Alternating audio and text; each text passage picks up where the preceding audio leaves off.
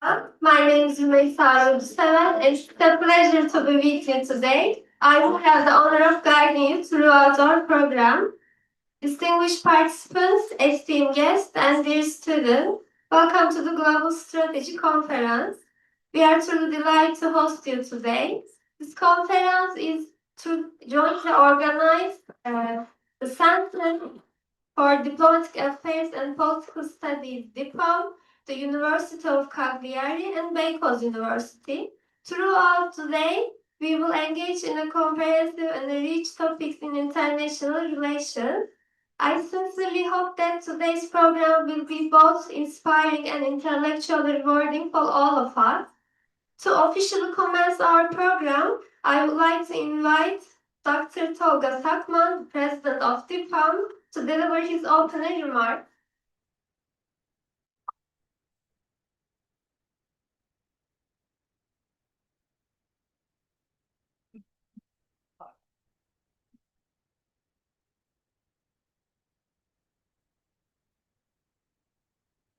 Distinguished guests, esteemed academics, diplomats, public officials, representatives, members of think tanks, and dear students. I extend my warmest greetings to all of you on behalf of DIPAM, Center for Diplomatic Affairs and Political Studies, and I welcome to the Global Strategy Conference 2025. We are very pleased to host this important event, which we are organizing this year in cooperation with Beykoz University and the Department of Political and Social Sciences of the University of Cagliari from Italy. We are here today to discuss a transformation process that is felt in almost every part of the world.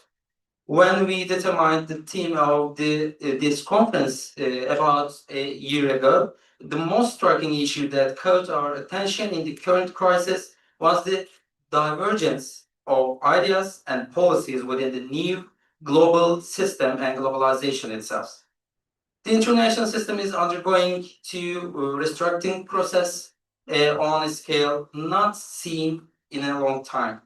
At the core of this transformation lies shifts in the balance of the power, the weakening of the international institutions, and the strengthening of regional dynamics.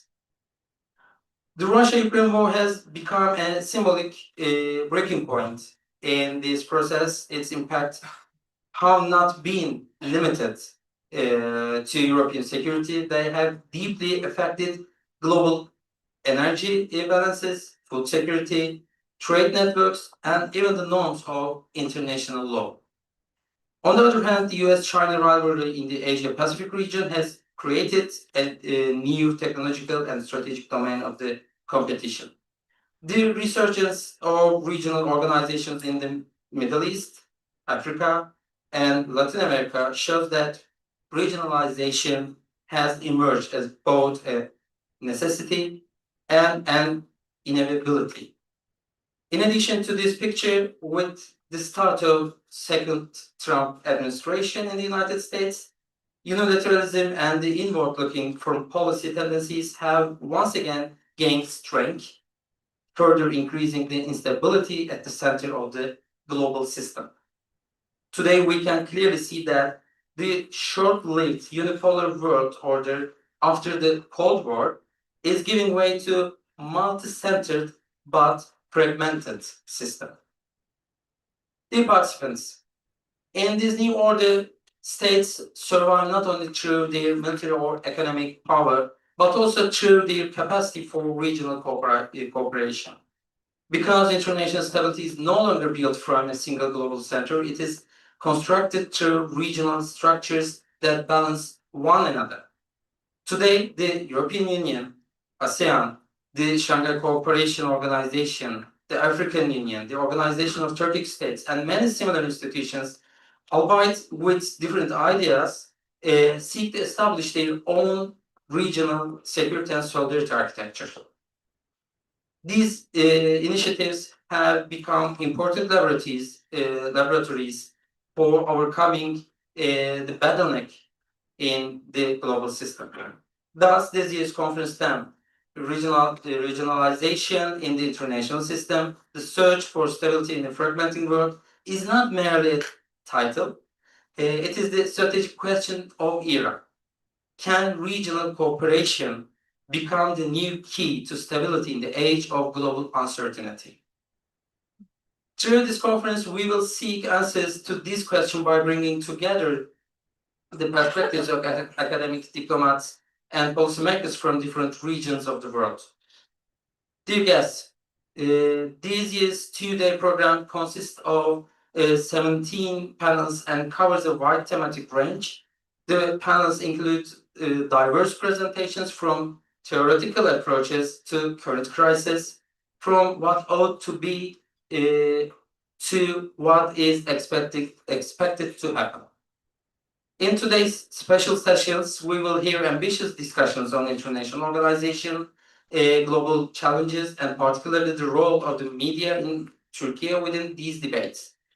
And tomorrow we will listen to around 100 speakers joining in person or online from different parts of the world.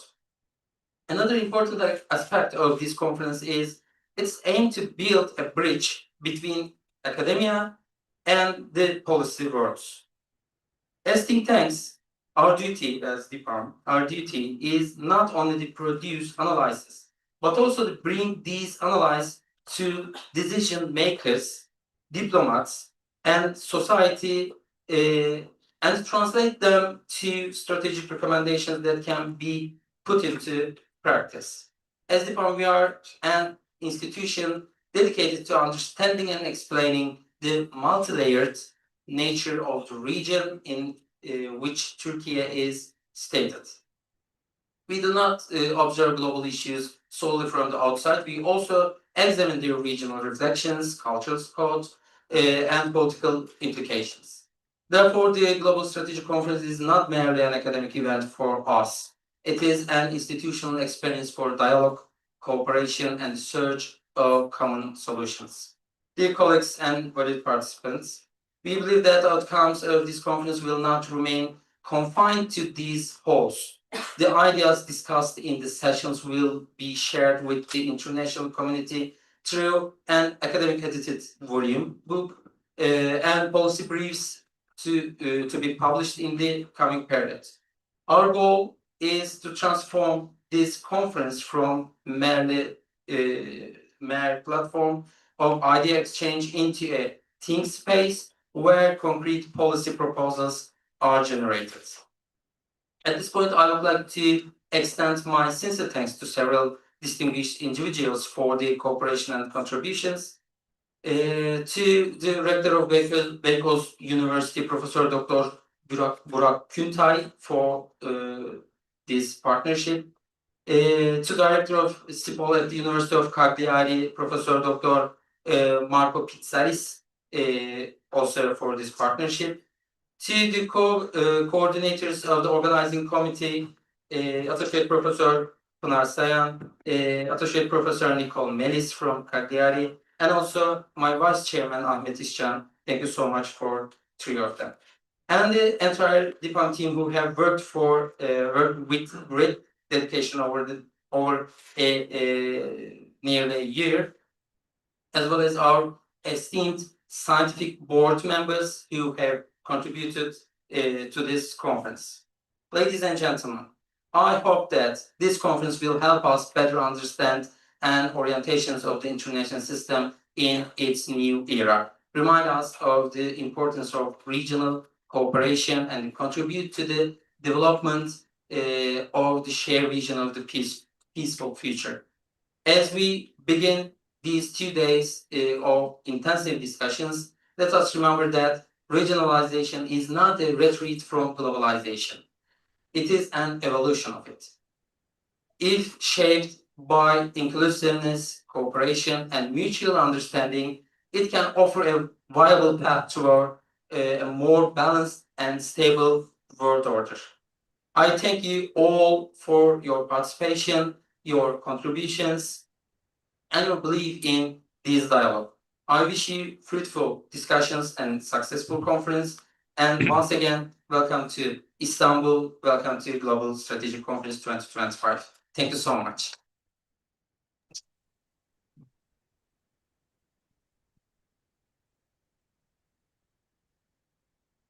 We extend our sincere thanks to Dr. Takman for his valuable contribution. Now, we will hear from one of our organizing partners, Professor Marco Pitsalis, the Director of the Department of Political and Social Studies at the University of Cagliari, who is joining us via Zoom. Good morning, everybody. Dear distinguished guests, dear colleagues, it is... Hello, Professor. Yeah? Can you hear me?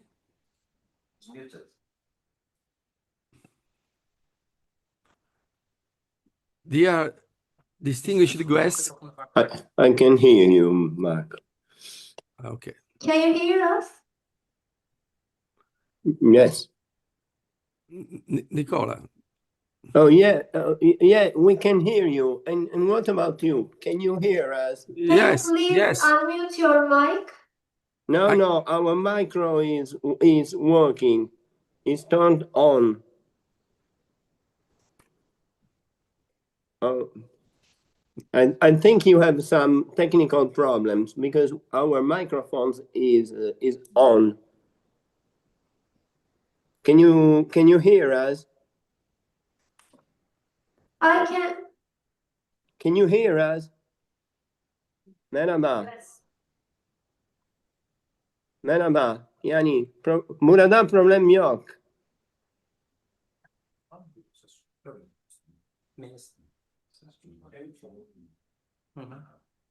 Professor, Oh, can you hear me?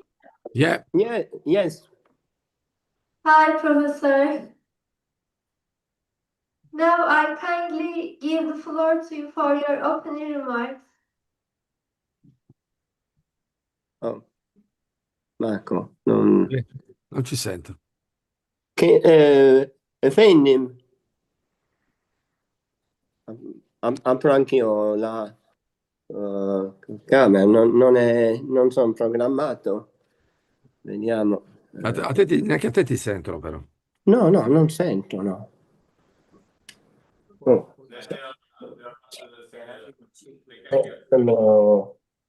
Sono in faccia, mannaggia. Sei messo a righe anche tu. Come? Sei a righe. Non hai più il microfono. Io? No. Sì, adesso ce l'hai. Sì, però sono sparito, com'è la cosa? Hi, can you hear me? Hi, Professor. I can hear you. Can you hear us? Thank you. So, dear distinguished guests, dear colleagues, it is a great honor for me as director of the Department of Political and Social Sciences of the University of Cagliari to extend my warm greetings at the opening of this important global strategy conference.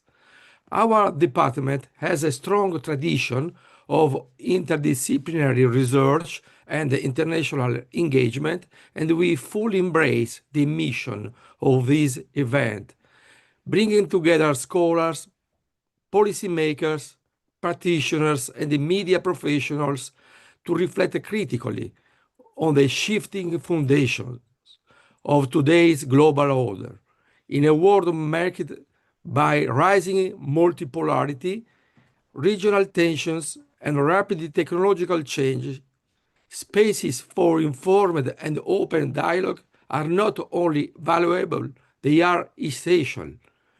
Within the University of Cagliari, our department is precisely the academic unit responsible for and specialized in the study of the themes addressed in this conference, from geopolitics and international relations to security studies, global governance, and regional dynamics. These subjects constitute a central part of our teaching and research activities, and they resonate strongly with our institutional mission. Our colleagues are therefore pleased to contribute as panel chairs and speakers, engaging in a debate that we consider both timely and necessary. Although, for contingent reasons, our participation in this edition has taken the form of a distance collaboration, we view this as only the first step. It is our sincere intention that this encounter will pave the way for a stronger, more structured, and lasting cooperation between our institutions in the near future.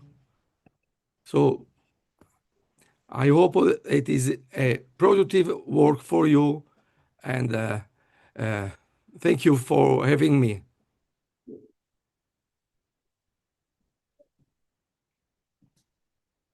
Thank you, Professor. It's a pleasure to meet you.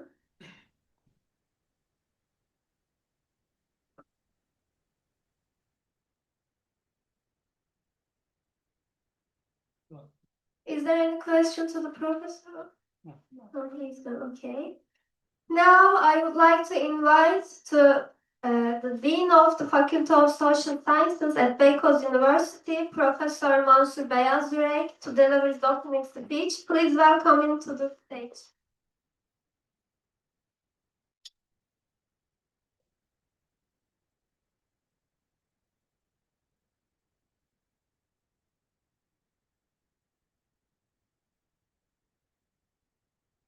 Çok saygıdeğer konuklar.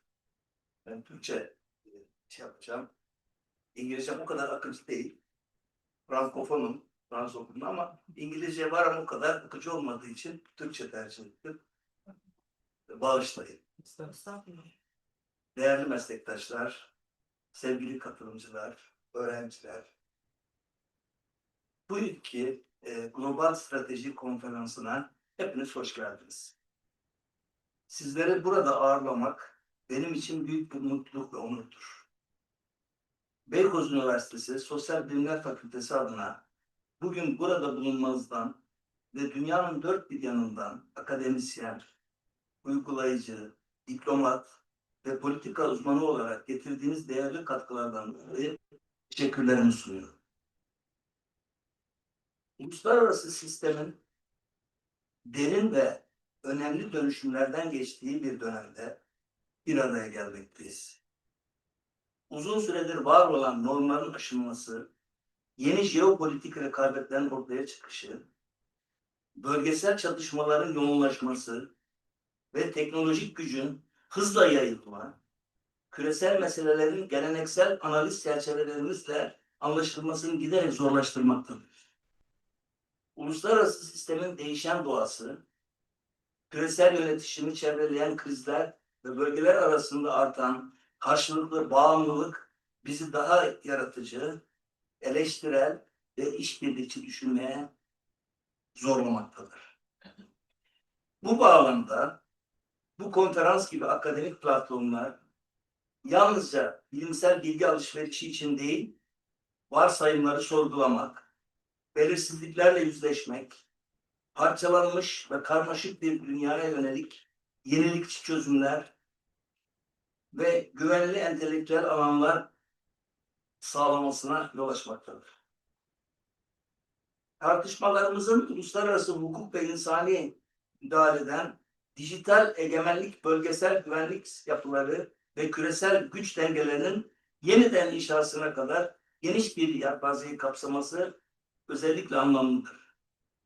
Bu konuşmalar, yapılacak tüm konuşmalar yalnızca teorik değil, aynı zamanda politika yapıcıların küresel güvenlikleri nasıl tanımladığını ve toplumun istikrar ve işbirliği yollarını nasıl tasarladığını doğrudan şekillendirmektedir.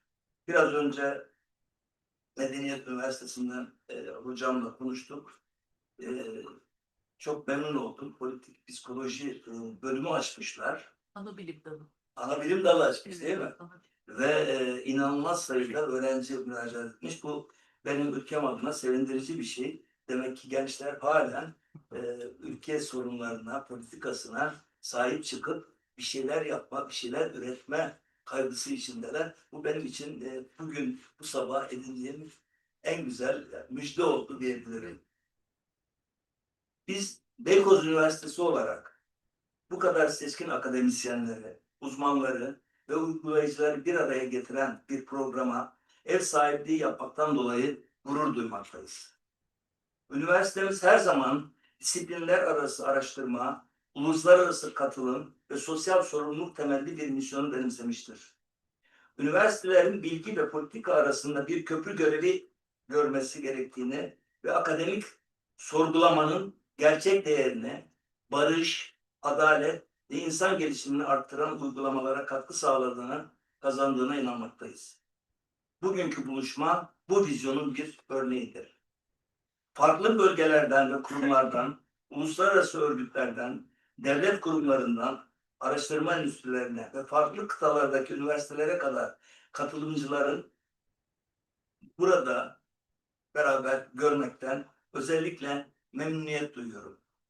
Bu çeşitlilik diyalogumuzu zenginleştirmekte ve küresel sorunların küresel perspektifler gerektirdiğini hatırlatmaktadır.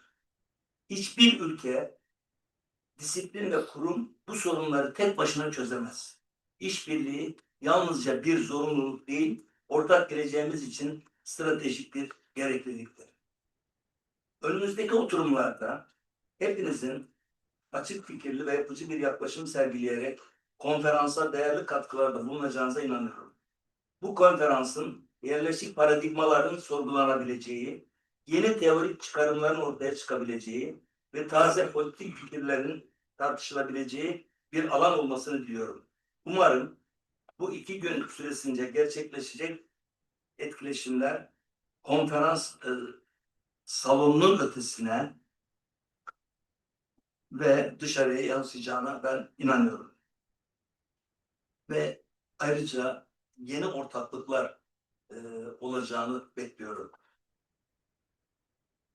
Konuşmamın sonlarına yaklaşırken DİPAM'a, Cagliari Üniversitesi'ne, Beykoz Üniversitesi Siyaset Bilimi ve Uluslararası İlişkiler Bölümüne, değerli konuşmacılarımıza ve organizasyon komitesine özverili çalışmalar için teşekkürlerimi sunmak istiyorum. Bu verimli konferansın hayata geçirilmesinde emeğiniz çok ama çok önemlidir. Bir kez daha Beykoz Üniversitesi'ne ve bu önemli buluşmaya hoş geldiniz. Hepinize verimli tartışmalar, sunumlar ve yeni fikirler ile kalıcı bağlantılarla dolu bir konferans diliyorum. Teşekkür ederim.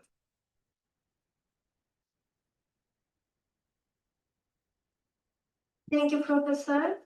We will now proceed to the first session of our program. I would like to invite the moderator, Rabia Atel Atmaca, to İpek. Yes, Daniel.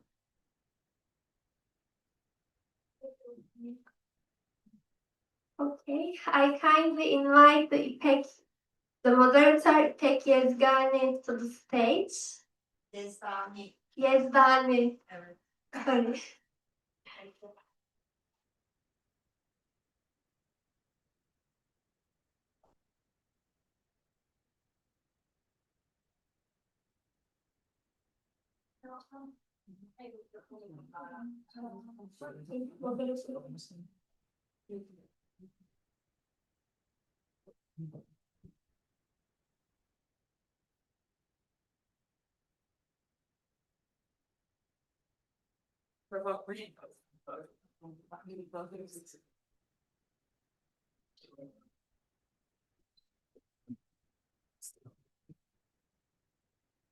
Thank you.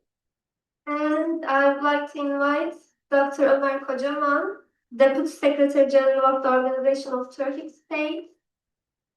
I would like to also invite Özden Zeynep Oktar, Professor Özden Zeynep Oktar, member of the Security and Foreign Policy Council of Turkish Presidency. I would like to also invite Ambassador Gazer Komanescu, Secretary General of Black Sea Economic Cooperation.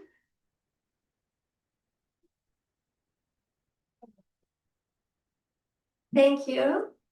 And I now hand over the floor to Ms. Yadzani. Okay, thank you so much. Is there going to be another speaker? Yeah, yes, I think he has a little sickness. So Sorry? he has a break, a small break, and come. Yeah, he will come. Yes, yes, yes.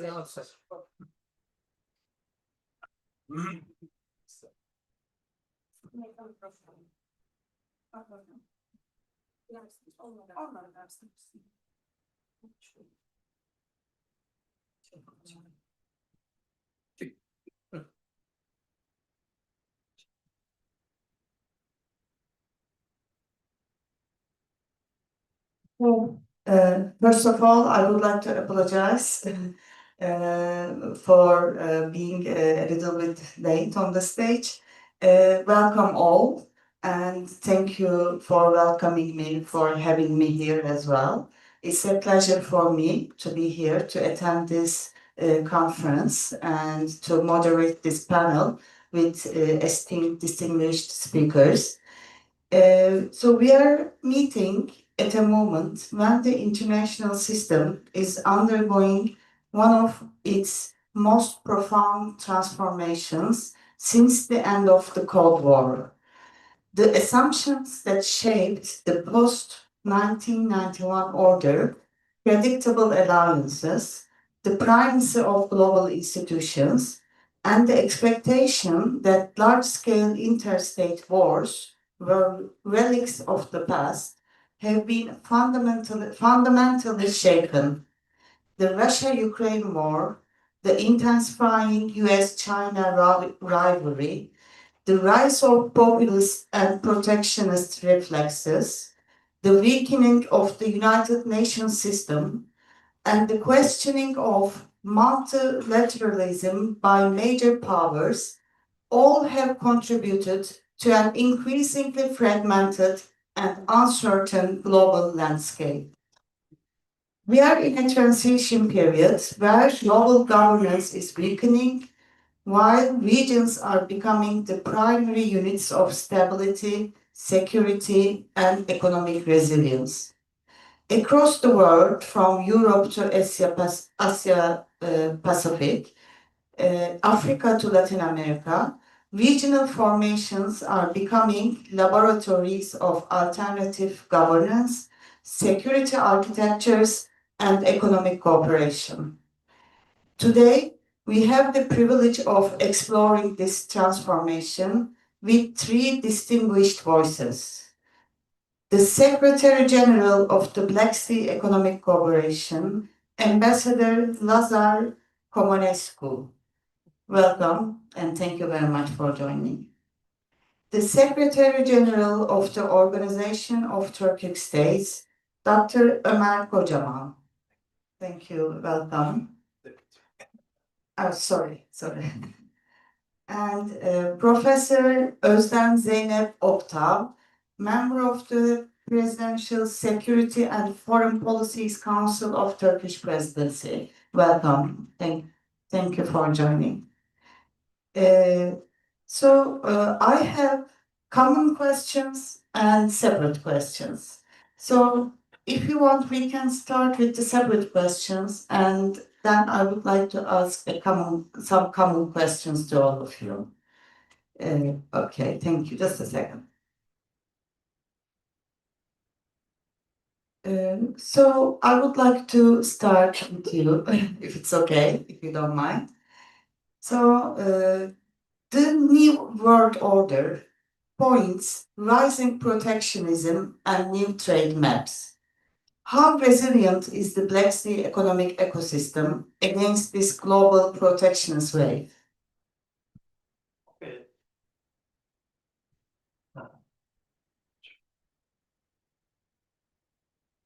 Thank you. First of all, allow me to share with you, with everybody here, how pleased I am to be back in an academic environment. Reasons for me to be pleased are several, but I would leave it myself to mention two of them. First of all, it has to do with my professional life. more than almost 10 years of my professional life. I was a associate professor at the Romanian, the most important economic university in Bucharest. I am an alumni of that university and also a PhD, and I taught the international economics. So for me, coming back and meeting with young people is always a rejuvenating state of mind. But second is even more important, why I'm particularly pleased and honored to be here today. And I'd like to thank for that to Professor Zachman of DIPAM and the University of Beykoz, of course, for having invited me. I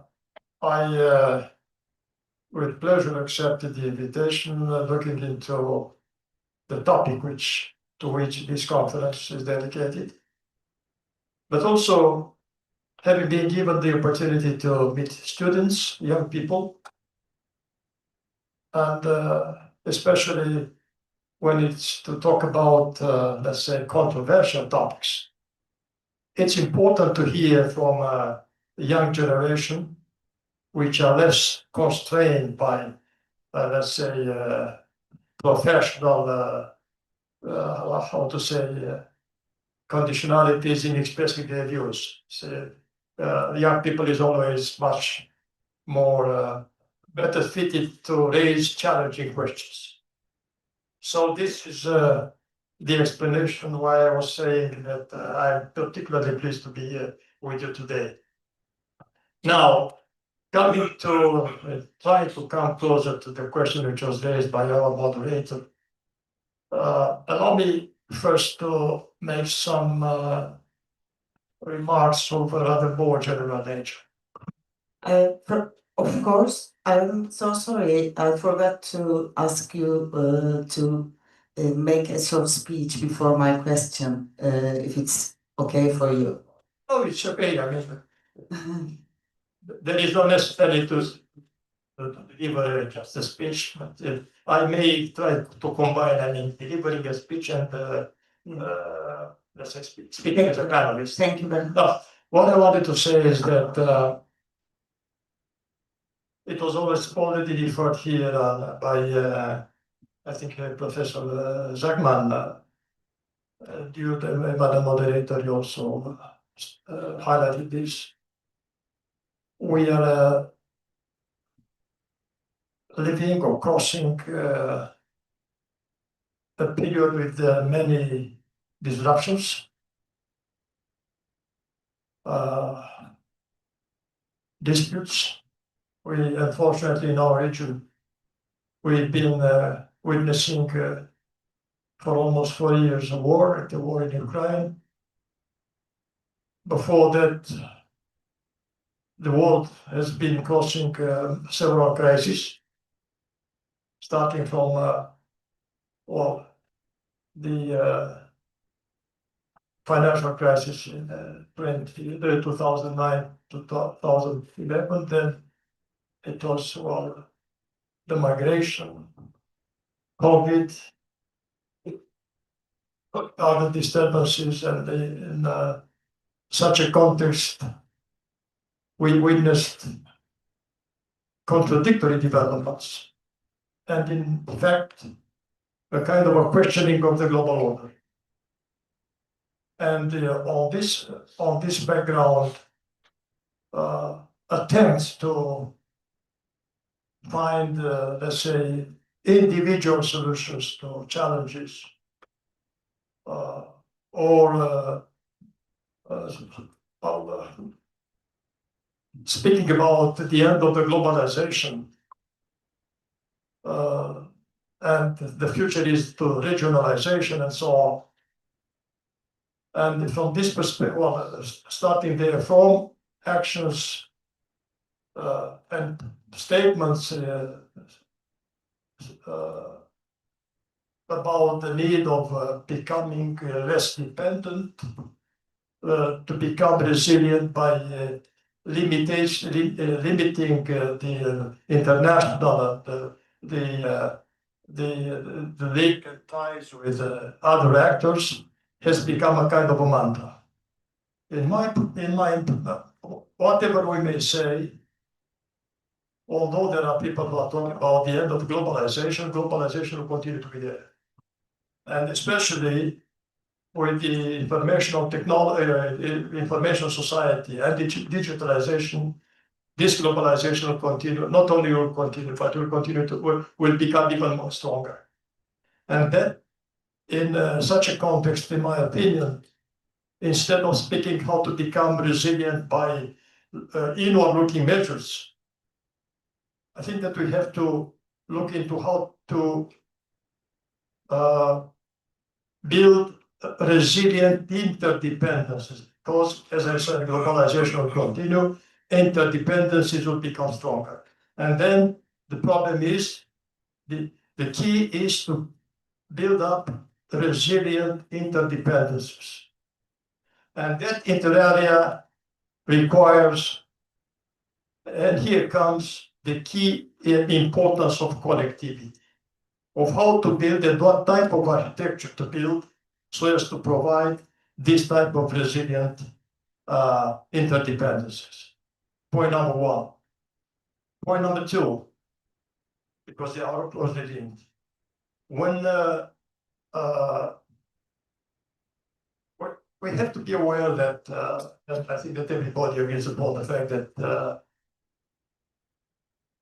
competition has been and will continue to be the engine of progress, but without condition. If it is a fair competition and the competition is not used as a kind of instrument of control or domination. This is, in my opinion, the key. And I think that what we witness nowadays at the global, at the international level, is the fact that we are seeing a kind of, well, still competition understood as an instrument of domination and control. And there comes that may explain, I wouldn't say it may explain, it is clear that that is the main explanation why there was reference this morning to the fact that we witness weakening of international organizations. And in my opinion, take into account the fact that we will continue, I mean, the interdependencies will continue to grow. It is extremely important to provide for that necessary architecture, international architecture, both at global level and at the regional or sub-regional level, which are based upon rule-based system. Rule-based is extremely important. And that means, of course, we have to reform organizations like the United Nations system as a whole, the International Monetary Fund, the World Trade Organization. They need to be reformed to face the new challenges and to come up with, to meet the need of a real rule-based organization. And secondly, how to build that appropriate correlation between, let's say, global architecture and regional and sub-regional organizations. Better taking into account, and this is extremely important. Of course, the global organizations, they may come up, or global important actors, they may come up with proposals or with initiatives of solving one issue there and there. But it is extremely important always to take into account initiatives and projects coming out from regions. Because those are the ones who are better fitted to see how to adapt initiative projects to the local realities. And that brings me to the organization which I have the honor to represent, the Black Sea Economic Organization. This organization has been set up more than 33 years ago as a platform for negotiation and for identifying together areas and concrete projects that may be developed in order to help increase the standard of living and the prosperity in the region. And I think that when we look back into the history of what has been happened in the record of this organization, I think that there are quite a lot of projects and achievements that deserves their credit. And this is extremely important that this organization, despite many challenges over the years, has been able to, despite the fact that, of course, it's a sensitive region, where you have bilateral disputes or differences among almost all the member states. But there has been there an awareness been increasing that there are areas where, despite all these challenges or disputes, there is a common denominator. And this is the basics for the fact that the organization, despite all these challenges, has been able to develop some important projects. It's true that especially in the last 4 years since the war in Ukraine has been broke out, our organization has been crossing quite difficult challenges. But, and here is what I want to stress, we have been able to, while in the second half of 2022, we were almost put on hold. Now we are back into almost, normal life of this organization. And the most important thing is that, as I said, there is an awareness about the fact that despite difficult times like the war, there is the awareness of the asset this organization is providing.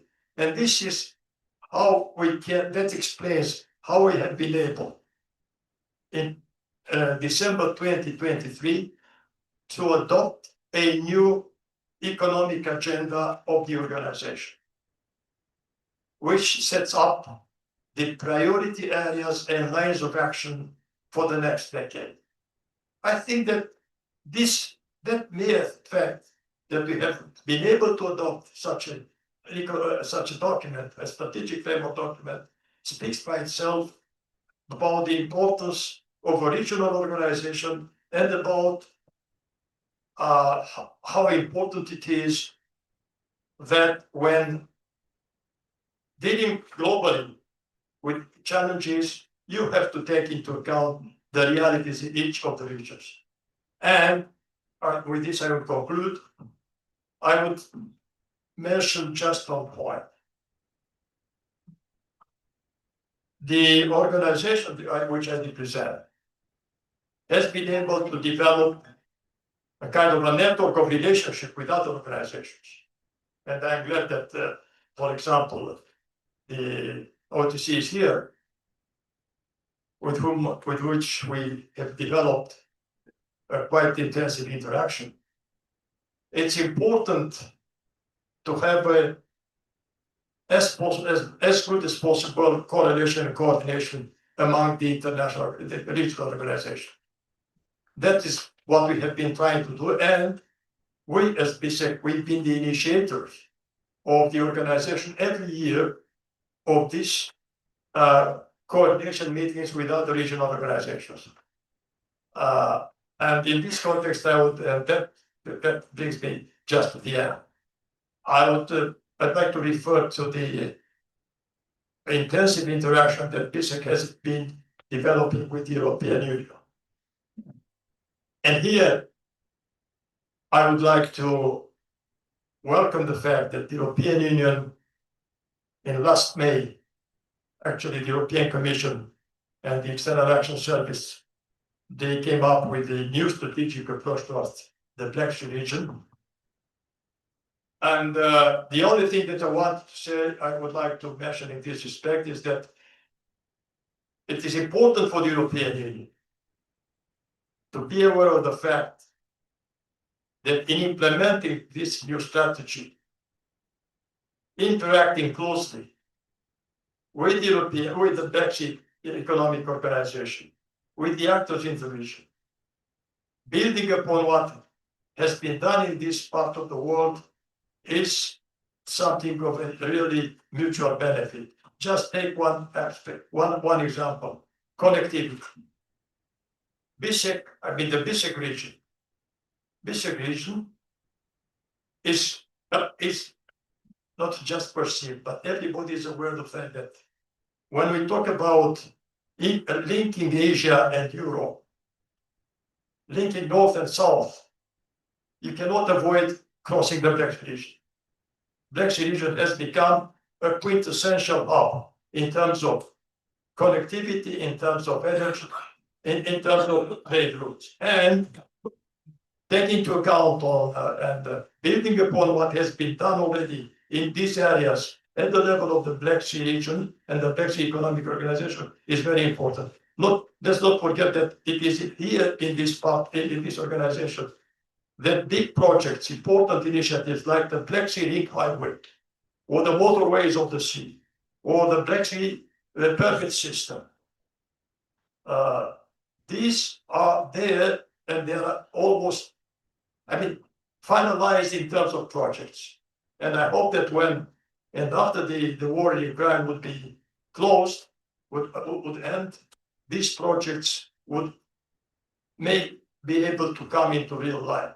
That's the same, that's valid for the another important initiative developed within the BISEC, which is the trade facilitation strategy. This is extremely important. So here where are the few elements which I wanted to bring to the fore. And just the only thing that I want still to mention is that in whatever projects, whatever at the level of international organizations, be they regional, sub-regional, or global, or at the level of the governments, whatever projects may be initiated, the involvement of all the segment of the society is indispensable. And I'm referring especially to the academic world, but also to the business communities, because when it comes to implementing projects, they are the actors able to do that. So I will conclude by saying that keeping a close eye and involving all the segments of the society, and the academic world especially, not just in the implementation, but also in the shaping of project decisions is of extremely important, is a necessity. Thank you very much.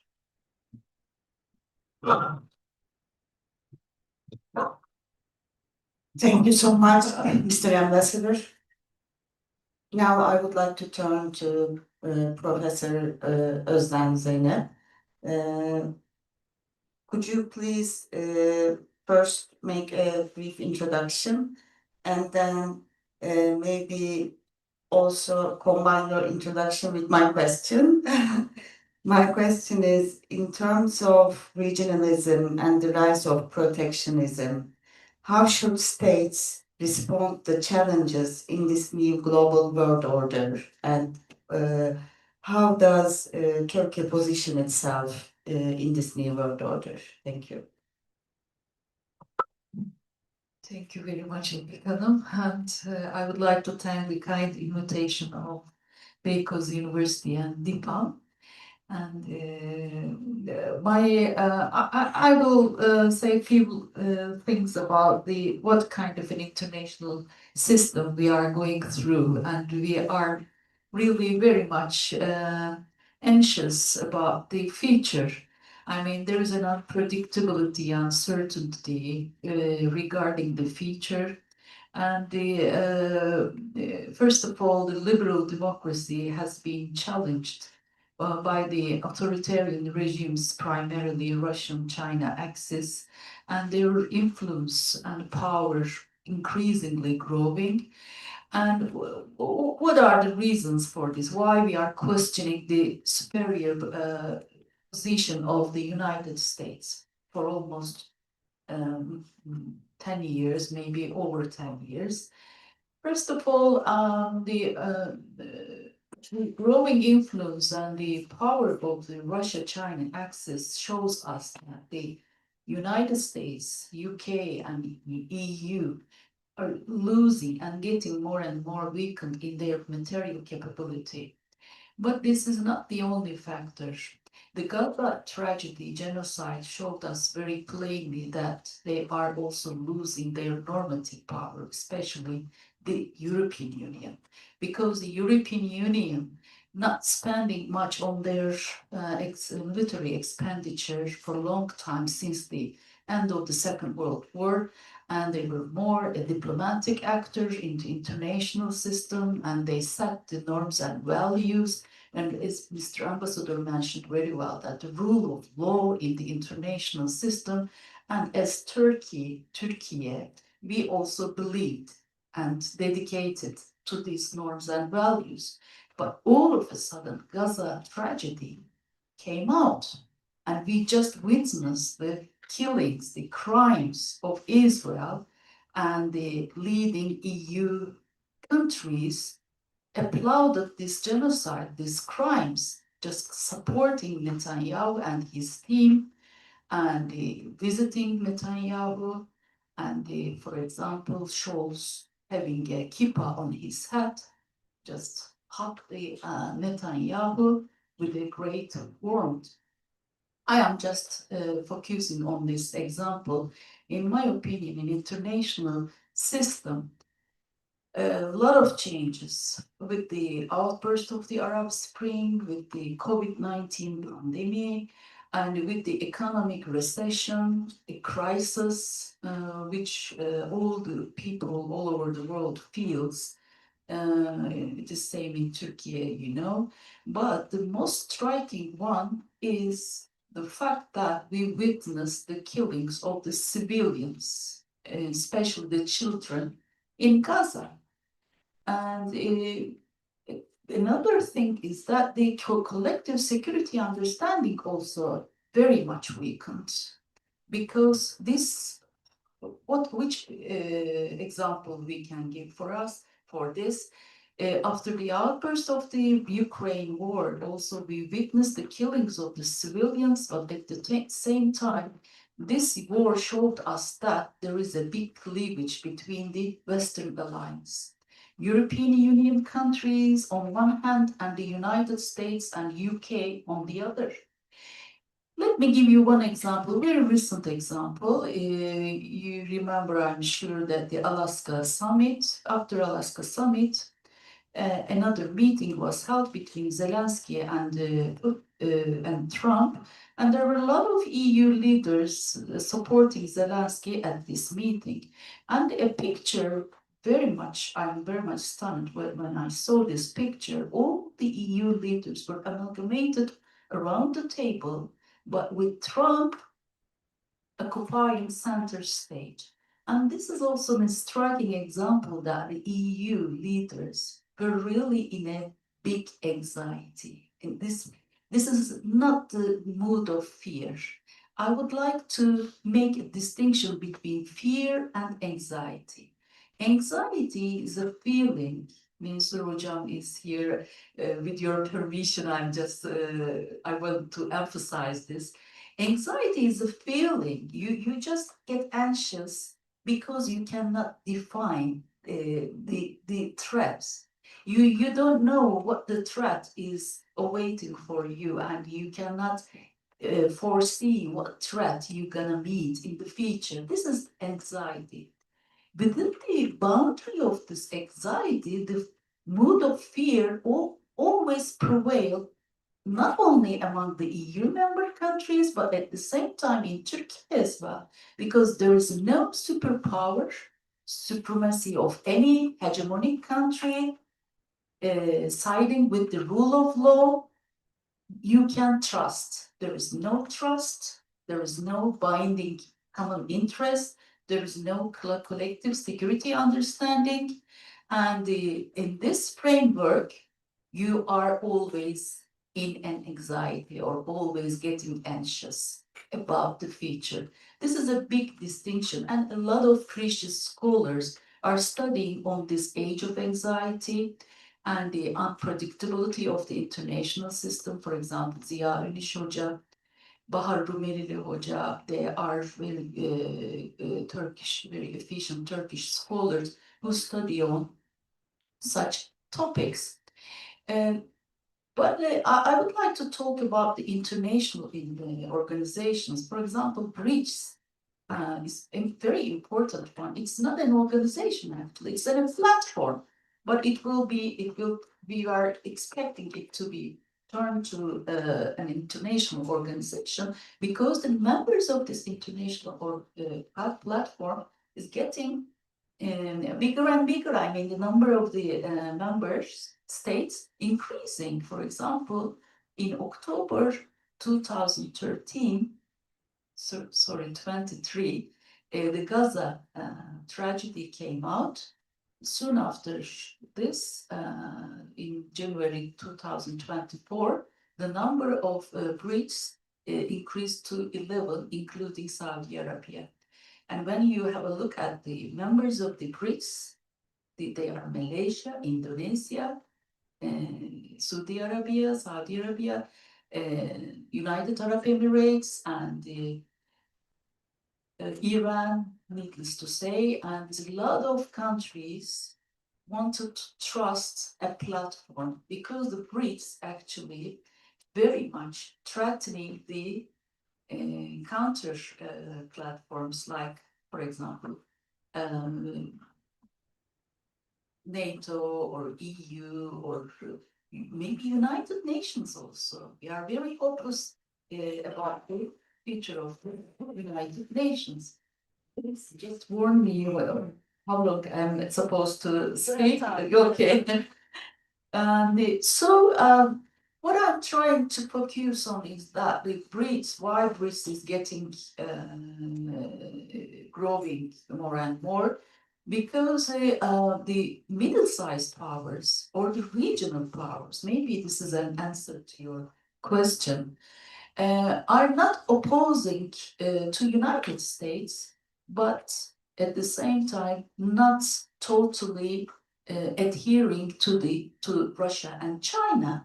They are following hedging policies. This is a new term, not that much new, but our thesis students are studying these policies of the especially regional middle-sized countries. This is called hedging policies. Neither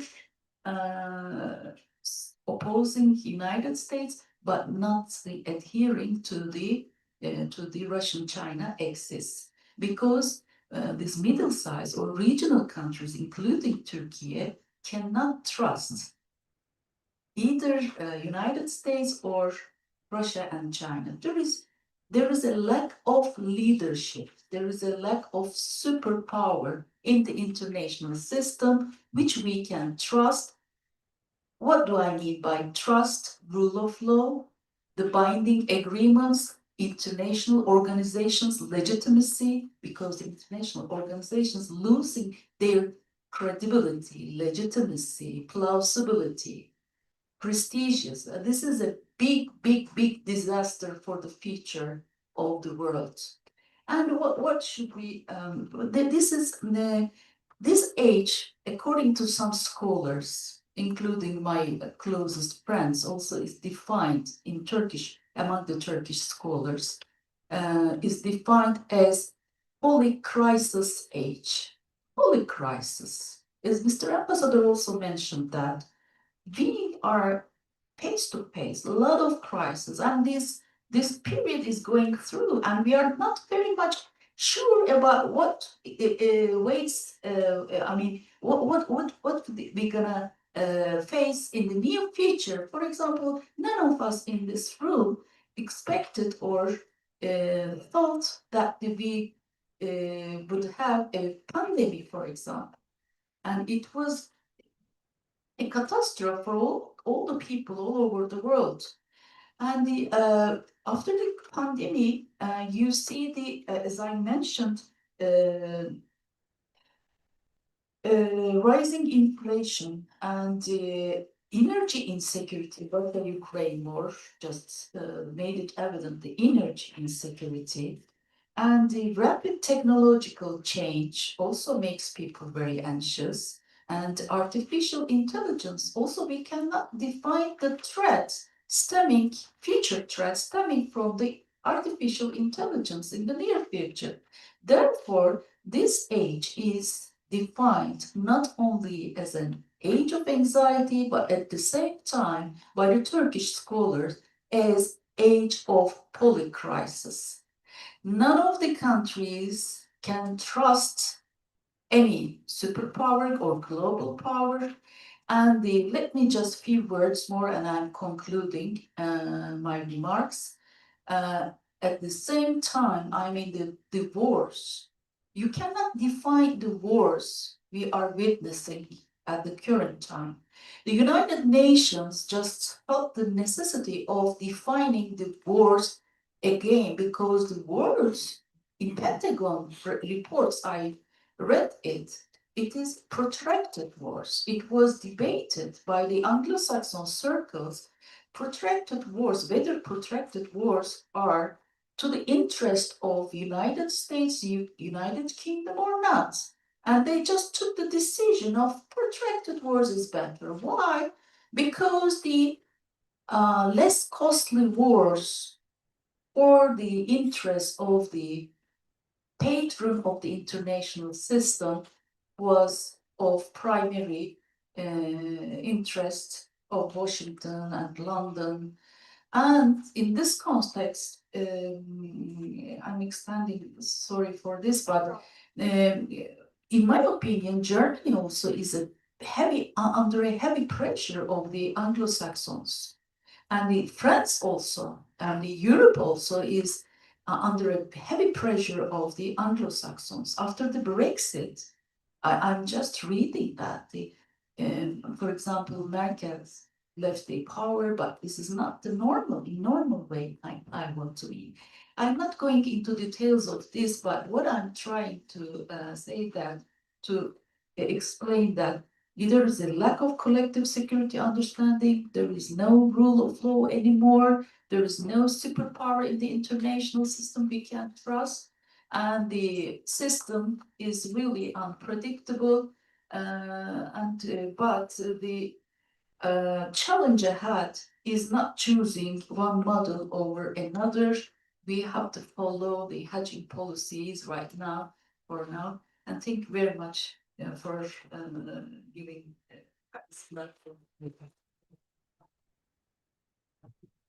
Thank you so much, Professor Özlem Zeynep Oktab, for this detailed and very prompt introduction. Now, I would like to turn to Dr. Ömer Kocaman. He is the Deputy Secretary General of the Organization of Turkic States.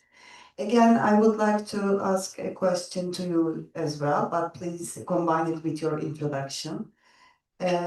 Regions are becoming primary anchors of stability. How does the Organization of Turkic States interpret this global drift toward regionalization? Thank you very much. It's a distinct pleasure for me to attend you all here. Organization of Turkic States. It's a young organization.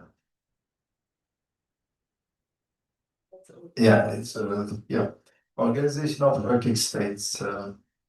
It's a young organization.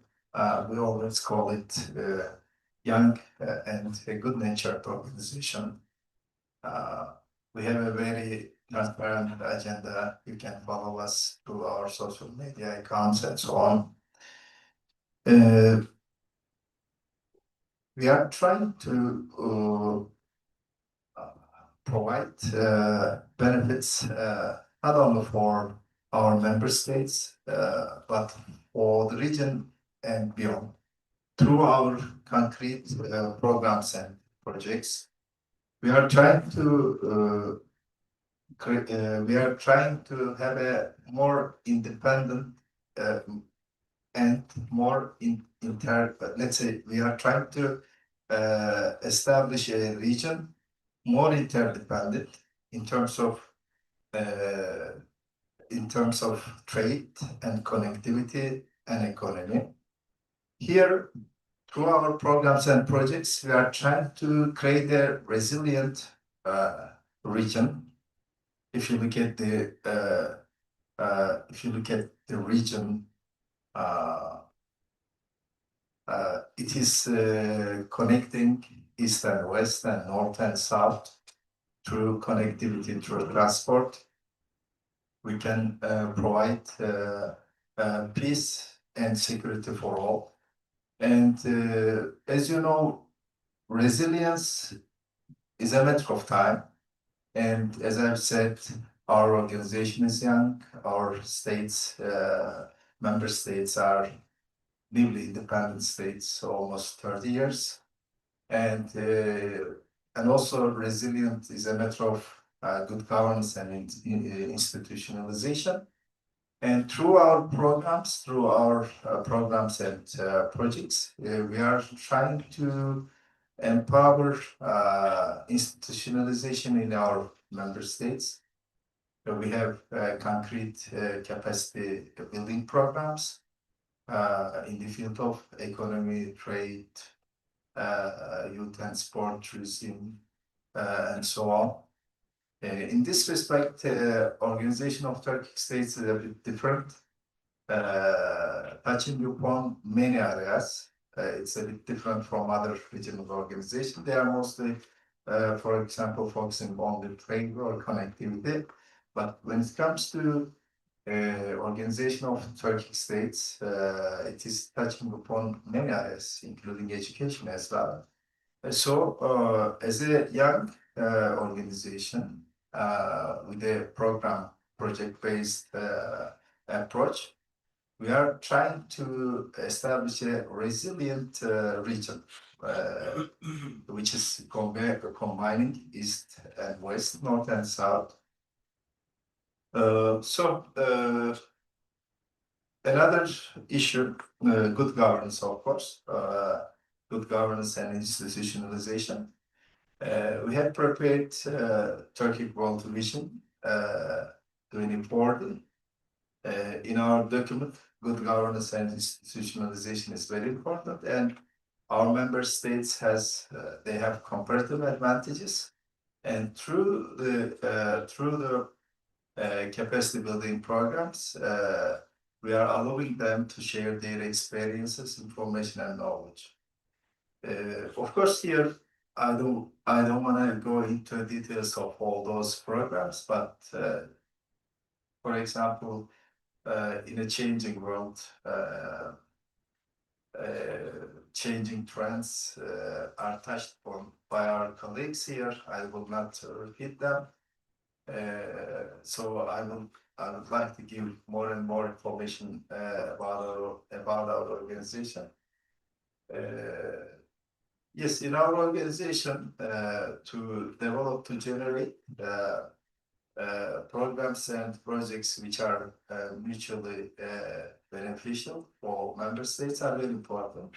And mostly they are based on realities and needs of our countries and peoples. For example, in the field of economy, we have managed to establish the Turkic Investment Fund, which will assist efforts in our member states for economic diversification, especially supporting the small and medium-sized enterprises.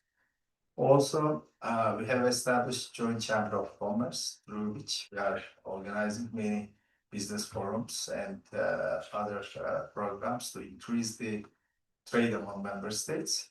Our main challenge we are facing today in our organization of Turkic states, of course, the low level of intra-trade, which is far from reflecting the real potential. Thanks to efforts in the last decade, we have managed to increase it from $10 billion to $80 billion almost today. Still far from reflecting the real potential, but we are aiming to increase it to $100 billion in the near future. But if you look at the combined total trade of our member states with the rest of the world, it is more than $1 trillion. And if you look at the total combined GDP of our member states, it's more than $2 trillion. And when combined, we are the 12th largest economy in the world. When it comes to oil, gas, and energy provision, and if you look at the reserves, like rare earth metals, yes, we have huge advantages, comparative advantages, and we all know about it. And in a changing world,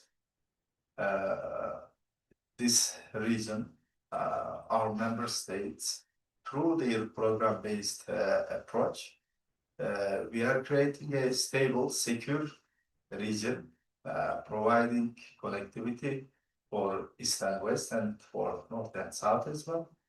And we are trying to create a resilient region, states, institutions, through such programs, activities, and projects. Thank you very much.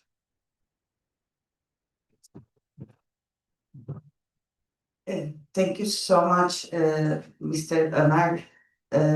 Now, we can turn into our audience, or we can continue with my questions. Okay, let's continue with another round with questions, and at the end of this panel, we can receive questions from the audience. So first of all, just a second. Maybe I can ask a common question to all of you. You mentioned about the weakening of international organizations in this new world era. So with the weakening of United Nations-based multilateralism, do regional organizations risk becoming substitutes for global governance, or can they be building blocks for a renewed international order? Maybe we can start with you. Well, I have to say that to admit that I think it's first of all, it's a quite comprehensive question, and I'm not pretending to be able to give answers, very clear answers there too. But I would say, I will make, let's say, a couple of remarks. What we are witnessing, or what we are living through these times, Professor Octav was already referring to that. The global order as such is changing. We want it or not, because of course, actions by different actors and so on. But it is also something that comes from the logic of the, let's say, evolution of the mankind. The developments like, as I said, I mean, digitalization, this type of information technology, AI, all these are changing the paradigm of our life, which means that the current global order, or the order which we've been, let's say, accustomed to in the last 80 years, is not anymore able to face these new challenges.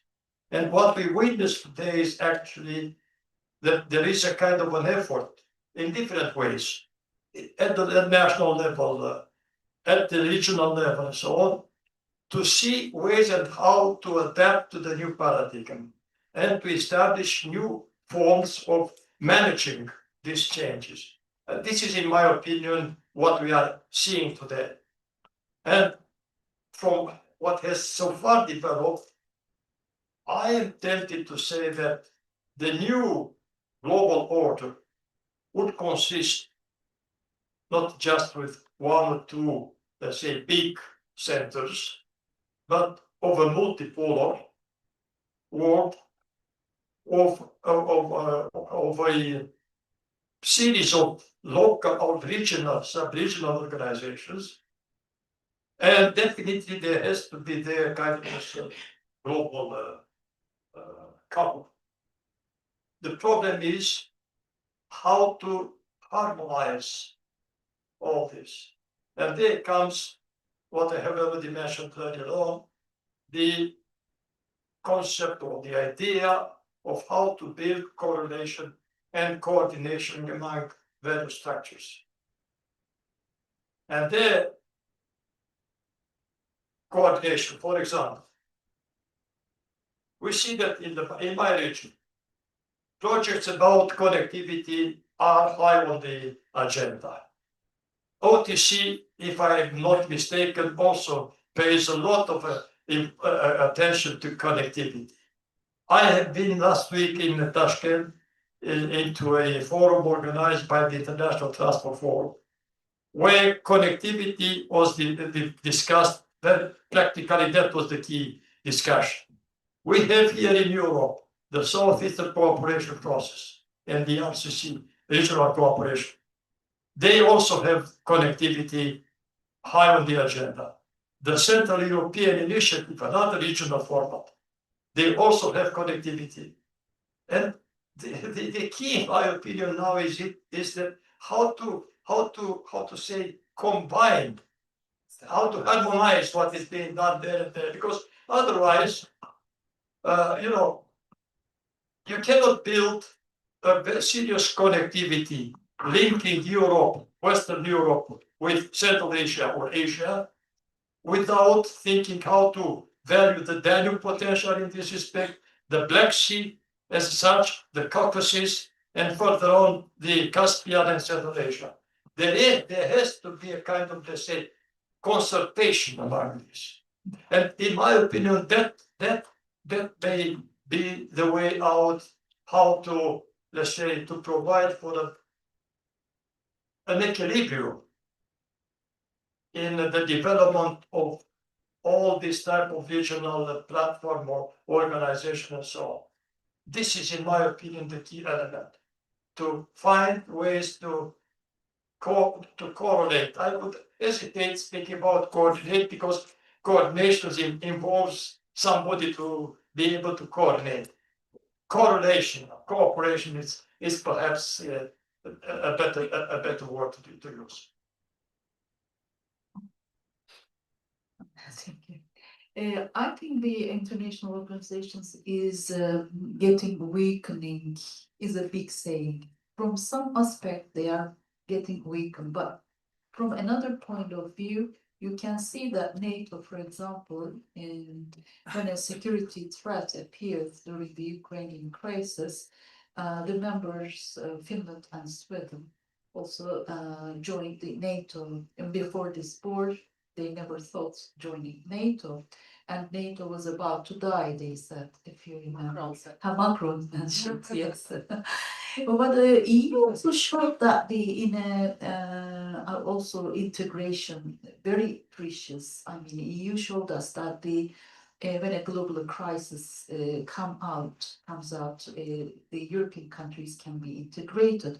And Greece also very precious to me because they also showed us that a new voice can create a new global governance. But from a different aspect, I mean, from a different angle, if I'm not wrong, all these institutions or organizations, whatever you say, are also in a are unpredictable.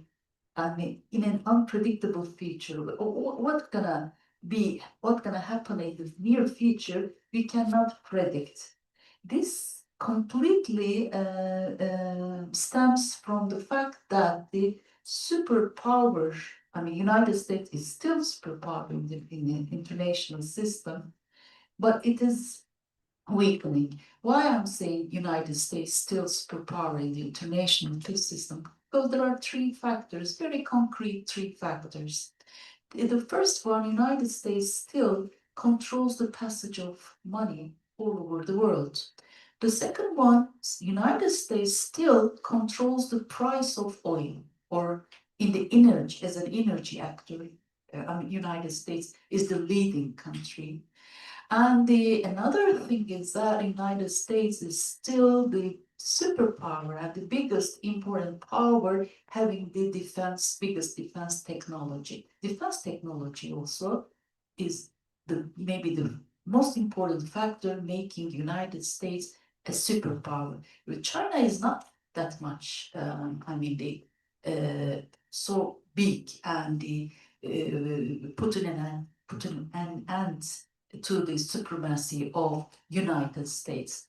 In this context, while United States is getting weakened and getting more and more anxious, United States is in a big anxiety, believe me, because since 2008, almost all the articles, all the scholars, American scholars, debating, and there are a big hot debate whether United States is still a superpower and how United States can continue and preserve this status. This is the biggest issue for the United States as well as the United Kingdom. Well, despite so many problems between these two countries, United Kingdom also is very anxious. There is a big economic recession in United Kingdom as well. But just put all these aside, as I mentioned, these three factors just shows us very plainly that the United States is still superior to the rest of the world. But one problem, I'm talking too much, I know, sorry. But one problem, the Iraqi war in 2003 showed the US official circles, whatever you say, scholars, to be a superpower in the world, extremely costly. They understood that to be a superpower, to dominate all of the world, so costly, and it makes you weaker and weaker and weaker. Therefore, the US officials and the Anglo-Saxon circles and whatever you say just understood that they must wage less costly wars to be able to survive as superpower in the international system. They always debated, they always discussed among the scholars. I was in the United Kingdom for a long time, when soon after the Arab Spring. At all the platforms, they were discussing how we can have less costly wars to keep our superior status, to be able to dominate the rest of the world, to be able to keep China in South China Sea, not go over the Mediterranean, for example, to be able to control Israel, for example, United Kingdom, it was debated. It was 2018. I know it very well on the platforms. These are not only the diplomats or the scholars, but for example, I visited American Defense University together with Tolga. We were together, and they also, for example, Israel wanted to have closer economic trade links with China, and but they were paralyzed with this. I mean, they don't want. I mean, what do I mean by they? United States and its close allies just wanted to dominate one area by another area. I mean, one part with one part and with one part. So because it is too much expensive for them, I mean, to dominate all over the world at once. And protracted wars in Pentagon reports very efficient and very to the interest of the United States, and therefore the proxy wars came out, and the United Nations therefore issued a lot of reports for the definition of the new types of wars. They called these new types of wars third generation war, proxy war, or new generation war. What do they mean by this new generation war? You cannot predict who are the actors of this war. How long these wars will last in the future? Again, I'm just trying to draw your attention to the unpredictable time and anxious times, anxiety. You cannot predict what will happen in the near future.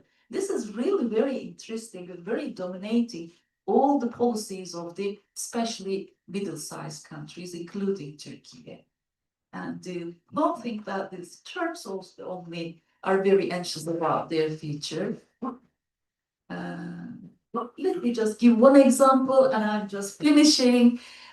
For example, in United States, Tea Party was founded, if you remember. When the Tea Party was founded, came out all of a sudden, and everyone just showed a big interest to Tea Party at the beginning of 2000, soon after the Iraqi war in 2003.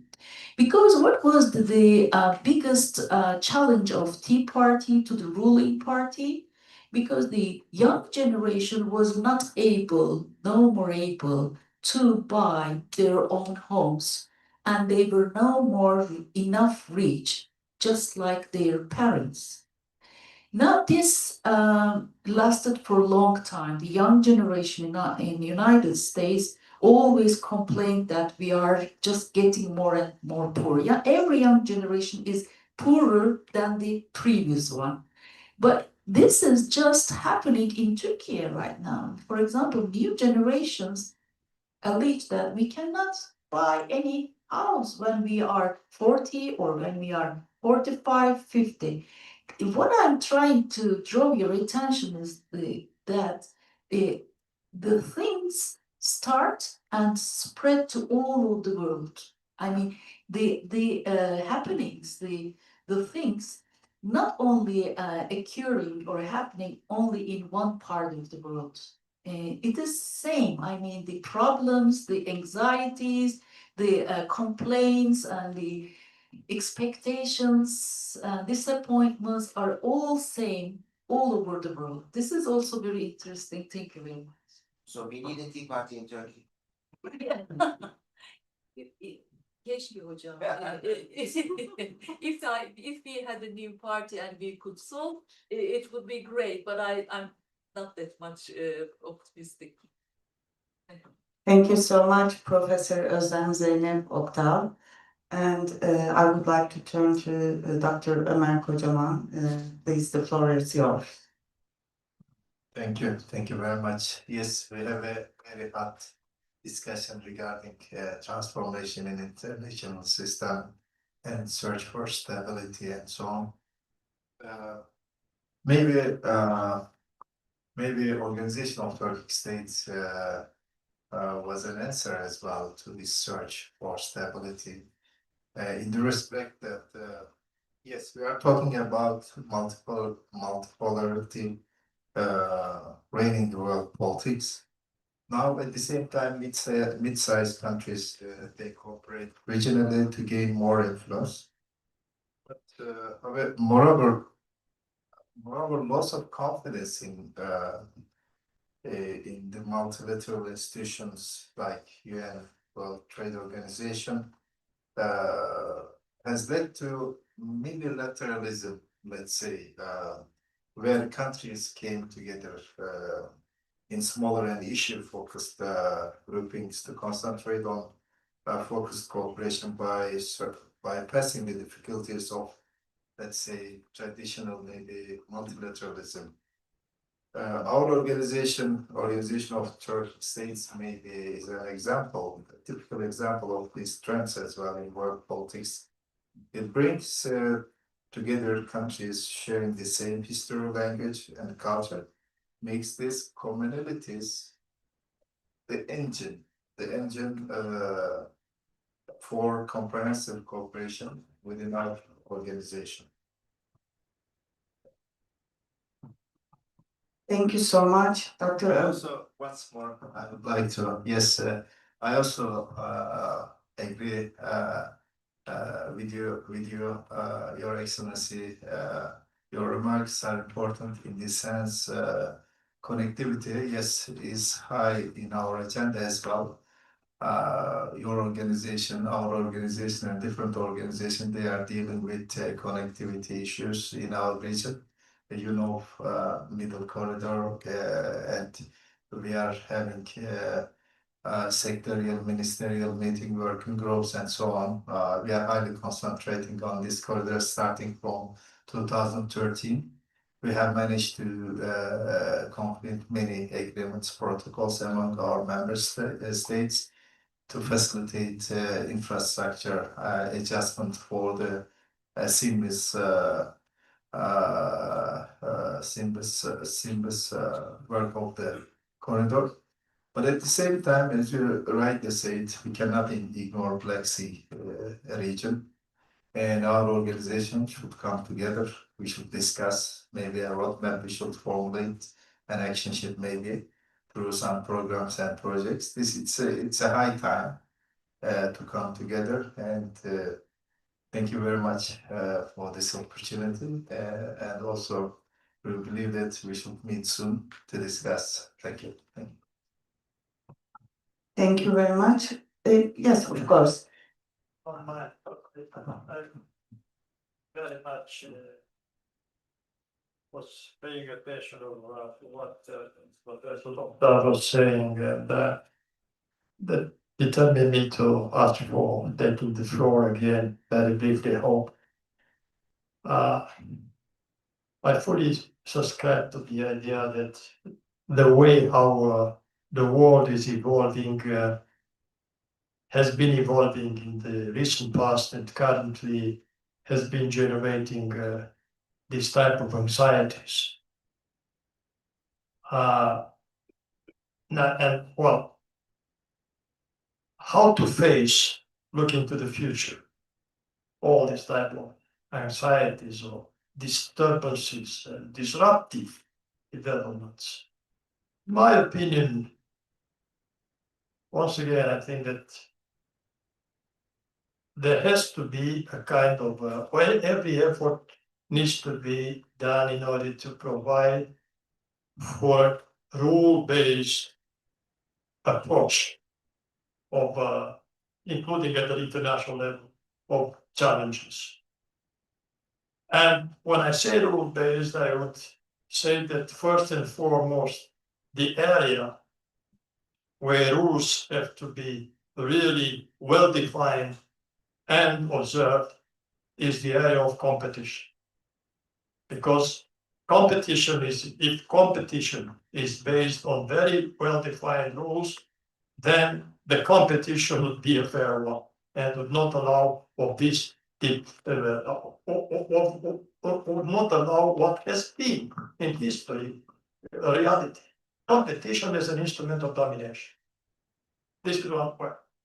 Secondly, all this has a lot to do, is also generating not just anxieties, but very much insecurity.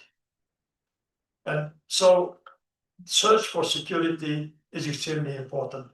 But here, what I'd like to say is that, of course, we understand, and especially under the current circumstances where we have conflicts close in our region, not that far away from our region in other parts of the world. And that makes people thinking about the fact that security means first and foremost how to develop defense or war equipment and all these other things. We should not forget, however, that at least on the longer term, there is an extremely important economic dimension of security. And economic security can only be on long term provided through negotiations, through cooperation. And I think that this is something which is very, very important. And that makes me coming back to my organization. Look, despite the war in Ukraine, we've been able to project a kind of, let's say, lines of action for the next decade, how to resume and further increase the cooperation in the region, because economic cooperation, at the end of the day, is a very solid and long-term provider of security as a whole. Thank you so much. Would you like to add something? Did you ask a question or just comment? A comment. Comment, huh? Maybe I can ask you a question. Yeah. Who will make the rules? You just mentioned about the rules, because always the rules are made by the big actors. And economic security you mentioned, right now, rather than economic security, now military security is on the first agenda, of the countries. First item. The military security is surpassing the economic security right now, unfortunately. Because, because it is continues to, the actions are continuing to be developed in the, let's say, old paradigm where you had one or two centers of powers. We are now entering, we have already entered into multiple.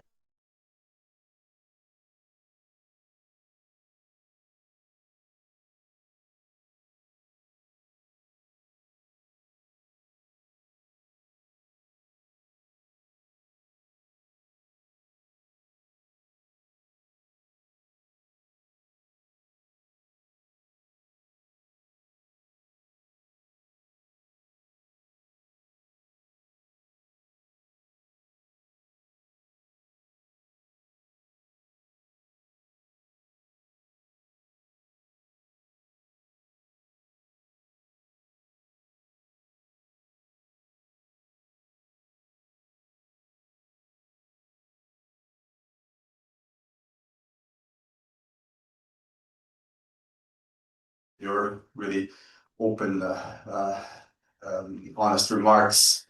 In particular, I'm interested in your views about Turkey's hedging policy. I'll be talking tomorrow in my paper about Serbia's hedging policy and also North Macedonia's attempt at hedging policy. And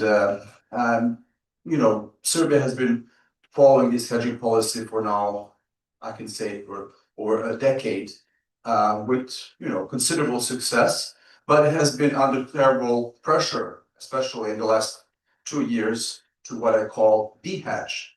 That is to stop its hedging policy under really strong influence from Brussels, Western European capitals, the United States. So what I would like to ask you is,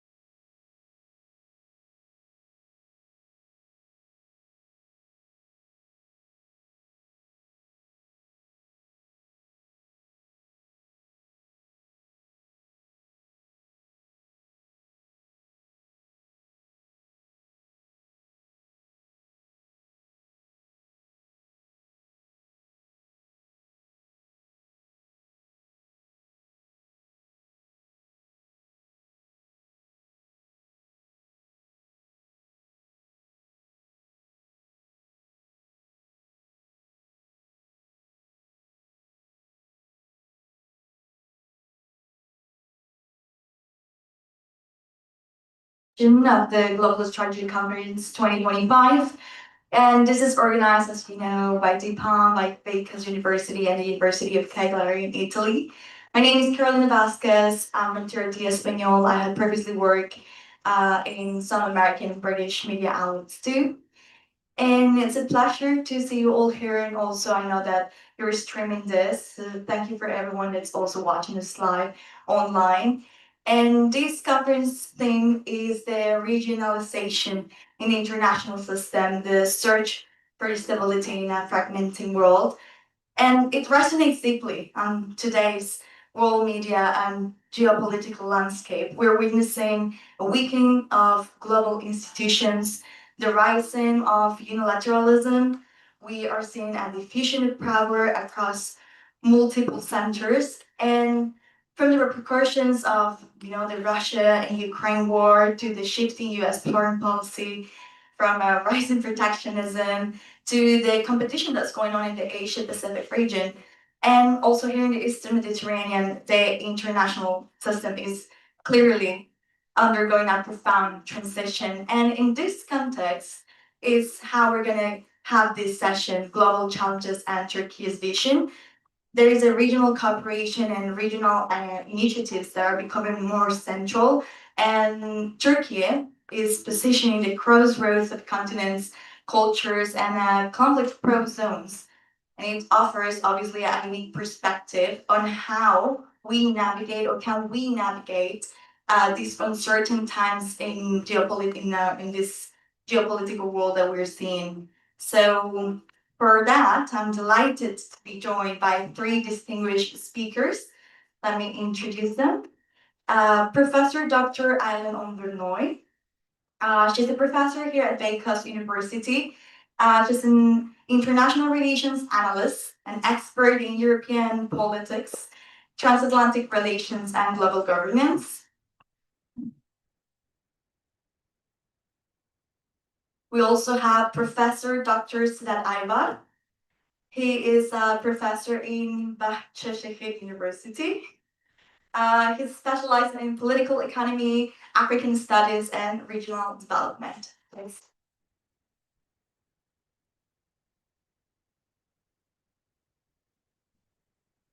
And we also have Ambassador Dr. Zakaria Akçım.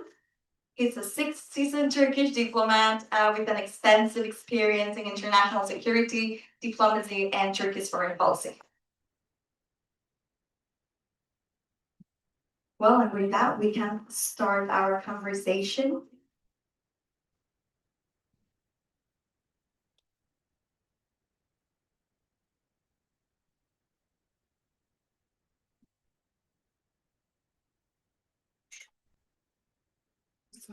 Make sure just to make sure that this is working.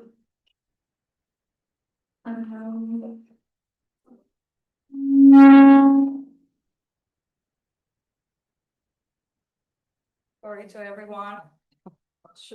Yeah, that's fine. Okay, perfect. We're gonna use this one.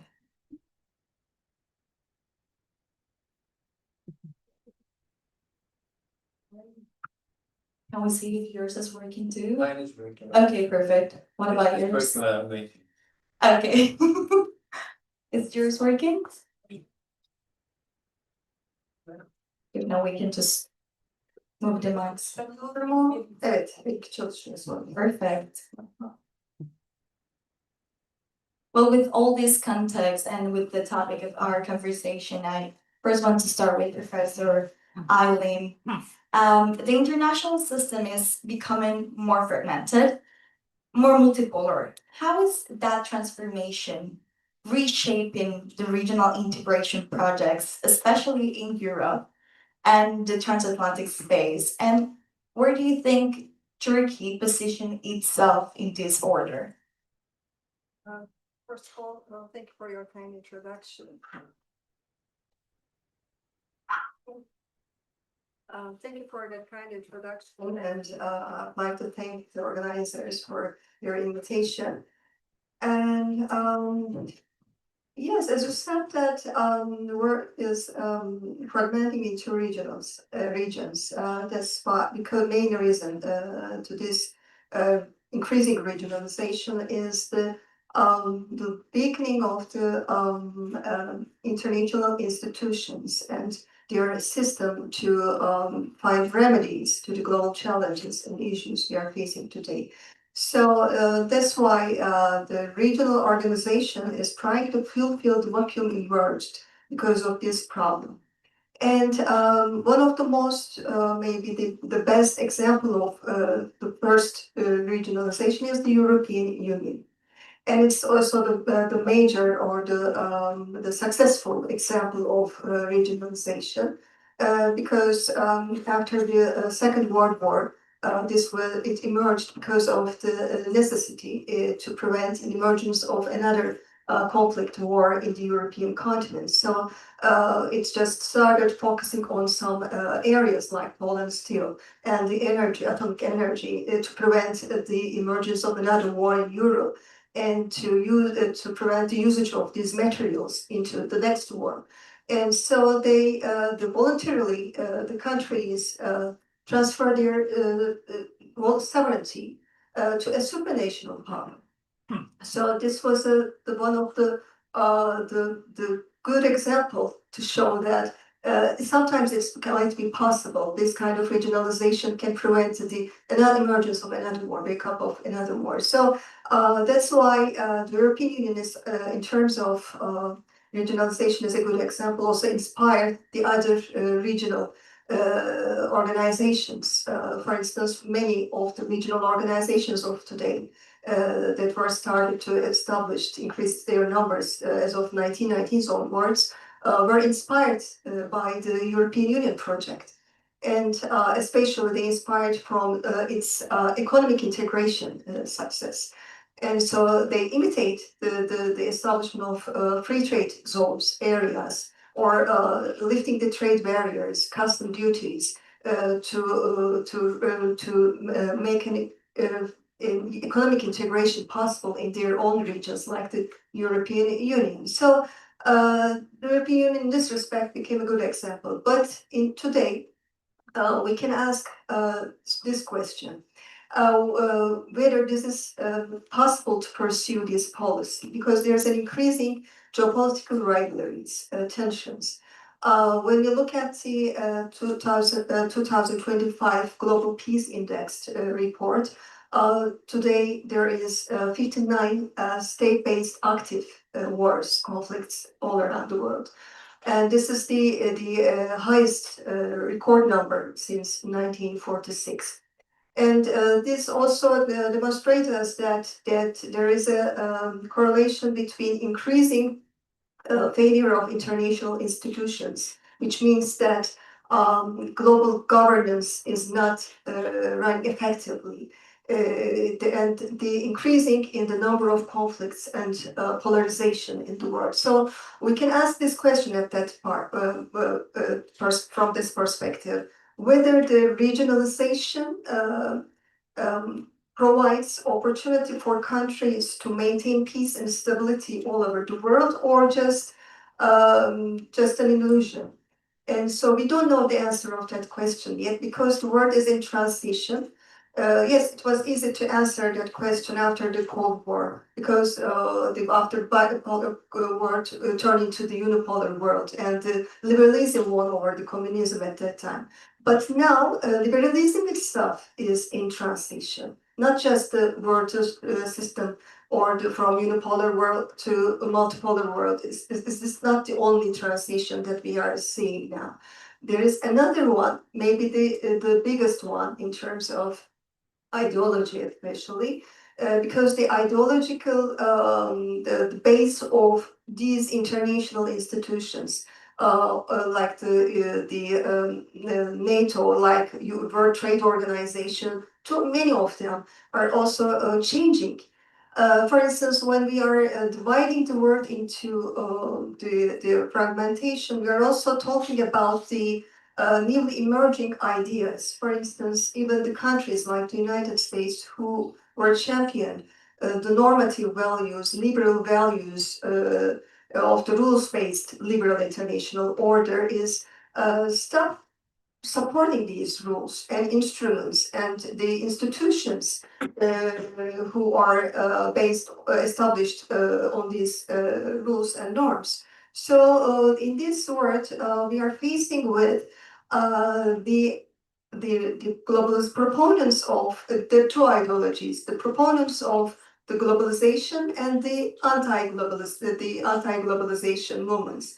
So there is an increase in the anti-globalization movements who has the anti-globalist, anti-immigrant and anti-liberal and anti-modernism ideas. So this changes what we are seeing up to now. Everything that we know, especially when we are talking about, for instance, the World Trade Organizations and international institutions established to regulate trades, laws, and regulations worldwide.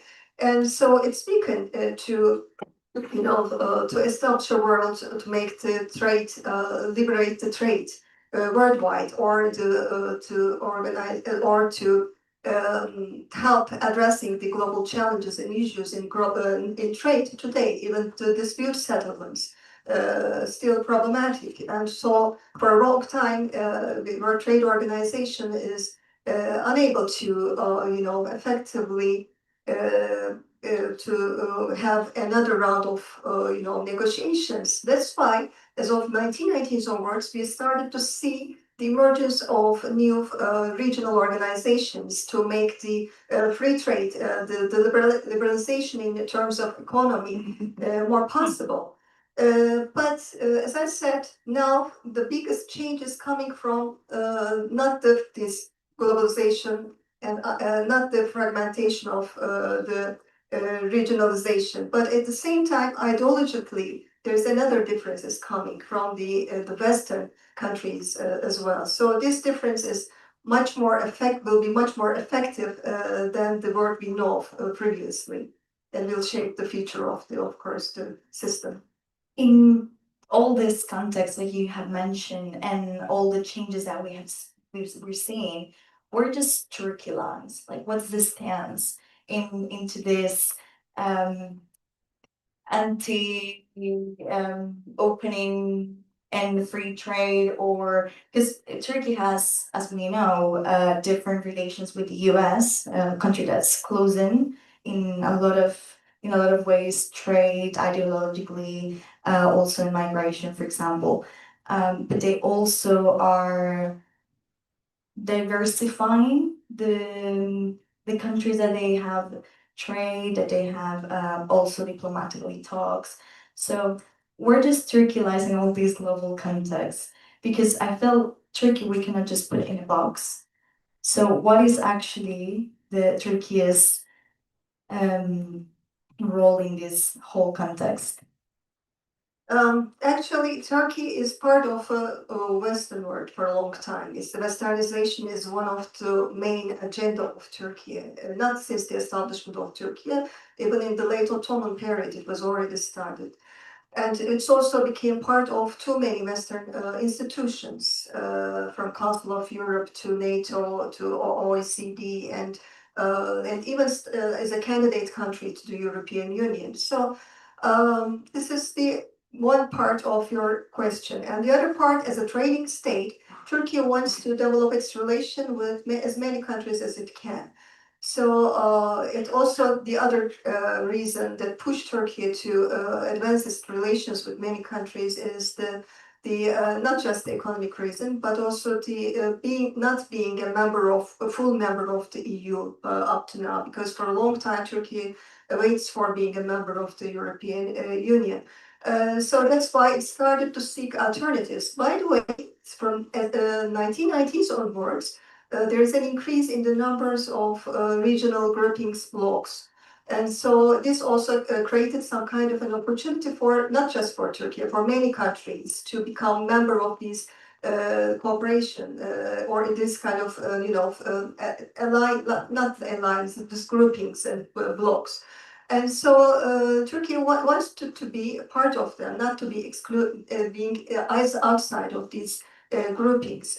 So the economic reason and the political reason, both of them forced Turkey to take these measures to become member of several regional groups, and it become dialogue partner of, for instance, Shanghai Cooperation Organization, and also it has a partnership with the African Union, and it's a founding member of the Turkic State Organization. So in different geographies, Turkey, even in the the Latin America, it's developed its partnership.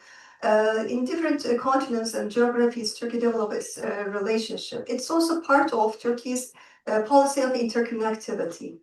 So because it believes that by achieving interconnectivity of the regions, it's possible to maintain stability and prosperity, which is sine qua non for economic relationship. So to maintaining these regions, in these regions, peace and stability is important for Turkey, and Turkey positions itself as a balancing actor, also the system transformer, and create and was part of the transition in this system, the shaping this system. That's why it's launched several initiatives and platforms and forums to maintain peace and stability in its neighboring countries and beyond. For instance, Balkan Peace Forum is one of them, and even with the different geographies, it played in connections like the Iran, Libya, Turkey, Libya, and Italy summit.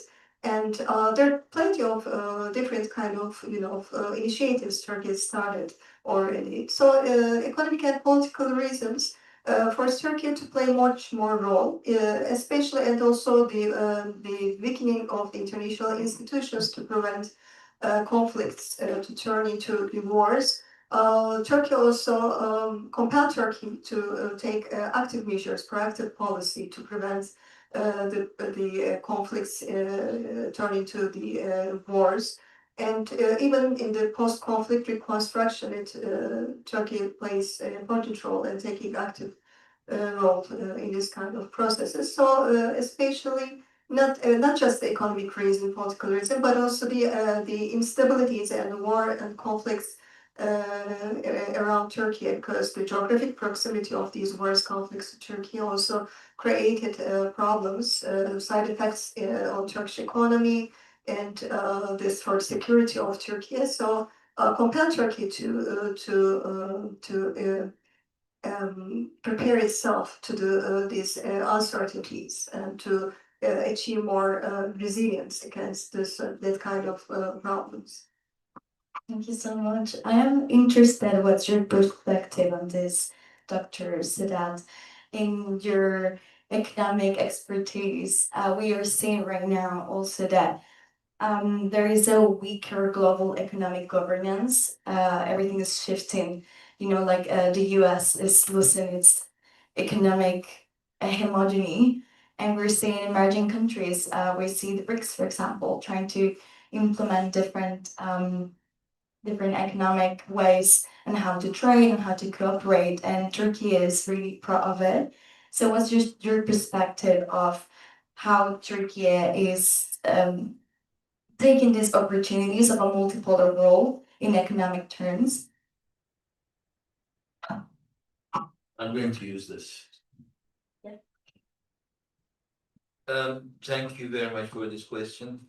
And also, we've just heard an excellent exposure of what's happening in the world in terms of regionalization.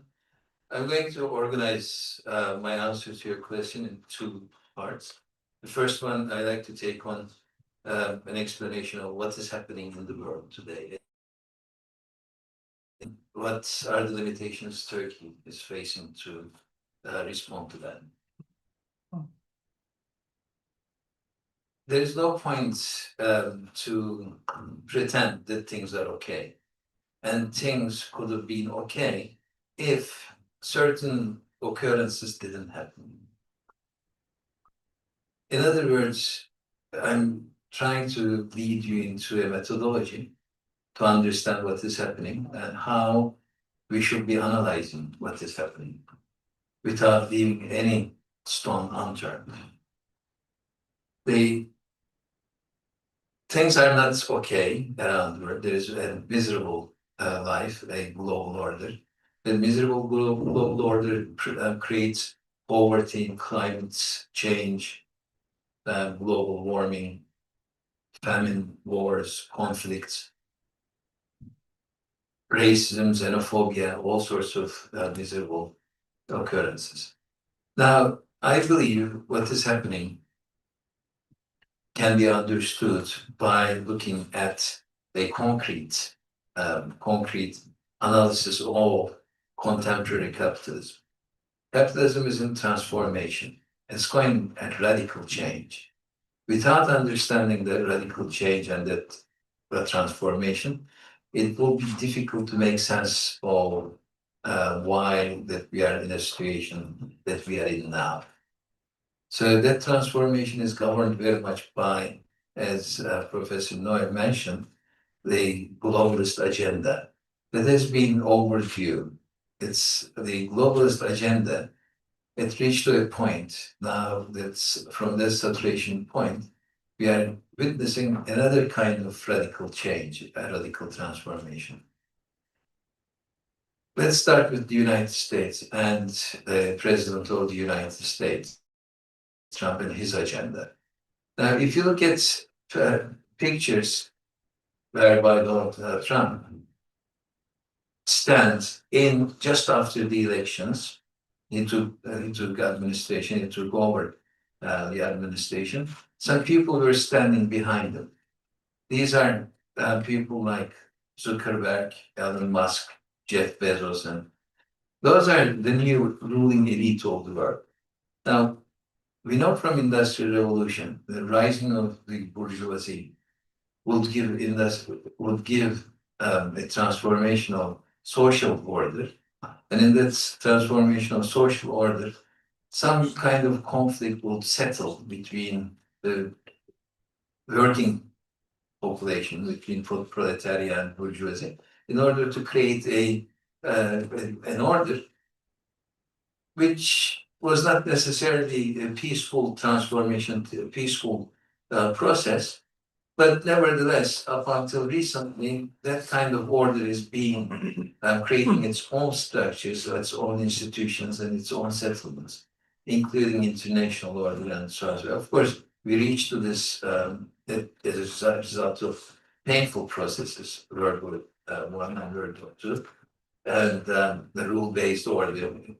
It's United States at its peak, at its apex, sorting out in order to create the Pax Americana kind of setup. Now that has been over.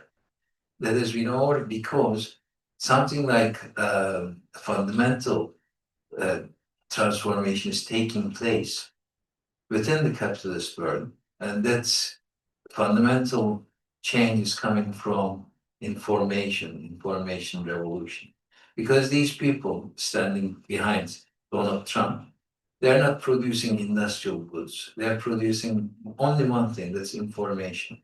And what makes them rich, and they are filthy rich, they accumulated wealth in unprecedented order, that is because they dominate production of information, they dominate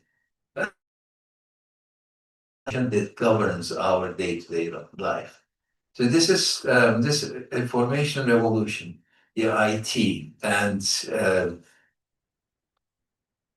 and these people are occupying a position of ruling elite does not necessarily need what industrial bourgeoisie needed in the past.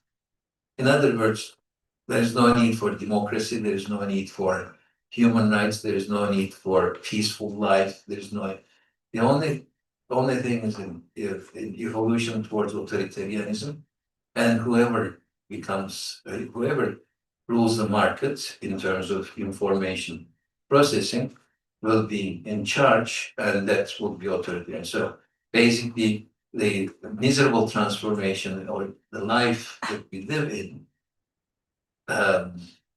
it's leading to a miserable existence because of this process, this very process And then people started talking about post-truth world and so on and so forth. Hence, the methodology we need to understand what is happening in capitalist transformation towards free market authoritarianism is a necessity. It necessitates that we should look at concrete processes.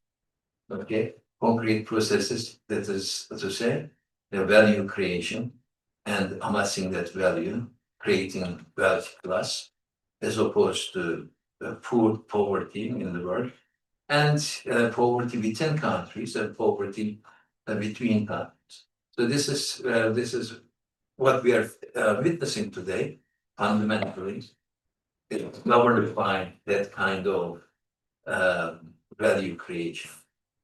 We knew that it was global order, globalist and globalization, but that globalization could not have happened without financialization.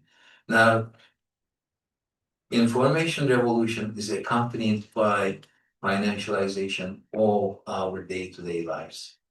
Without understanding that financialization, it would be very, very difficult to understand what kind of transformation capitalism is going through and what kind of ruling elite is on the rise, or this nascent elite, and the way in which they want to organize our day-to-day life in terms of authoritarianism and leaving outside democratic processes and so on and so forth, is actually preparing the world into a chaotic order to come. To settle this chaos will require some kind of fundamental conflict. And this is, we are at the brink of this.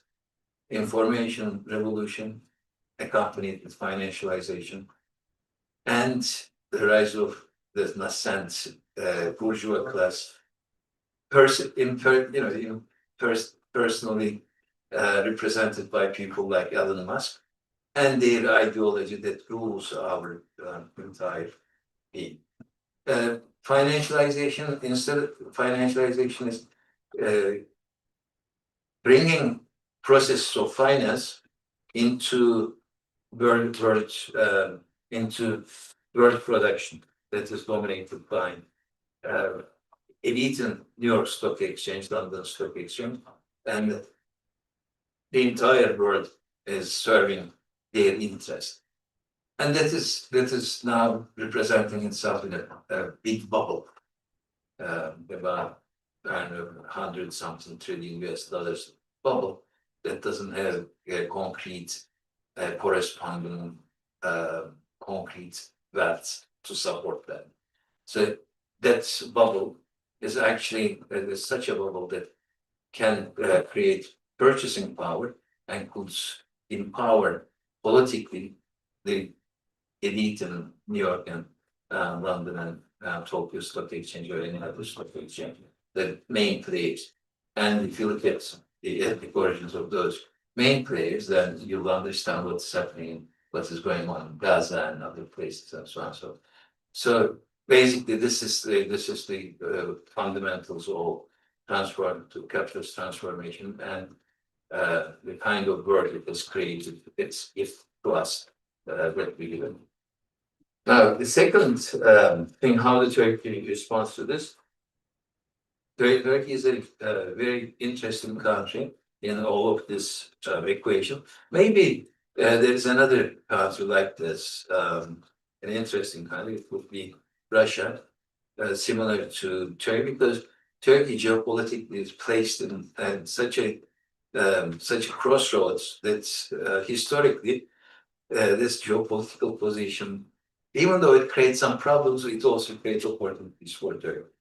But beside that, in order to use that opportunity, Turkey ought to join in with the transformation and create an environment in which Turkey can move with the newly created wave, and at times checking it by developing certain alliances in the region and beyond the region. So this can be done if Turkey is economically strong or economically able to respond to those changes.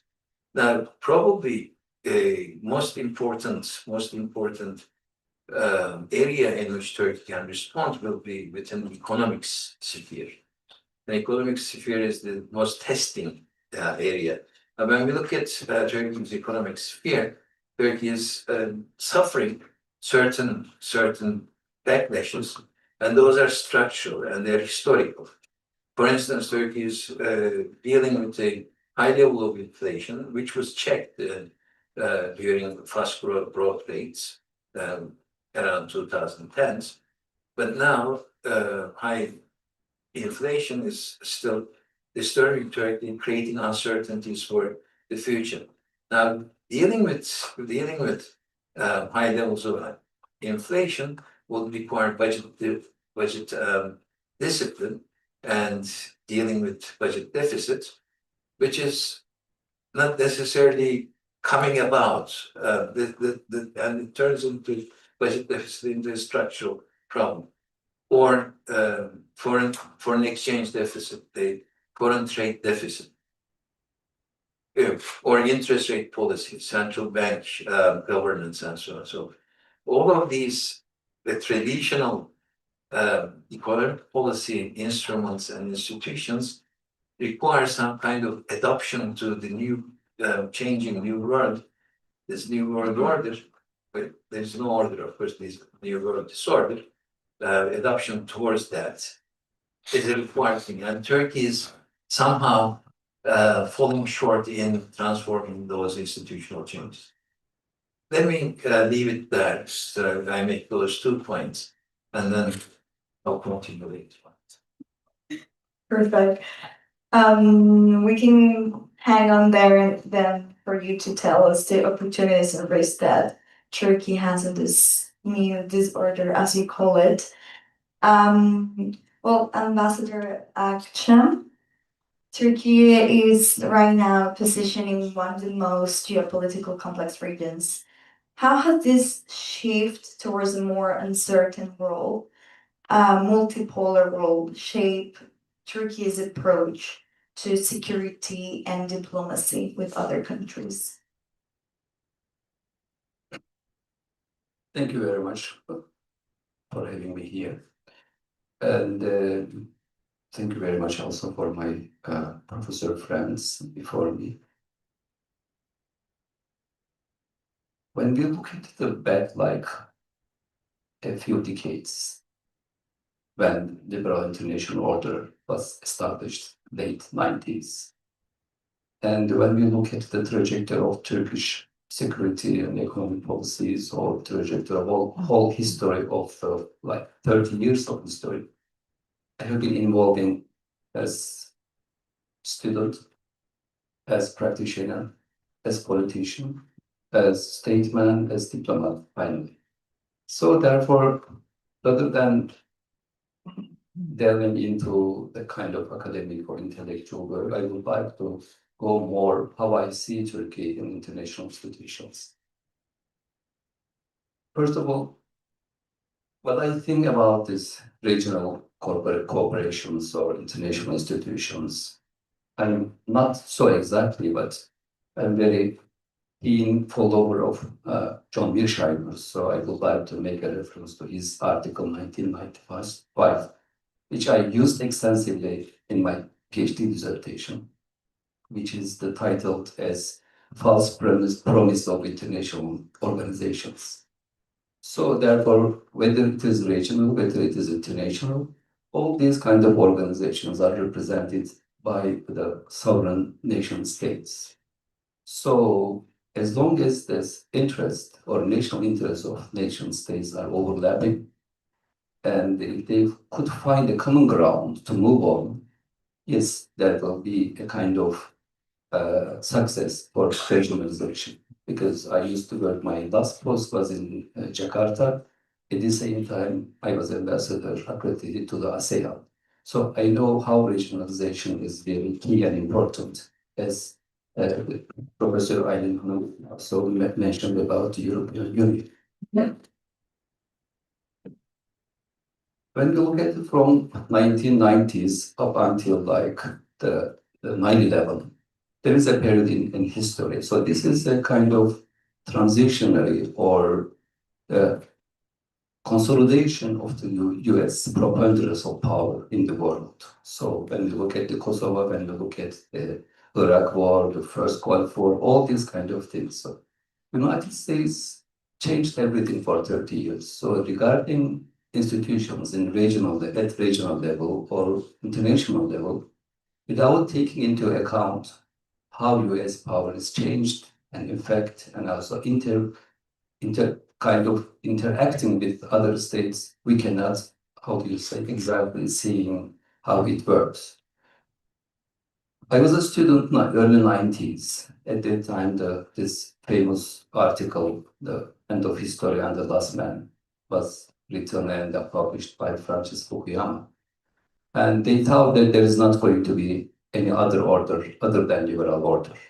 So, but unfortunately, liberal hegemony or the roots of liberal hegemony failed during the 9/11 because these guys who attacked this World Trade Center was not poor guys, was not coming from sub-Saharan Africa, but they are more or less rich people. So therefore, we have to look at the ideology or belief behind all these kind of political scenarios. So I was when I was a graduate student and for my MA, I was concentrating on more and more. Why? Because we are a kind of follower of Francis Fukuyama, whether how we say our country, how we say our nation. I gave much more importance and a priority to political economy. So almost my major was political economy when I was there. Starting from the Asian tigers, coming to Africa, going back to, how do you say, Latin America. So I overall read all of them. Later on, I found a kind of recipe for my country. So when I come back and I started first in school in Beykoz Üniversitesi, later on I switched to the Undersecretary for Foreign Trade. At that time, I was dealing with the Customs Union, 1995, 1996. Then day to day, when you look at how it is working, not in theoretical way, but in exchange with other authorities. I was in the European Commission at that time, every month going there. And I was in the College of Europe also for 3 months, almost European integration. Then when I compare, for example, at that time, our EU Customs Union with other ones, with other relevant documents or, how do you say, agreements. So I see that there is a kind of discrimination against us. We are not equal as they are. For example, since Rome Treaty, we are part of the common trade policy. When European Union or when Commission is making a kind of regulation for common trade policy, they never regard us as part of this common trade policy. But we are always the rule takers from the Commission. So every month we used to go for Commission meetings, textile meeting, and some other meetings. We don't have voting rights, for example. So regarding this regional organization, especially, I don't know how it works in NATO. Theoretically, I know in NATO, but I know how it works in the European Union because at that time I was a member of parliament representing my parliament in the European Convention. Almost 3 years I spent in the European Parliament negotiating the European Convention. The Europe Constitutional Convention, we never had that chance anymore since 2007. We have just directed our way to others. So my point is here, and Turkey is trying to use all these kind of organizations or regional kind of for domestic politics, rather than, for example, whenever my colleague, my senior colleague is here also, whenever we would like to criticize something and there is a kind of political diplomatic culture in case if we lose what we have up to now. So therefore, we never want to be more and more, but it is not because we are weak, but it is the institutional culture. We would like to keep always, like the Cyprus issue is the same. Over 20 years, for example, we cannot manage it.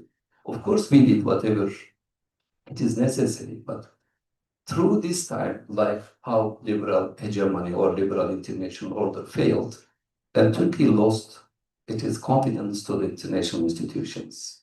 So therefore, the President Erdogan started a kind of slogan saying that the world is bigger than five.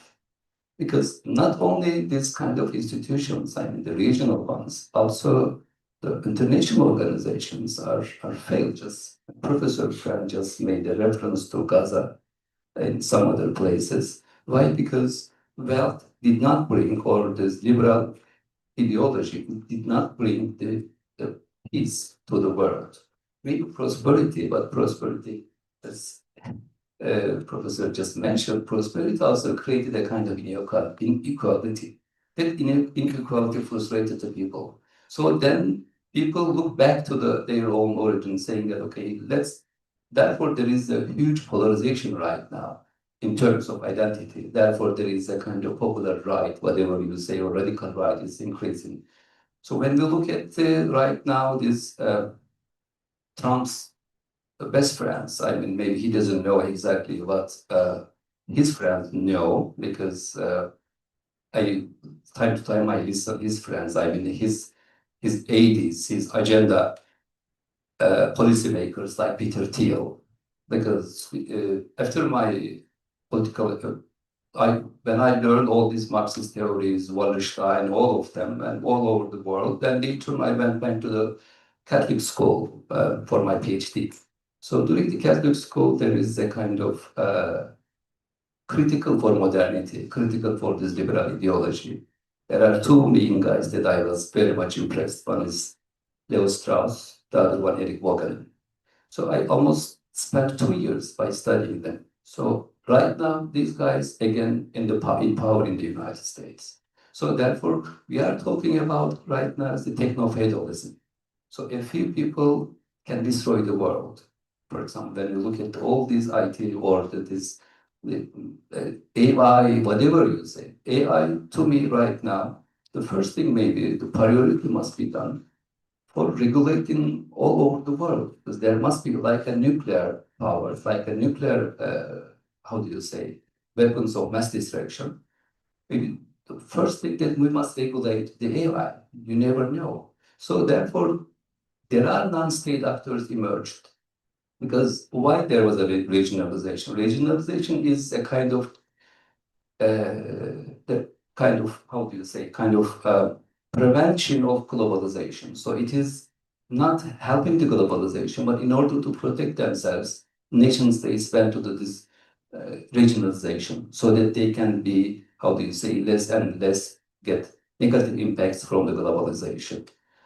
But unfortunately, or fortunately or unfortunately, since I don't want to make a kind of judgment here, and this liberal international order failed, because when I was a student and there was a kind of democratic peace theory, and all students among us, they say that if we have McDonald's everywhere and Coca-Cola everywhere in the world, there is not going to be any war. So therefore, when Russia attacked Ukraine, the McDonald's moved from there. So therefore, in order to support the theory, yes, there is no McDonald's, so therefore there is a war. Especially in my friends, my colleagues coming from these Gulf states, they are all very much proud of having how many McDonald's they have, how many Coca-Cola, how do you say, the consumption of Coca-Cola and McDonald's is going to be a kind of criteria for them to be globalized, to be integrated into the world system. So therefore, we are right now a kind of crossroad, and there is going to be kind of these debates. Thanks God, I was born during the bipolar world. I survived in the unipolar world. We are going to the right now multipolar world, but we cannot say still it is a multipolar or not, because it's a great power rivalry right now that we can talk about. Would be a kind of many-centric powers, and would be a kind of and new world, but we never know. But the ideology will drive all these organizations and everything, especially AI. is an opportunity as well as is a threat for the human beings, because we are talking about this transhuman, some other things. Regarding Turkey, over this 30 years of time, as I just wanted to say again, that we lost, I mean, the leadership, whoever comes, whether it is A, Party B, we lost our confidence to the international institutions. We tried in Cyprus, we tried with dealing with the European Union to be a member of the European Union or not. Maybe we have some missing things. Maybe we have not enough, how do you say, visual or not enough motivated to be a member of the European Union. But all the time it is a kind of psychological, or I don't know, the political culture that we don't trust very much all these institutions. Why? Because always they did not comply with whatever they promised or whatever they wrote. I compare always with our situation when I was in the European Convention with other countries, and like they were candidate countries at that time. So always there is a kind of lobby and motivation. The question is, why don't we include Czech or Czechia, or why don't we include Poland? This is the question when they try to convince themselves among all these seminars, political speeches, and everywhere. But when you come to the Turkey, the question is why we are going to have Turkey including into the European Union. The question is, comes to other side. So therefore, Turkey is a geopolitically is a very well located. But since the known history, there are two big powers here. One is Persian Empire, the other one is the Byzantine Roman Empire. So therefore, since Thucydides's time, these two powers are always fighting with each other in the sphere of influence, whatever you say. There are the flanks also, southern and the northern. But when Russia came into the play in the world history, of course, the balance of power changed. So right now, we are going to a kind of disorder, what my professor friend just mentioned. So this disorder, I am going to see that the balance of, rather than balance of power, balance of threat will be the key. So therefore, for Turkish national interest right now, how Turkey is going to play the role vis-a-vis all these regional actors, there are some regional powers are coming out. So therefore, we shouldn't exaggerate our geopolitical position. We shouldn't also overuse also this geopolitical position, because we are not, how do you say, oil and gas country. We can have pipelines, that's true. We can have a city that's very strategic place. But regarding raw materials, regarding rare earths, all others, and oil and gas, all from the Gulf. So therefore, there will be, in the future, there will be a great power rivalry in Levant, in Gulf, Europe, and also East Asia. I can elaborate if you later on ask some other questions, but this kind of this culture or diplomatic or political culture, when we face to the international institutions, whether it is regional, whether it is international, so it comes from our how do you say, after the Ottoman Empire, especially when we read this Lausanne treaties, how do you say, the manuscripts and everything, so we can see we are still in the same. Why? Because we don't have so much trust to including our own neighbors, because we are always surrounded by colonial powers. Syria was not there, the France was there until 1940s, and Iraq was not there. So only Iran was there, but it changed later on. So therefore, there are opportunities, also there are really big challenges. So therefore, still, I think that the unipolar world is still going on. So the next one will be bipolar or tripolar or multipolar. I have no idea, but there will be a kind of emerging, we can see that emerging centers of power in the world in economic terms and also security terms. Thanks. Thank you so much for that. Coming from what you mentioned about the EU, I want to ask you, Professor Eileen, what's the opportunity of Turkey to learn to create this strategic you mentioned that the EU, for example, it's a great example for everyone that wants to create different regionalization projects. And Turkey is in different, participating in different groups of regionalization, let's say economically, politically. And right now, they're not surrounded by any like superpower per se, but they are not part of the European Union. But how can they learn? How can Turkey learn these strategies to implement them to be kind of a lead on those? We have seen that Turkey wants to be the lead on diplomacy in different conflicts. They want to be a mediator, and they have done it technically successfully in different instances. What can they learn from these other regionalization successes to implement them themselves, like try to be the lead of this implementation of regionalization institutions? Thank you for your question.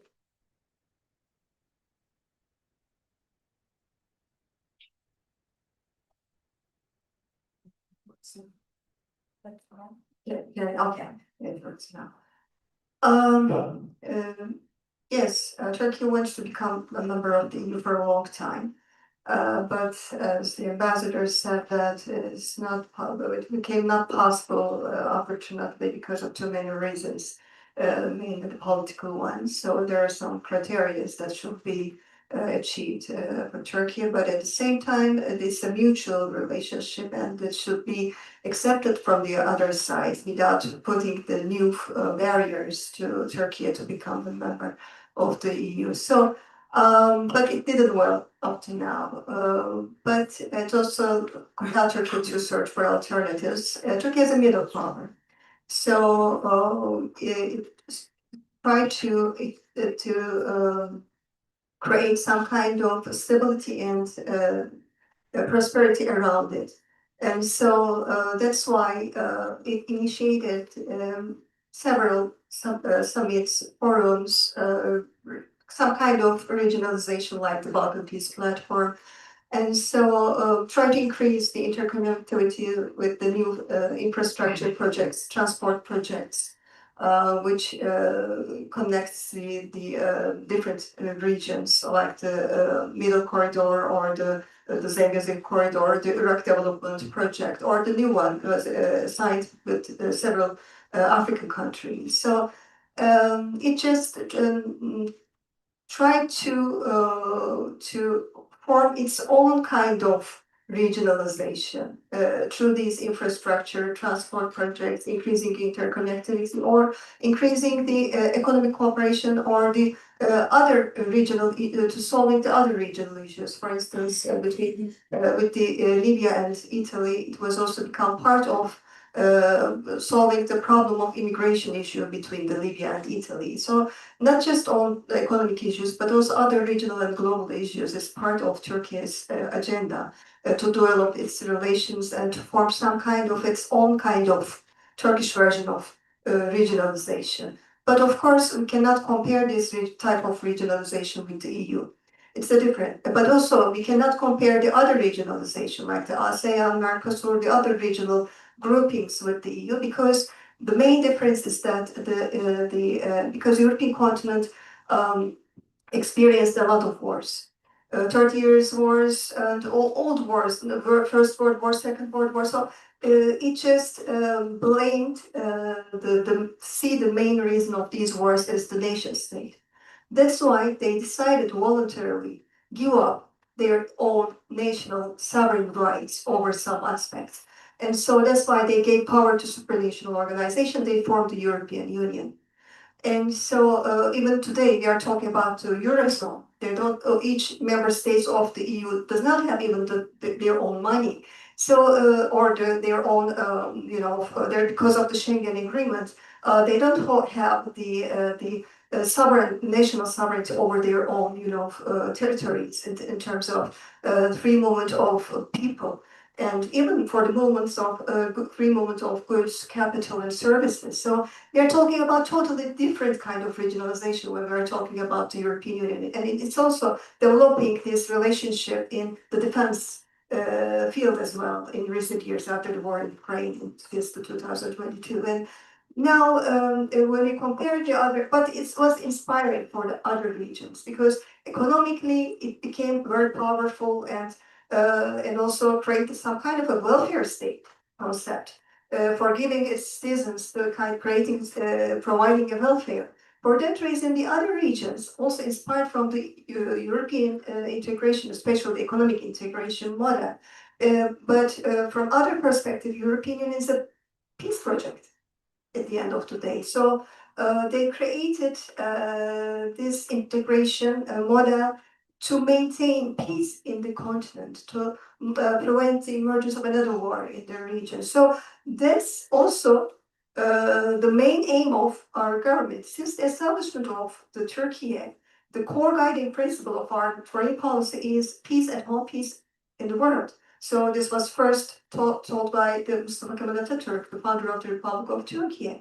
And so this is the core guiding principle of Turkish foreign policy and still is shaping Turkish foreign policy. When we are talking about the mediator role of Turkey is playing all over the world, even if we are talking about this role playing in the Somalia and Ethiopia, not just the Ukraine and Russia or between Armenia and Azerbaijan, too many different regions. Turkey is still playing this role.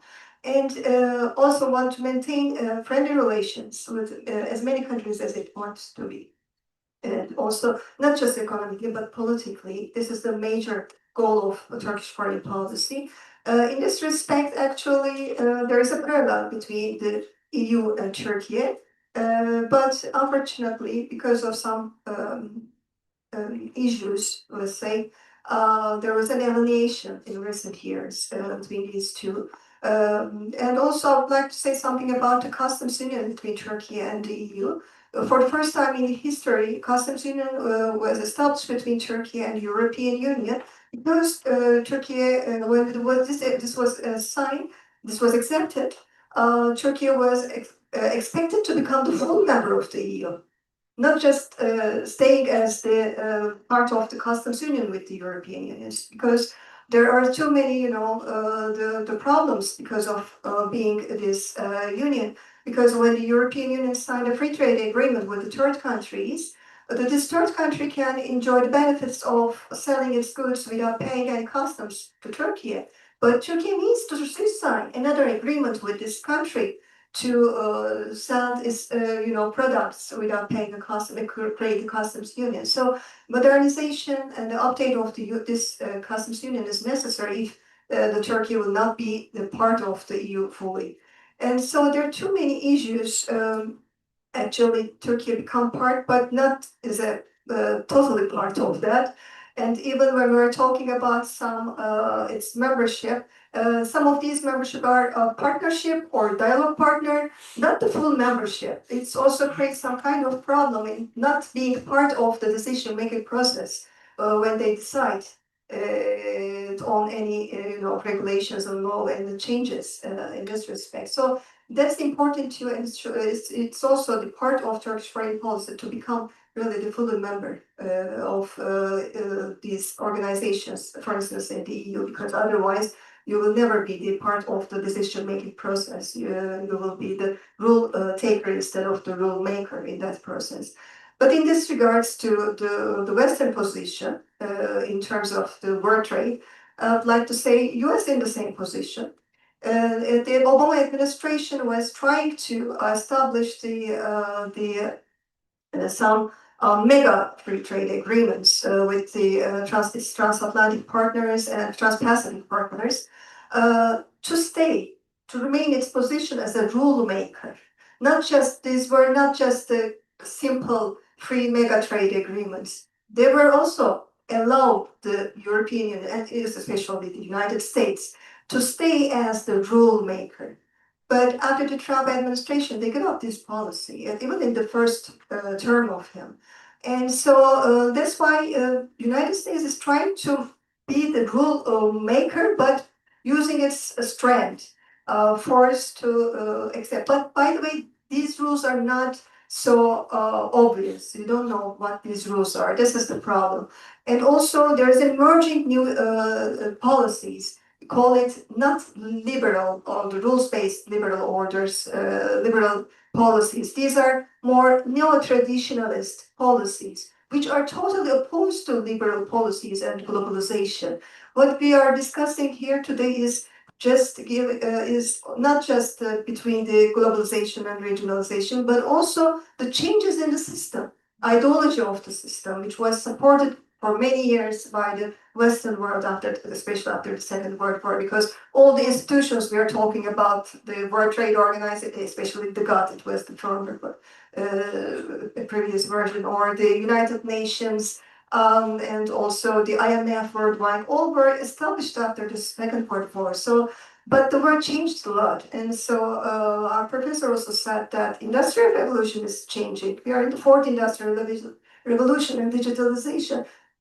Maybe this is not just the fault of flawless or this effect, how can I say, problems of the neoliberal policies, but also digitalization, also changing everything we know. And that's why these anti-immigration policies or changing the neoliberal policies to neo-traditionalist ones will be the remedy. No, I don't think so. That will be the remedy because it's changing our lives. So we need to do more than this, and we need to focus on what we can do because we are very slow in enacting laws and regulations to those changes. And so that's why it also creates some problems. Even we have the laws, unfortunately, states violates quite easily these laws. We are talking about war in Ukraine. Normally, Russia is the signature of the United Nations Charter, and it violates the Article 2 of the United Nations Charter. But it was first violated by the United States when it decided the preemptive strike, unilateral strike without the UN permission, and in 2003. So also the existence of laws, instruments, and international institutions sometimes meaningless if the countries not obey these rules or voluntarily violate some of the articles of these laws. So that's why first the most important thing is that the countries should understand that all these global challenges, problems needs global response. So if they act unilaterally, they will create more tensions, more wars, as I mentioned at the beginning of my speech. There is now 59 active state-based conflicts. This is the highest record number. So this number increases if we go like that. So at the end of the day, we may face with another third war. So unfortunately, history teaches that all these systemic changes, international institutions were established after the world wars. For instance, before the United Nations, there was a League of Nations. It was established after the First World War to prevent the emergence of another war in the European continent, but it failed, and the Second World War happened. And so that's why we learn from the past and to also adapt our economies, policies, everything according to evolving those global changes, and also this digital revolution we are facing today. Thank you, Dr. Sadat. Let's go back to what are the opportunities and the risks that Turkey has in all these contexts that you all three have explained. Before I say something about Turkey, Mhm. I want to follow up with the analysis I developed in the first round. Now, without understanding how capitalism is functioning, it will be extremely difficult to have a meaningful analysis. Now, when I say capitalism, it is not a simple word. Capitalism it sets forth a complex form of economic relations, complex form of political relations, and ideological relations. Now, who fights against capitalism? Traditionally, we know socialists and communists fight capitalism. But where are they? They are nowhere to be seen. China, yes, some rhetoric on socialism, but really. Now, who is fighting capitalism today is the other capitalists. Now, there is a inter-capitalist fight I like to mention that EU, for instance, European Union, regardless of its initial claims that it's going to be an institution, it's going to be integrated economic unity that will perpetuate and invigorate peace in the continent of Europe. Now it turned out to be a profit-making criminal organization. It's in terrible, terrible state of affairs. The EU is dismantling, and what we see within the EU is a core periphery, using Wallerstein's word, core periphery occurrence, that Germany, with its strong economy, colonizing the rest of Europe. And Europeans don't like it.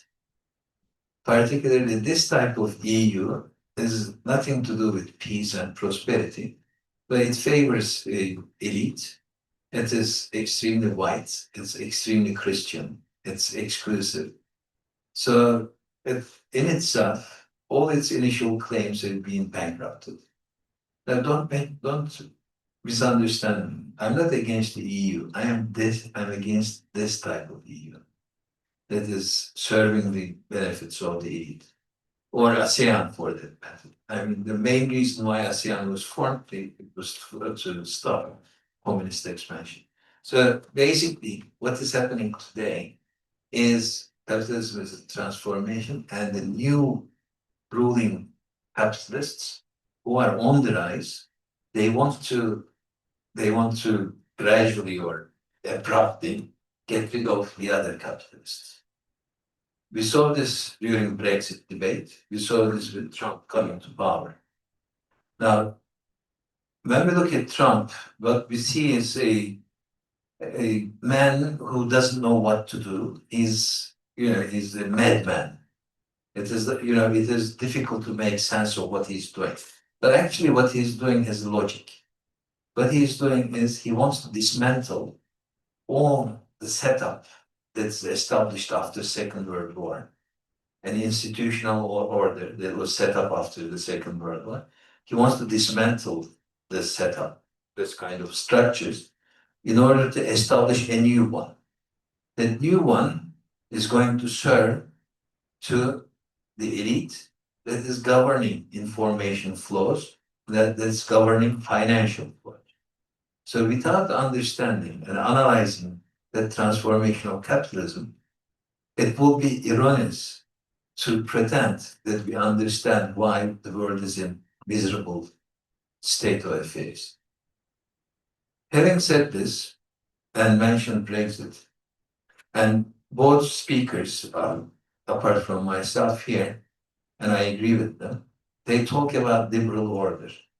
Liberal order, as the ambassador mentioned, is in terrible crisis, and also Professor Noy said that. When we think of liberal order that is in crisis, Trump also knows that. And the new type of capitalist structure that is on the rise is not going to give up on liberalism, is not going to give up free markets and invisible hands. The kind of competitive environment in which certain people are favored, talking from Smithian perspective, favored in such a way that allocation of resources have been so efficient, and everybody will be living happily ever after. Now this is represented by an Anglo-Saxon type of capitalism taken up by the UK, Britain, and the other Anglo-Saxon countries, like the United States.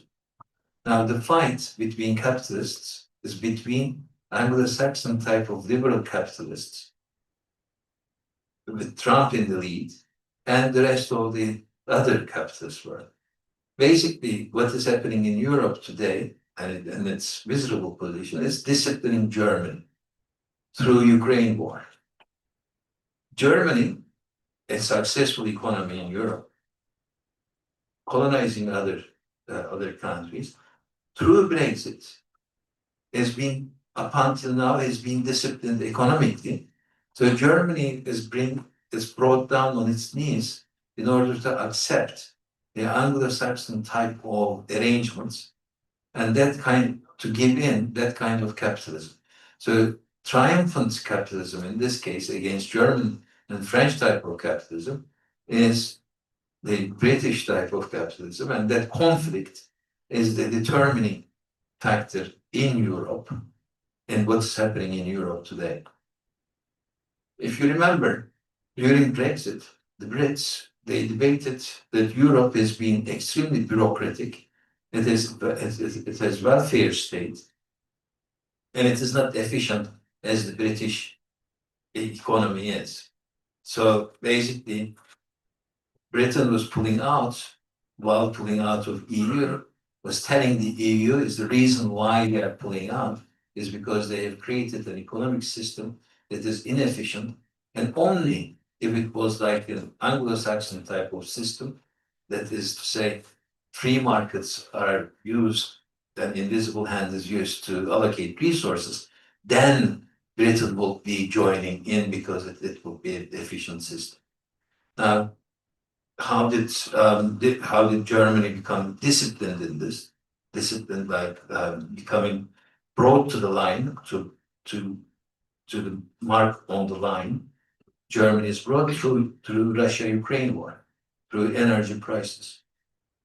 So to get able to make sense of Ukraine war and why the US and Britain and others are supporting, and Germany is supporting through hitting its own food, shooting its own food is just big,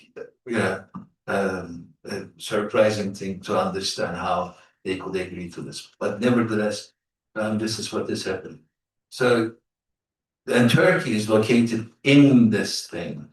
I mean, whether it's going to accept that kind of assault coming from Anglo-Saxon type of capitalism, or which means giving up on development and investments and high growth rates, giving up on these and becoming a supplement to European economy, subdued by the American political order.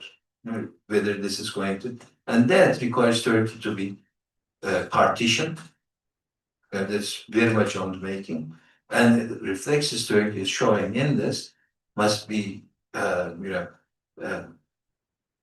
they must depend on some strategic decision and the running of the economy, first of all, management of the economy in a successful manner, because this is an 85, 90 million people country, the 17th largest economy in the world with $1.5 trillion GDP. It's, as far as economic complexity index is concerned, it is one of the highest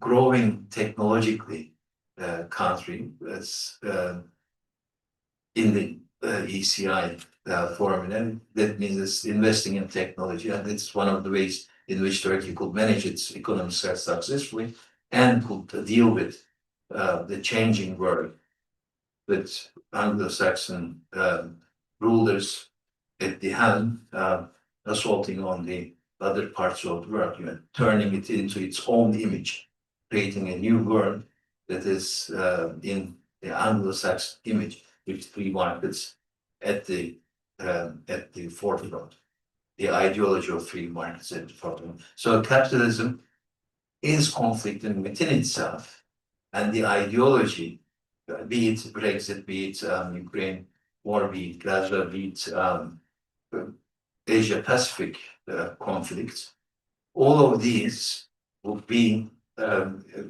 organized around this kind of ideological, you're claiming ideological superiority in this.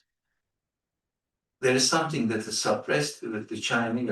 Americans are craving, salivating to start a Cold War with China, but they can't, because as far as American post-Second World War American dream is concerned, there is no longer such a dream.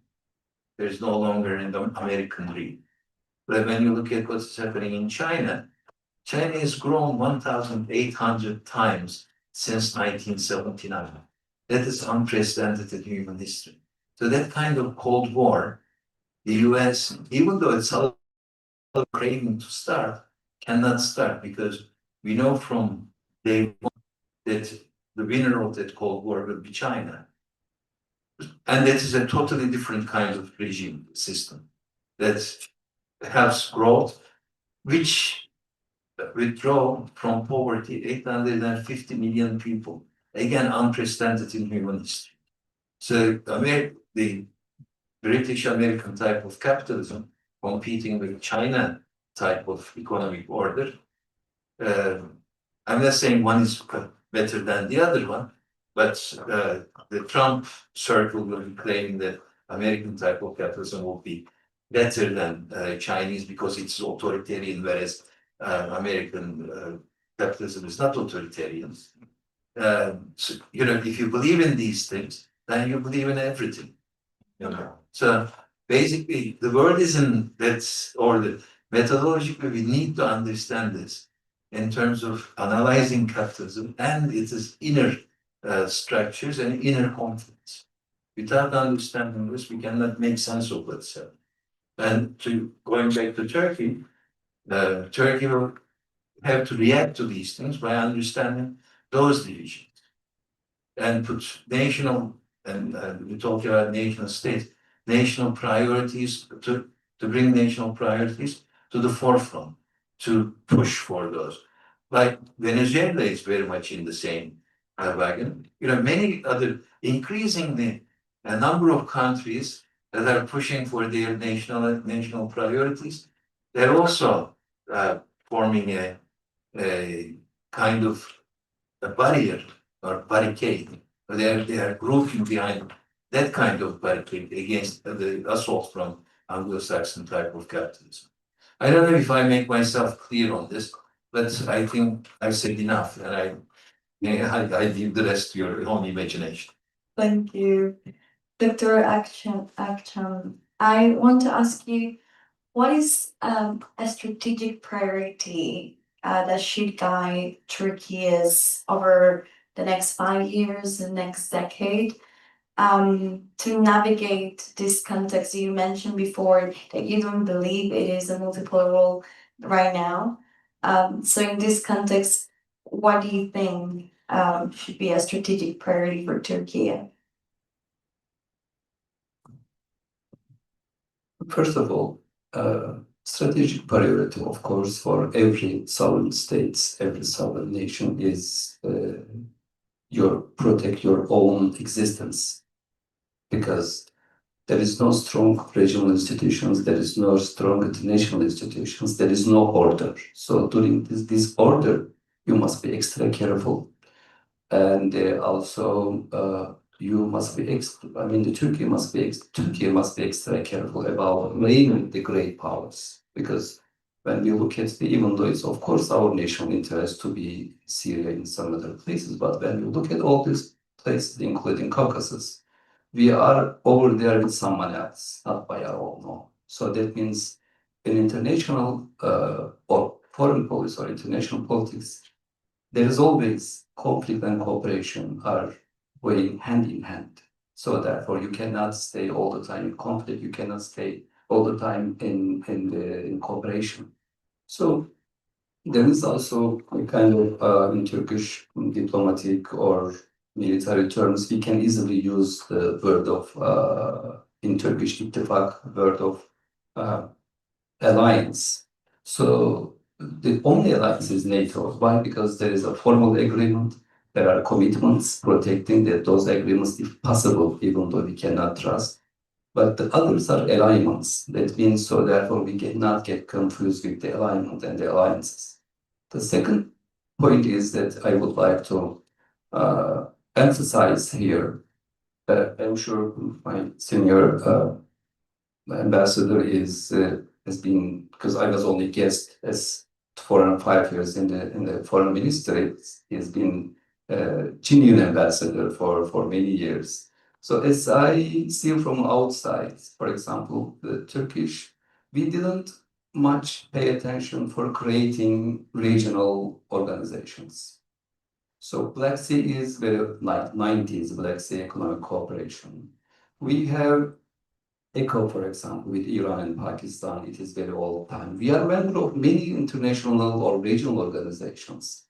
But unfortunately, we don't have strong like European Union, like ASEAN, like we don't have regional cooperation or regional organization in terms of politics. Like when I was at the time 30s, very young, and I was suggesting that let's have a kind of new assembly in the Middle East, not Middle East, maybe, or Asia Minor, whatever, centered in Istanbul, like Council of Europe, so that we can discuss all these how the neighboring countries, because these neighboring countries are emerged from the Ottoman Empire. So that means we have always bad memories and the good memories about each other. So therefore, that was, but without this liberal order, without American consent, without American support, it's impossible to have a kind of regional organization. Because anyhow, as I mentioned from the very beginning, this the Mearsheimer's article. So because nation state, that's true, but as long as the international organization, whether it is regional or international or a few country, as long as they serve the national interests of the establishing or the member states, they can survive. Otherwise, it's impossible. So when we look at the EU history, so without United States, it's impossible to establish an EU. Why? Because there's always a pacifier, United States, in Europe. So in the Middle East, whether you accept it or not, without great powers like Russia, like United States, you cannot do anything more. So right now, one of the, for example, we created a kind of, what was the name of this yüksek düzeyli istişare in English? High level consultative. Consultative, but all of them bilateral, not regional. So therefore, we are talking about only by one by. So not regional. We cannot cover regional. Why? Because it is conflicting. There are so many conflicting interests. That means they do not trust each other on the other hand. They trust you maybe, but they do not trust each other. So when you cannot create this a kind of regional cooperation or any hub, when I quit my post in the Undersecretary for Foreign Trade, at that time, trade volume between Turkey and Syria was very low, very, very low. After Italy, after some European countries. So why? Because, as Professor mentioned, because of this common trade policy. Why? Without European Union, even though we are allowed, but we are hesitant always. We are reluctant to move on what we have on the table, because this is coming from kind of reflex coming from the early or late years of the Ottoman Empire. So therefore, this is one of the things. This is going to be a kind of existential. Some issues will be existential here for the keeping the country as united, keeping the people as united as under one nation. Because there are new challenges, like in the Middle East. I don't want to mention the name. So the Levant, the East Mediterranean is going to be a kind of conflicting point, conflicting zone soon, by because of the energy transition to Europe. So what I would say in short, the West versus rest is over right now. So therefore, not the West is, how do you say, decreasing in power, but the other powers are emerging. Of course, West is West over there. On the other hand, I would like to make a point with the demography in the United States. During my studentship years, early 90s, always my American friends, all of them mostly, how do you say, East Coast establishment. So even their summer places are the same place, Pentagon, foreign policy, when they are creating this foreign policy. So mostly all 85% at that time was the families from Europe oriented. So right now it turned to be like 50s. The first time during the Obama period, it changed. The first time Obama asked NATO members to increase 2% for their own GDP, to contribute to the NATO. So therefore, the demography is changing. This is the first time in Trump term there is no more East Coast foreign policy establishment anymore. So one of the when I look at my country, one of the missing point is we cannot continue the institutions. So therefore, in Turkey, over 20 years, we changed many institutions. We created the new ones. But institution is the key. As you have institutions, you must continue and improve them, renovate them, but when you cut the institutions, so it is very difficult to comply with other countries so that you can make a dialogue. So therefore, maybe for the next years, we need a kind of reformation or in government structures in terms of institutions so that we can, how do you say, face these challenges, regional or global. So by the way, I would like to just thank you, my professor. And so I'm working on right now professional managerial class. So during my early years of graduate study in the United States, I was greatly impressed by Leslie Sinclair. He wrote a book, and it's one of my textbook, Sociology of International Society. Later on, it turned to be a global sociology or something like that. He at that time told us that, in the book, my textbook, he told us that the world in the future, when we are talking about this finance capital, or the finance, how finance is going to control the world, the multinational is going to be key, for example. Therefore, I would like to make a reference to multinationals in terms of this. Then he said that in the future, 90s, the international cognitive elite is going to be running the world. So this international cognitive elite is a sociology, is a class, by the way. So that class is closer to themselves as they closer to their own nations. Like they are going to same, they like the same music. They go to Starbucks, for example, right now. They wear the same kind of brand names. So it turned to be right now professional managerial class is a sociology. So therefore it is very much key and instrumental right now to explain. By the way, I would like to make a reference to Brexit and the GBS, this caterpillar. GBS is the reason for Brexit because they supported a lot with the funds. Farage supported by them, and you can see from documentaries. So why? Because they don't want to comply with the European rules and procedures. I mean, the European competition rule or rule of competitions in the European Union. So therefore, sometimes, like us, sometimes regional organizations or institutions are not going to comply with your own national interests. So therefore, you go your own way. So let's see. Thank you. Thank you so much. Thank you so much to you three for those thoughtful and insightful comments about every question that I made and all the context that you gave us, which is going to be really good for the whole context of the Global Strategy Conference to understand in terms of blocks, regionalization, economics, capitalism, new capitalism, all the relationships between countries and what could be the challenges for Turkey. What we discuss obviously here has a vital message, and it's that we're in a fragmented world, that the regional actors matter more than ever, and Turkey is in a really strategic location, in a really diplomatic reach. It has different economic ties, and it's uniquely positioned right now to make choices that are going to change or decide the future of Turkey's regionalization or future of a country itself. And this session has a strong foundation for the rest of our conference. Thank you so much for everything. And I would like to give you some certificates of participation. So this is for Professor Eileen Umbernoy. This one is for Sadat Ivan. Professor, thank you so much. And this is for the Ambassador Zakaria Akchan. Wait, this one. And we could take a picture with it. And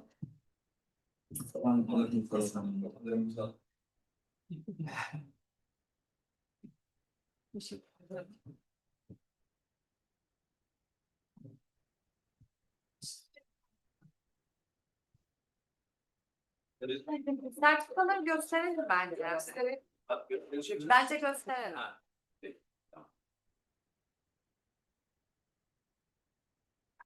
You have also. No.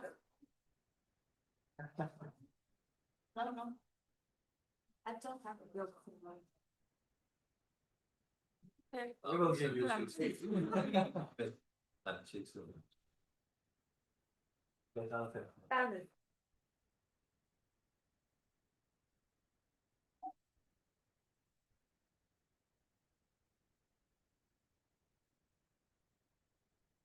Bir iki tane daha.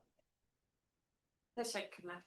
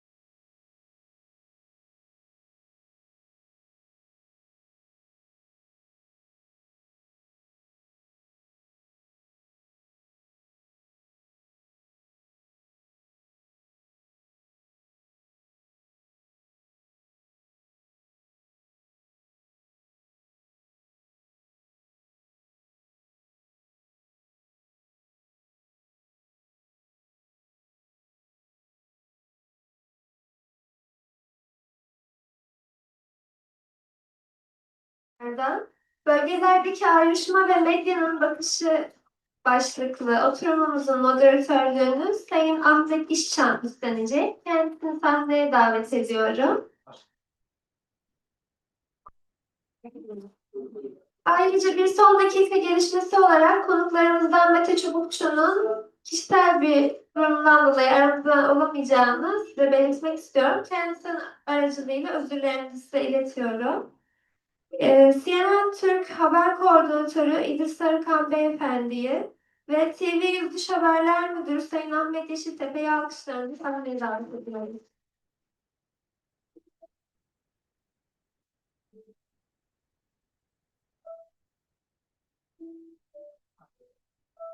Evet, tekrar hoş geldiniz. Sayın Ahmet Bey ve İdris Bey.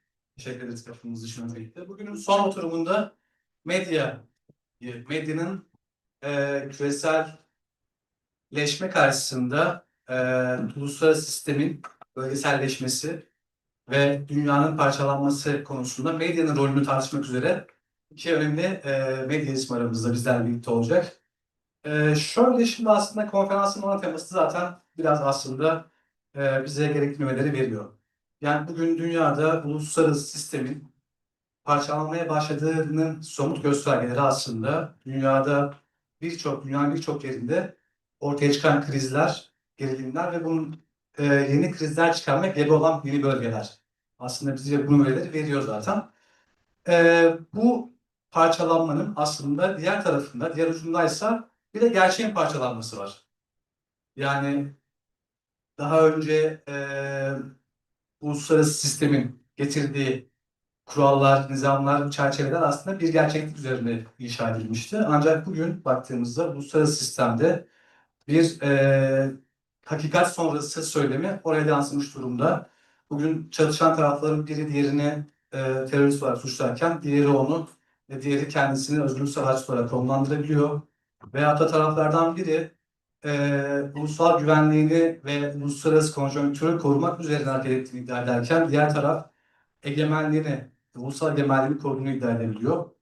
Ve böyle bir söylem çatışması var aslında. Medya tabii bunun önemli bir tarafında. Medya çünkü hala günümüzde özellikle sosyal medya ayağıyla daha da güçlenen bir iletişim aracı, iletişim platformu ve aslında bu gerçekliğin de parçalanan gerçekliğinde yansıdığı bir alan olarak karşımıza çıkıyor medya. Bugün baktığımızda savaşlar bir taraftan sağda devam ediyor, bir taraftan da aslında trend topiklerde veya manşetlerde ilerleyen bir savaş görüyoruz. Ve burada o parçalanan gerçekliğin de aslında o karşımıza çıktığını, somutlaştığını görebiliyoruz. Şimdi sizlerden şöyle bir soruyla, o soruyu ortaya atarak önce giriş konuşmalarınızı almak istiyorum. Daha sonra dilerseniz soru cevapları ilerleriz. En sonunda izleyicilerimizden varsa soruları alırız. Medya gerçekten de bu uluslararası sistemin parçalanmasında bir katalizör görev görüyor mu? Yani aslında bu parçalanmayı destekleyen bir araç olarak görebilir miyiz medyayı? Bunun içerisinde sosyal medyayı dahil edersek bir de nasıl bir tablo karşımıza çıkar? Soruyu bir kenara koyalım. Önce sizden bir tek tek giriş konuşmalarınızı alalım. Ahmet Bey zannedersem bir sunumumuz var sizin. Önce sizden başlayalım o yüzden. Sanıyorum şu çalışıyor. Çok teşekkür ederim nazik davetiniz için. Bir taraftan da yani fikirlerimi bir derli toplu hale getirebilmek için şu aralarda akademik çalışmayı içerisinde olduğum için bir sunum şeklinde değerlendirmeyi daha uygun buldum. Bu kıymetli toplantıya katkı sağlamak amacıyla. Ayrıca tekrar teşekkür ederim nazik davetiniz için. Gerçekten başlık olarak yani konferansın ana teması itibariyle son derece kıymetli.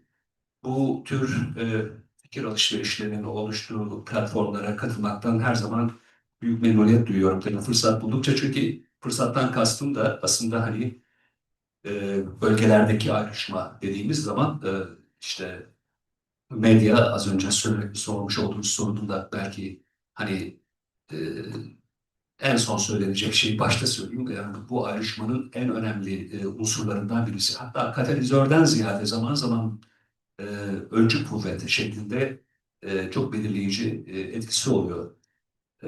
Şimdi tabii yeni bölünmeler çağındayız, malumunuz. Siz bizden çok daha yakın takip ediyorsunuz olup bitenleri. Biz tabii saha ve biraz güncel olup biten tüm gelişmeleri mümkün olduğunca detaylandırarak ama diğer taraftan da suya yazılan yazı gibi biraz da değerlendirmek durumunda kalıyoruz. Çünkü yani olaylar tabii ki bir zincirleme reaksiyon içerisinde gidiyor ama bazen büyük resmi görmekte gerçekten güçlük çekebiliyoruz.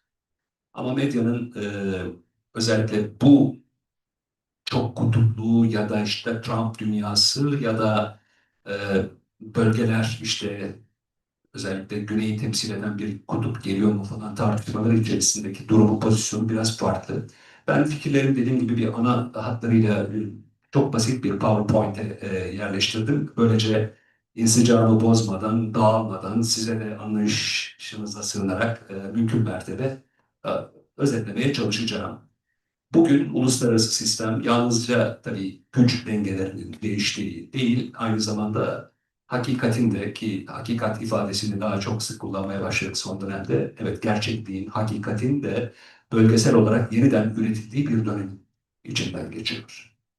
Yani e, relativite, görecelilik kuramı sosyal bilimlerin içerisinden bu kadar e, göktaşı gibi düşmemiştir. İçindeyiz yani. Devletler, bloklar ve bölgeler ayrışıyor.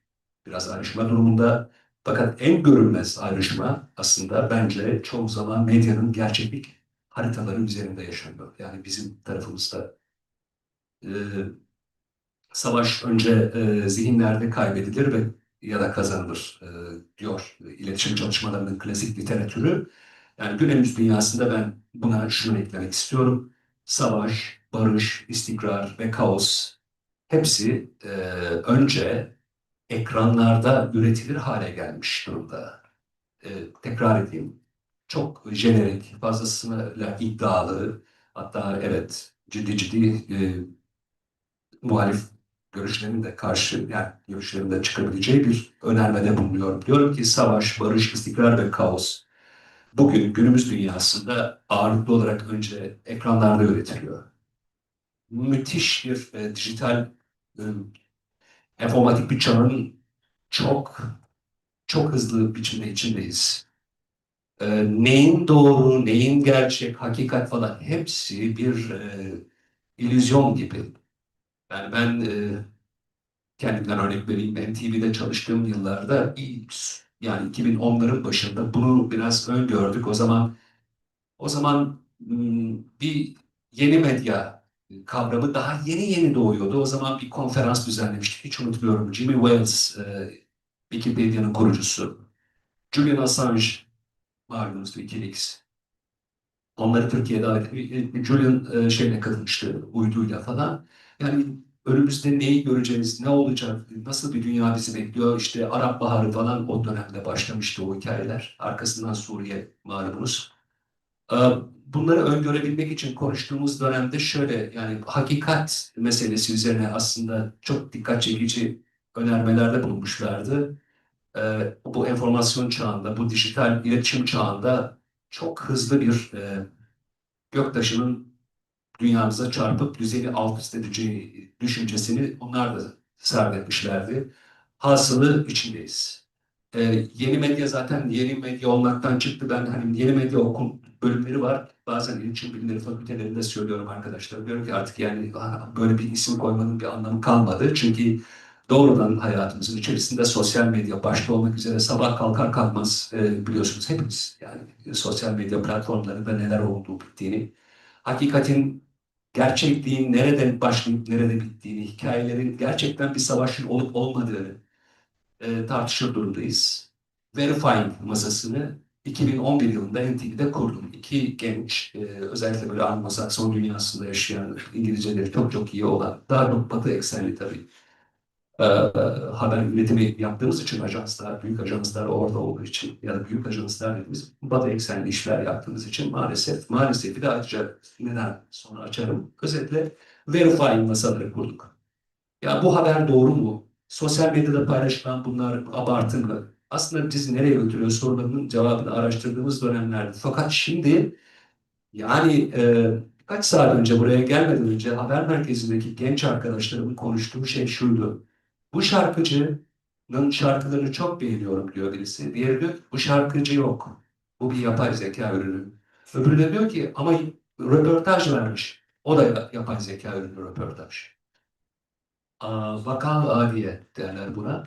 Biz yani günlük hayatımızın içerisinde şarkıcı, şarkı falan derken biz savaşın da üretildiği, kaosun da üretildiği, bu adam nedir ne değildir hikayesini üretildiği. Az önce İdris'e benim başıma gelen bir sosyal medya linçini anlattım. Kısaca örnek vereyim çünkü ben ana akım medyada uzun yıllar Aksa tufanından önce Filistin meselesine sahip çıkmış olduğumu düşünüyorum. Yani hep bunun bir ideolojiler üstü, politikalar üstü bir mesele olduğunu düşünüyorum Filistin davasının meselesini. Yani Yasser Arafat'la röportaj yapmış bir gazeteci olarak da gururla da bunu söylüyorum. Yani gençliğim, çocukluğum bununla geçti. Yani söylediğim şey şu, İsrail'e düşen füzeler buradaki sivillerin de ölümüne yol açabilir. Burada bir sosyal medya linçiydim ve hani mesleğimi az daha yani kariyerimi ve mesleğimi kaybediyordum. Çünkü önünü ve arkasını kestiler. Çünkü yani öyle bir şey yani. Berbat bir hakikat alt üst edilmiş. Yani sizin geçmişiniz, yarattığınız, ortaya koyduğunuz ne varsa yerle yeksan ediliyor bir anda. Ertesi gün bambaşka bir şekilde yeniden üretiliyorsunuz. Benim anlattığım tabii bir gazetecinin başına gelen tuhaflıklar. Ama biz şimdi bunu küresel çapta yani bir adamın başına gelen bir hikayeden ziyade bir ülkenin başına gelen bir hikaye olarak da görebiliyoruz. Ve medya bu anlamda aslında artık verifying masası olması, hani teyit masası olması gereken kurumsal yapılar da işin içine girmiş durumda. Şimdi şöyle söyleyeceğim. Sunum gelmiyor ekrana ama ben devam edeyim ve çok da uzattığımın farkındayım. Keseceğim burada şu noktada. Yani şöyle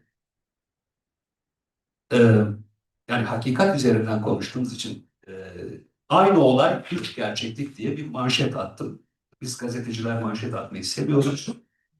Bugün Gazze'deki bir saldırı, Kiev'deki bir barış girişimi, Şam'daki siyasi görünüm, bir sonraki şeye geçebiliriz yani. Ya da Asya Pasifik'teki bir askeri geçit resmi, geçit töreni. Bunların hepsi herkesin hikayesine göre değişiyor. Yani herkesten kastım çok klişe şeyler söylemek de istemiyorum ama hepimizin bildiği bir şeyin altını çizmek istiyorum.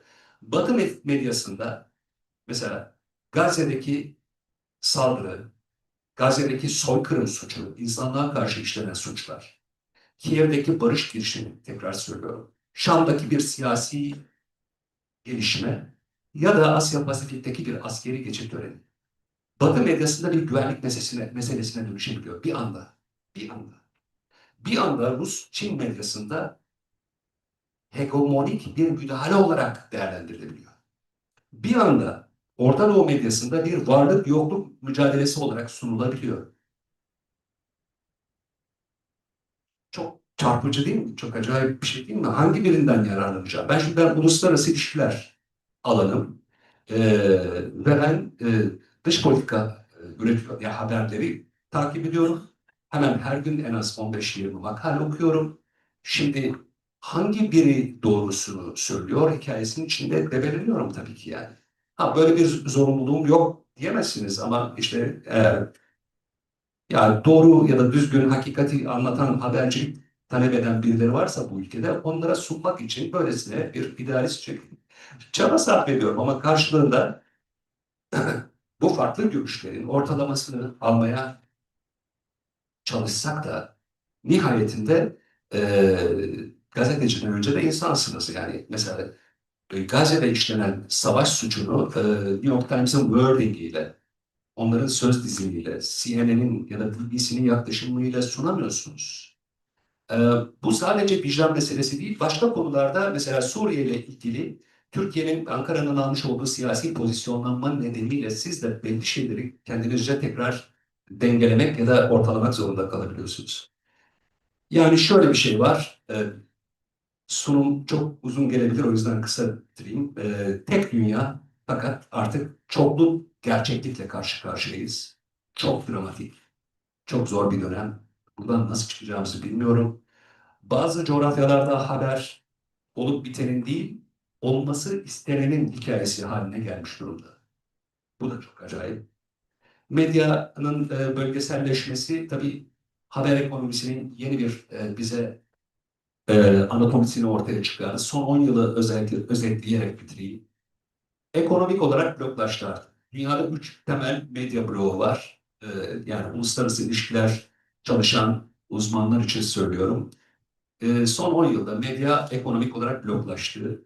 Dijital mecralar algoritmalara teslim oldu. İki blok, yani ekonomik bloklar, mali bloklardan oluşan gruplar, dijital mecraların oluşturduğu algoritmalardan oluşan bir başka blok ve haber akışı coğrafi rekabetin parçası haline geldi. Çünkü herkes kendi gerçekliğini veya zaviyesinden, kendi açısından hikayesini anlatmak içerisinde. Bugün küresel medya haritasında coğrafi olarak da 3 ana küme görüyoruz.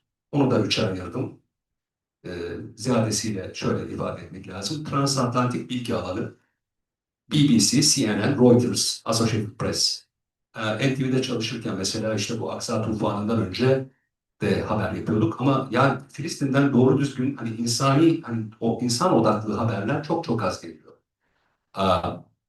Batı Şeria'dan, işte Doğu Kudüs'ten, Gazze'den, Batı eksenli iş yapıyorsanız ya ister istemez mesela aralarında Ajans France Presse falan değil, yani Ajans France Presse için çok bastırdığımı ve abonelik için çok uğraştığımı hatırlıyorum.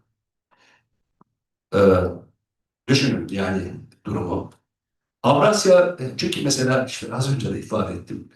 Yani CNN International anlattığı bir hikaye ya da baktığı zaviyeden hani siz bakmıyorsunuz. Yani bir de bu coğrafyanın insanı ve komşususunuz. İkincisi Avrasya bilgi alanı diye tanımlayabileceğimiz bir bilgi alanı oluştu. Bu da Russia Today, Sputnik gibi işte Moskova eksenli, CGTN, Çin medyası ve tabii bu ekosistemin çevresindeki diğer markalar. Son olarak da Orta Doğu merkezli bölgesel ağlar var. Bunların içerisinde El Cezire, Körfez, El Arabiya, Suudi Arabistan ve tabii TRT World. TRT World'un çok kıymetli bir kamu diplomasisi alanı yarattığını düşünüyorum. Bu kümeler artık yalnızca haber üretmiyorlar. Çok açık ve net bir biçimde artık algı düzeni içindeki rollerine uygun şekilde pozisyon alıyorlar. Mesela Rus uçağı düşünce yine az önce İdris'le konuşurken Rus medyasının tavrını şu an bugün gibi hatırlıyorum. Yani Rus medyası Cumhurbaşkanı Erdoğan'la ilgili öyle bir yayın politikası izlemeye başladı ki biliyorsunuz Türkiye'deki erişim engellendi. Korkunç, akla hayale gelmeyecek suçlamalar ailesinden, içinden korkunç şeylerdi yani. İnanılacak gibi değil. Putin belli ki Putin ya da işte Kremlin'de birisi düğmeye basmıştı. O uçak düşme meselesinin ardından o pozisyonlanmayı hatırlamak gerekiyor bence. Bunları unutmamak lazım. Ukrayna Savaşı sırasında Batı medyasının insanlık suçu söz dizimi, wording'i hepimiz kullandık. Doğru, haklıydı bence kişisel olarak kanaatim bu. Ama mesela aynı Batı medyası Gazze'de 2 yıl süren insanlığa karşı işlenen halı bombardımanlarıyla işlenen suçların çoğunu görmezden geldi. Çoğunu. Yani iç sayfalarda yani elinize hard copy olarak aldırmak bu New York Times'ı, Financial Times'ı falan filan söylemiyorum artık yani. Başat artık internet siteleri, sosyal ağlardaki bağımsız gruplar dışında hemen herkes Batı eksenli yayın kuruluşlarında yani Ukrayna'da gösterilen hassasiyetin e, yani güçte birini göstermedi açık söyleyeyim. Oradaki wording bambaşkaydı. Orada 7 Ekim ve işte Aksa Tufanı işte veya sonrası veya öncesi ama İsrail yanlısı tutum. İsrail'in yanında dizilmiş, sıralanmış, pozisyonlanmış medya grupları. Özetle tekrar burada bitiriyorum. Yani medya şu anda barışı kurabilir, savaş başlatabilir, savaşı sürdürebilir. Medya öylesine bir tuhaf bir heyulaya dönüştü ama medyadan kastım geleneksel medya ağlarını söylemiyorum. Bunun içinde sosyal medya var. Yani dünyada artık bir enformasyon savaşı var. Bütün bu olup bitenler içerisinde hakikati bulmak konusunda gerçekten çok ciddi sıkıntılar yaşanıyor. Ve medya bu bölgeselleşmiş, parçalanmış, dağınık görünen yapının içerisinde farklı bir şekilde yani sermayenin istediği ya da ülkenin çıkarlarına göre yeniden pozisyonlanmak durumunda kalıyor. Ee, Demokrasi mi? O zaten çoktan berhava oldu. İnananlar vardı, yoktu falan. Ama şu anda bulunduğumuz dünya düzeni bize bir kaos, bir karman çormanlık getirdi.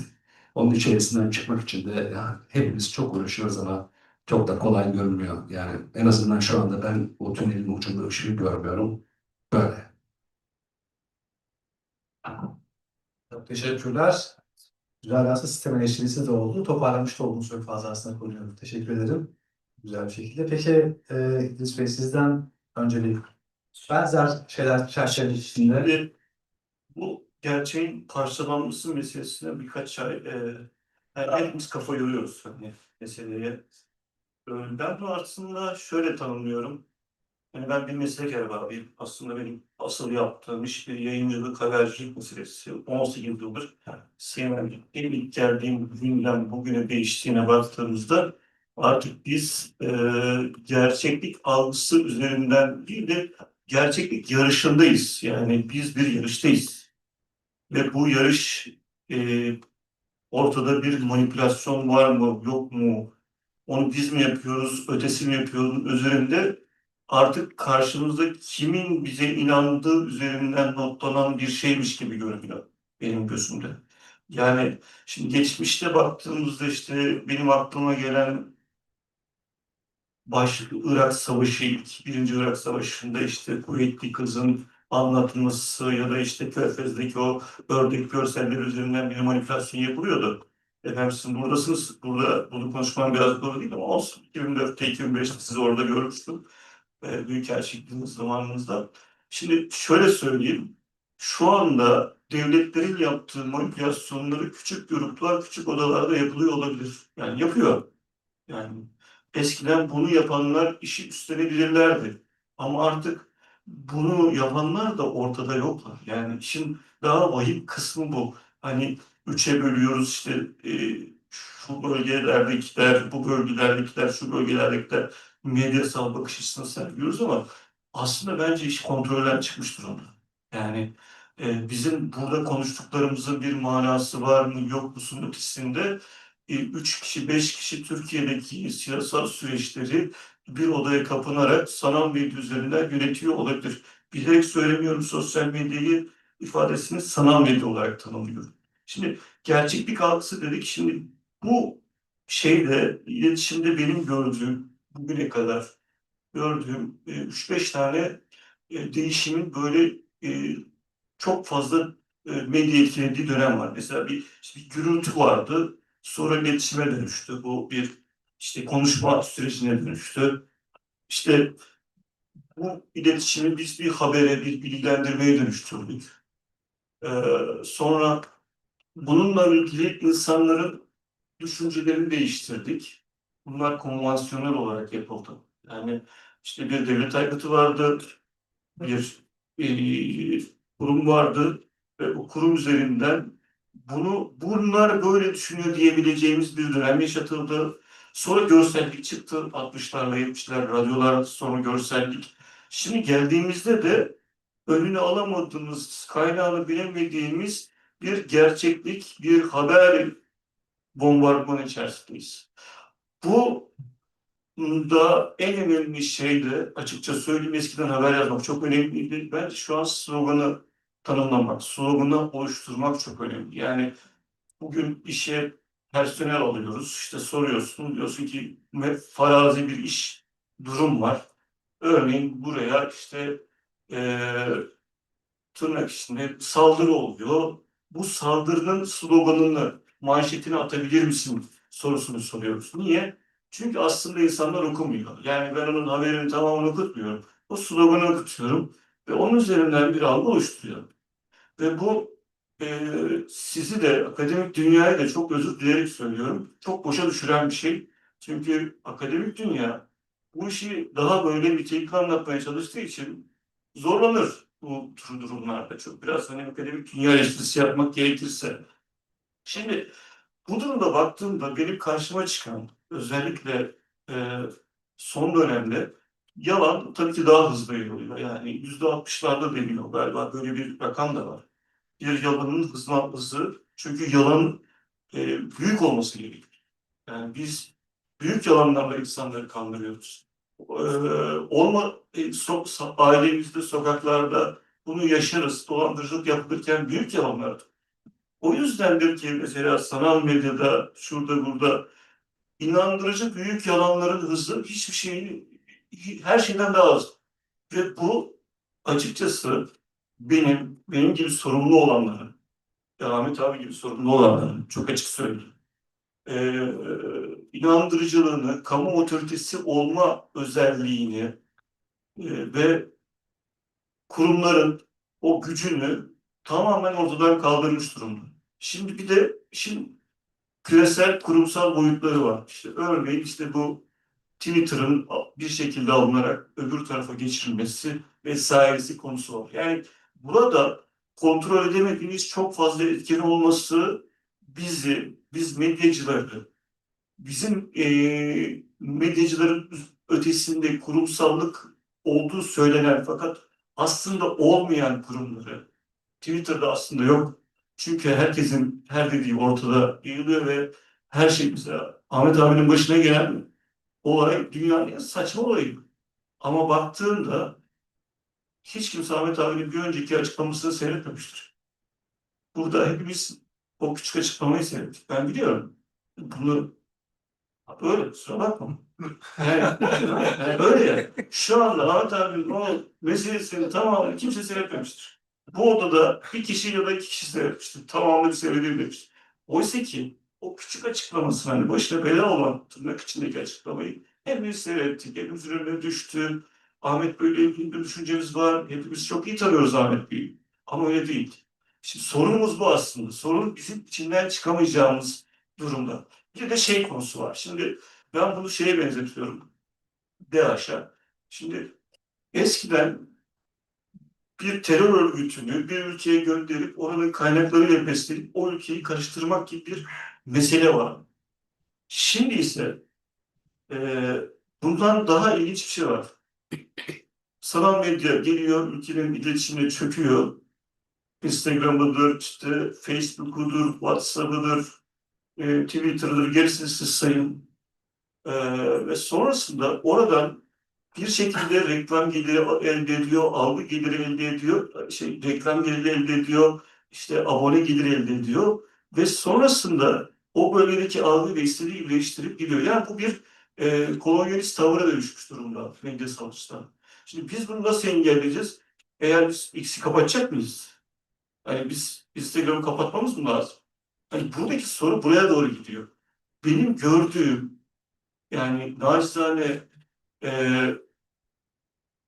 bir medya yöneticisi olarak da gördüğüm şey şu: eğer önlem alınmazsa oturup konuşacak platform bulamayacak duruma gelmemiz çok yakın. Bu bir netlik gösterisi gibi görünebilir. Yani bu kadar net konuşuyor musunuz? Hayır. Bu yakında, çok yakında olmayabilir ama orta dönemde olacakmış gibi görünüyor. Kimsenin televizyon açıp televizyonda bir şeyi seyretmesi durumu olmayacakmış gibi görünüyor. Hepimiz başladık zaten buna. Bir de şimdi ben İdris Sarıkan. Çok iyi bir insanım ben. Süperim. Bütün toplumsal hayatı çok iyi takip ediyorum.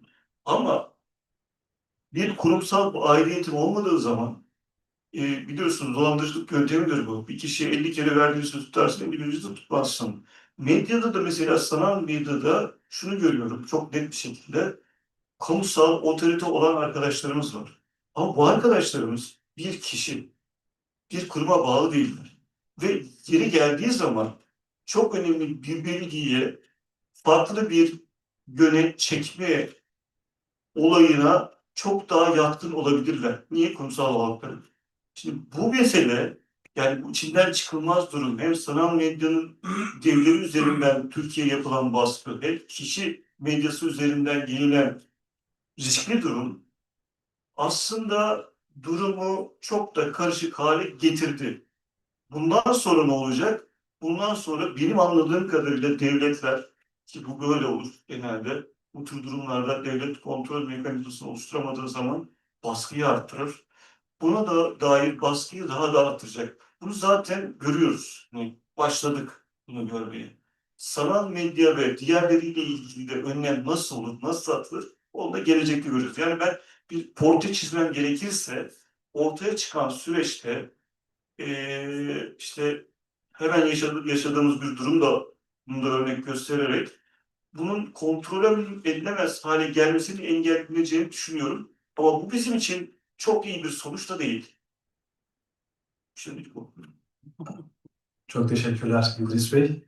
Şimdi isterseniz şöyle ilerleyelim. Ben bir soru daha yönelteyim ama ikinizden o konuyla ilgili fikir almak istiyorum. Çünkü farklı bakış açılarınız da var. Farklı yerlere değiniyorsunuz. O yüzden daha verimli olacak gibi geldi bana bu şekilde.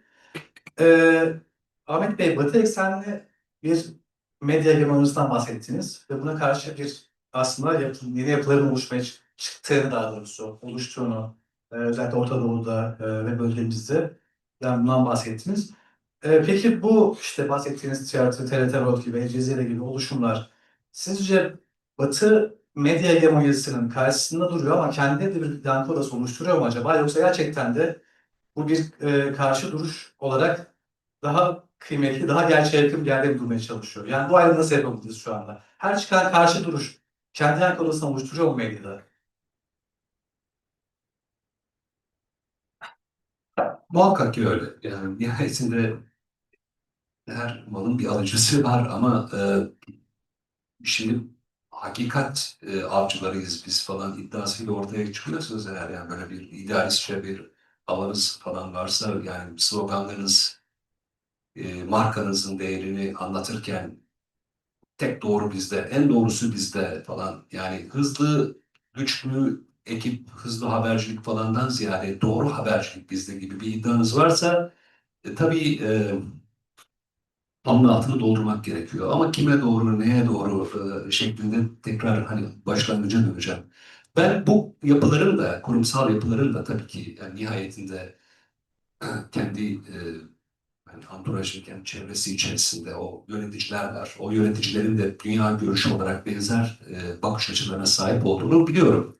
Şimdi sosyal medya bir taraftan tabii bir az önce getirdiği olumsuz havayla beraber olumlu tarafını da görüyoruz diye düşünüyorum. Yani şöyle, e, haber o öbekleri oluşmaya başladı. Bunlar enformasyonu alıyorlar.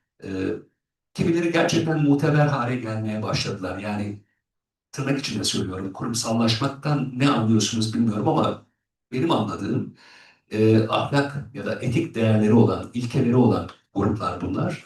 Bunlar yavaş yavaş ortaya çıkmaya başladı. Bir televizyon dizisi vardı, House of Cards. Belki izleyen vardır aranızda. House of Cards'ta mesela anlatılırdı senaryonun içerisinde. Amerika Birleşik Devletleri'nde şimdi mesela sosyal medya demeyelim de internet siteleri ama şimdi sosyal medya çok o platformları çok yoğun kullanan öbekler oluştu. Ben mesela Politico, ilk önce Drudge Report hatırlıyorum. Ben Amerika'da görev yaptım 8 yıl. Mesela Drudge Report, yani kurumsal yapılar Monica Lewinsky meselesini yayınlamak istemediler ama Matt Drudge yayınladı mesela. Sonra Huffington Post geldi. Arkasından işte yani çok şey çıktı. İşte Politico, The Hill falan ama mesela şu dönemde mesela Axios havası esiyor. House of Cards'da mesela böyle kendisini gerçekten ifade edemeyen, o kurumsal yapıda boğulan veya o kurumsal yapının işte tırnak içindeki söyleyeceğim etik ilkeleri işte o e, hani ne derler Code of Ethics ona uymayan yani ya da bunların yanlış olduğunu düşünüyorum deyip dışarıya çıkan, o çemberin dışına çıkan insanlardan bahsedilir. Yani o tür gazetecilerden. Şimdi tam anlamıyla öyle gazeteciler var. Ha, Axios onlardan biri mi değil mi tartışmasına girmeyeceğim ama Axios mesela şimdi benim ister istemez haber kaynağım çünkü Beyaz Saray'ın orada bir tane Musevi bir çocuk var Yahudi, Ravid Barak. Mesela sürekli scoop yapıyor yani sürekli son dakika haber veriyor. Ve haberler doğru da çıkıyor yani. O içeride artık birisi ona veriyor. Her dönemin böyle mutlaka şeyi vardır yani. Kurumsal yapılarda böyleydi. Şimdi Ravi Barak da bir Aksiyos'un da önüne geçti. Bu tür adamlar var, bu tür muhabirler var, bu tür gazeteciler var. Ya da kendinden menkul, kıymeti kendinden menkul insanlar var. Türkiye'de de var. Şimdi Türkiye'de de her hikaye kendisinin etrafında oluşuyormuş. Yani sadece yani en doğrusunu kendisinin söylediğini iddia eden falan insanlar da var. Ama bu tabii talebe binaen ortaya çıkıyor. Biraz da böyle bir şeyi talep eden insanlar var. Şimdi e, dediğim gibi ben de akademik çalışmalar içerisindeyim. E, Gençlerle konuşuyorum. Doğru dürüst artık yani geleneksel medya izleyen ya da takip eden zaten matbu eline gazeteyi alan doğru dürüst insan görmedim öğrencilerin arasında. E, Televizyon işte hepsi video on demand halinde. Artık herkes şey izliyor, platformları izliyor. E, Geçen sene platformlarla ilgili bir toplantıya katıldım Almanya'da. Orada belki hani şöyle bir şey konuşuldu. Televizyonun geleceği konusunda İdris söylediği için biraz savrulma yaşıyor gibi görünebilirim ama ana eksene döneceğim. Şöyle çok çok önemli. Yani Avrupa'da platform yayın yapan ve dünyada hani ünlü markanın ismini vermiyorum artık. Kaçının genel yayın yani yöneticileriyle de böyle bir akşam yemeği yedik. Küçüktü böyle. Ertuğrul Özkök'ün öyle şeyleri var. Küçük bir grupla bir araya geldik falan diye. Bizimkisi de öyle olduk. Benim hayatta çok ender olan şeyler oldu. Ama orada mesela çok ciddi bir şey söylediler. Hatta yeni bir şey de değil belki ama bunu çok ciddiye alıyorlar. Yani geleneksel televizyon nasıl seyredilir? Bir spor müsabakasını insanlar 10 dakika sonra izlemek istemiyor. Yani Türkiye'nin İspanya ile oynadığı maçı o anda izlemek istiyor. O yüzden televizyon önemli. Yani gelenekselde. Bir tane işte premium bir dizi yapıyorsunuz. Ne bileyim işte öte şehir mi, dış şehir mi, yabancı şehir mi neydi o? Böyle uzak şehir. Mesela uzak şehrin son bölümünü o anda aha da orada olup izlemek istiyorsunuz. Ve haber. Haberi izlemek istiyorsunuz yani. Şimdi YouTube'da daha çok gençler YouTube'da ve sosyal medyada haber izliyorlar ve o yüzden bir karmaşık kafaları bir şey. Yani gençler böyle oluyor falan hani yaşlandıkça böyle hani diğer kuşaklara böyle ters ters konuşan adamlara benzemeye başladım ama nihayetinde zamanın ruhu bu. Haberi kimse artık doğru düzgün yani televizyonda yani benim tanıdığım genç böyle benim öğrencilerim arasında haberi geleneksel televizyondan alanı hatırlamıyorum, görmüyorum. Onlar çoğunlukla sosyal medyadan alıyor. İnternet sitelerinden alıyorlar ve zaten mobil yaşıyorlar. Ve bizler web öldü. Artık herkes mobil zaten. Şuradan her şeyimizi buradan biliyoruz. Şimdi bu kadar lafı güzel. Şuraya geleceğim. Yani nihayetinde odak buraya gelince burada artık yani kurumsal yapılar, işte bireysel hareketler falan bunlar hani dünyada olup bitenleri herkes kendi meşrebince, kendi hikayesini ya tekrar yazarak anlatmaya başladı. Böyle olunca da acayip kakafonik bir durum oldu. Tam da şimdi, işte tam da şimdi bence gazetecilere ihtiyaç var. Ama benim söylediğim tabii yani artık yani ben old school bir adam ya da işte boomer gibi görünebilirim ama ya gerçekten bu olmuş mu diye dönüp bana bakmalılar. Tabii CNN Türkiye bakmalılar. NTV'ye bakmalılar. Yani az önce söylediğim gibi haber hala premium, son dakika, hala kıymet değeri var. Var. Ya sosyal medyada böyle diyorlar ama bir de bakalım CNN Türk'te, TV yüzde şurada var. O yüzden bizim yaptığımız işin bir karşılığı olmalı, kıymet değeri olmalı diye düşünüyorum. Çalıştığım, birlikte olduğum bütün arkadaşlara, gençlere bayrağı teslim etmek üzere olduğumuz bir yaşa doğru giderken bunları anlatıyoruz. Diyoruz ki rating bir şekilde kazanılır, para da kazanılır ama itibar öyle kolay kazanılan bir şey değil. Gazeteciliğin itibarı hala var ve olmalı. Kurumsal dediğimiz şeyi yani işte içeriye girerken kart, öğlenliği yemek, işte yemek kartı öyle şeylerle anlatmayan marka değeri. Kurumsal dediğimiz şey budur. Code of Ethics. Ahlak, benim ilkelerim var. Bu ilkeler çerçevesinde yayın yapıyorum. Ve ben kimseyi kandırmıyorum.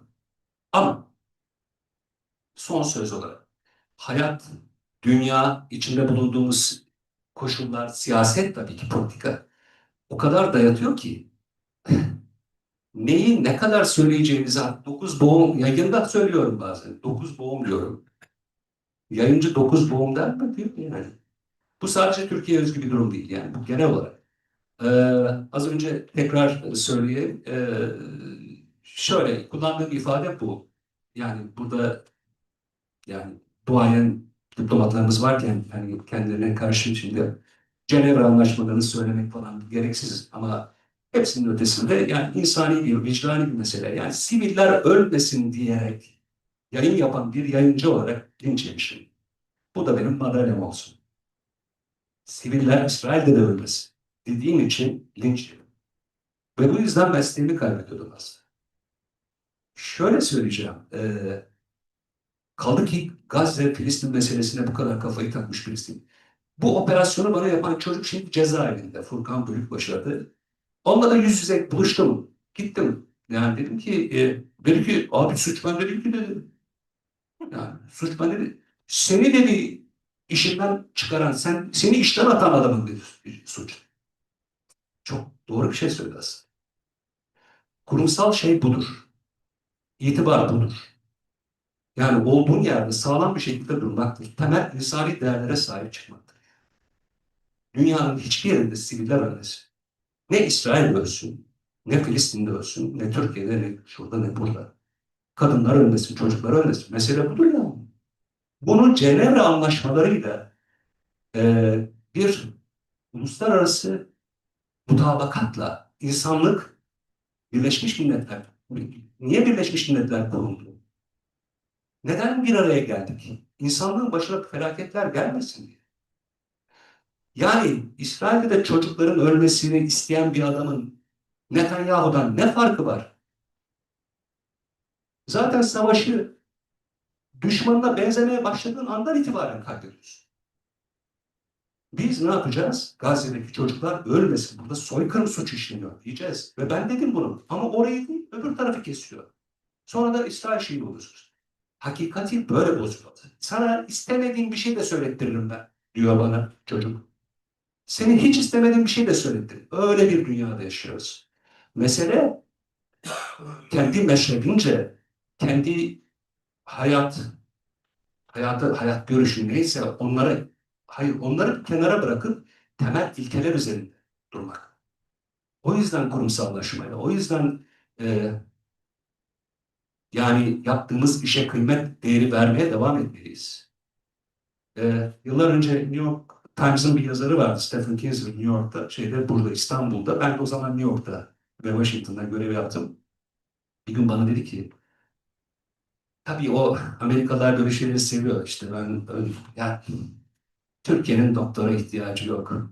Türkiye'nin avukata ihtiyacı yok. Türkiye'nin gazeteciydi. Böyle dinliyorum. Türkiye'nin iyi doktora, iyi mühendisi, iyi avukata ihtiyacı var. Hakikaten öyle. Yani bizim sektörümüzde Türkiye'de yaşananları biliyorsunuz. Ama bu sadece Türkiye özgü değil. Yani şu anda zamanın ruhu. E, yani konumuzun başlığı tabii bölgesel ayrışma ve hani medyanın pozisyonlanması. Bunları konuşuyoruz ama hani içinde yaşadığımız için bu sorunları tekrar kendimizden de örnek vererek bir yere gelmeye çalıştım. Ayrışma sadece siyasette değil, sosyal hayatta, ekonomide, yani refah toplumu olmaktan tamamen çıkmış birçok ülke var etrafta. Yani kuzeye de gidin, kuzeyde de çok sorun var. Orta Doğu, Balkanlar, Afrika kaynıyor.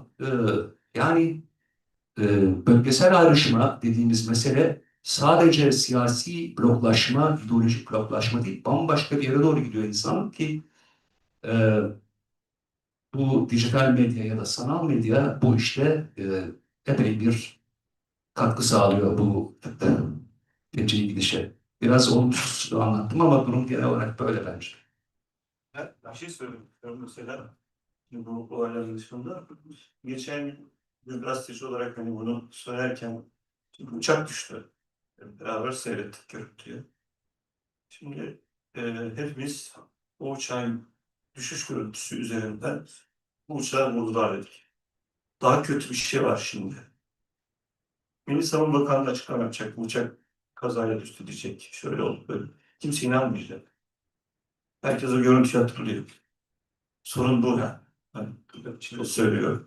Yani buradaki meselenin sadece kontrolsüzlük ötesinde bir şey olduğunu anlamamız lazım artık. Yani bizim sistemimizi de örseleyen, değiştiren, belki yıkılmasını ileride sağlayacak bir duruma doğru gidiyor.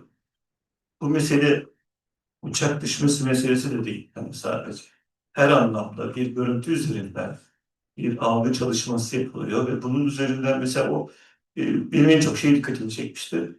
Uçak düştüğü gün. Görüntü çok çabuk geldi. Yani bu görüntü nasıl bu kadar çabuk geldi? Yani bu beni mesela şüpheciliğe vurdu. O yüzden hani görüntüyü vermedim. Ama şöyle söyleyeyim, 4 tane kanalda seyrettim. Ben bari hani onlar veriyorsa ben mesleki erbabı olarak ne yapmam lazım?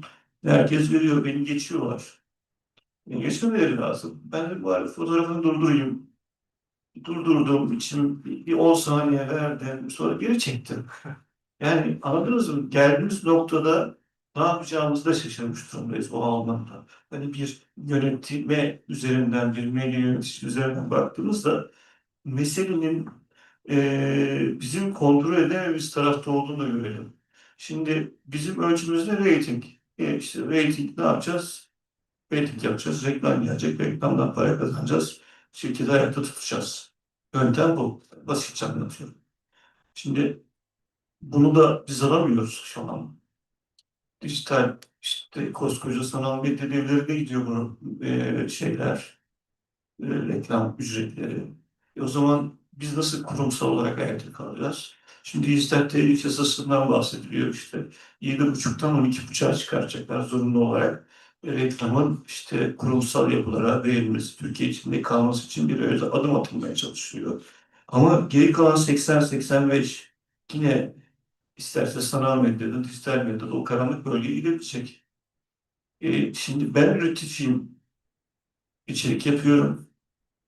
Benim en iyi yaptığım, düşündüğüm şey bir gazeteci olarak bir şey olduğunda örneğin Şam'da işte Genelkurmay Başkanlığı binası vuruluyor. Ben arkadaş oraya gönderiyorum. O binanın önünü çekiyor. Gerçekten bina vurulmamış da olabilir. Evet o gün vurulmuştu.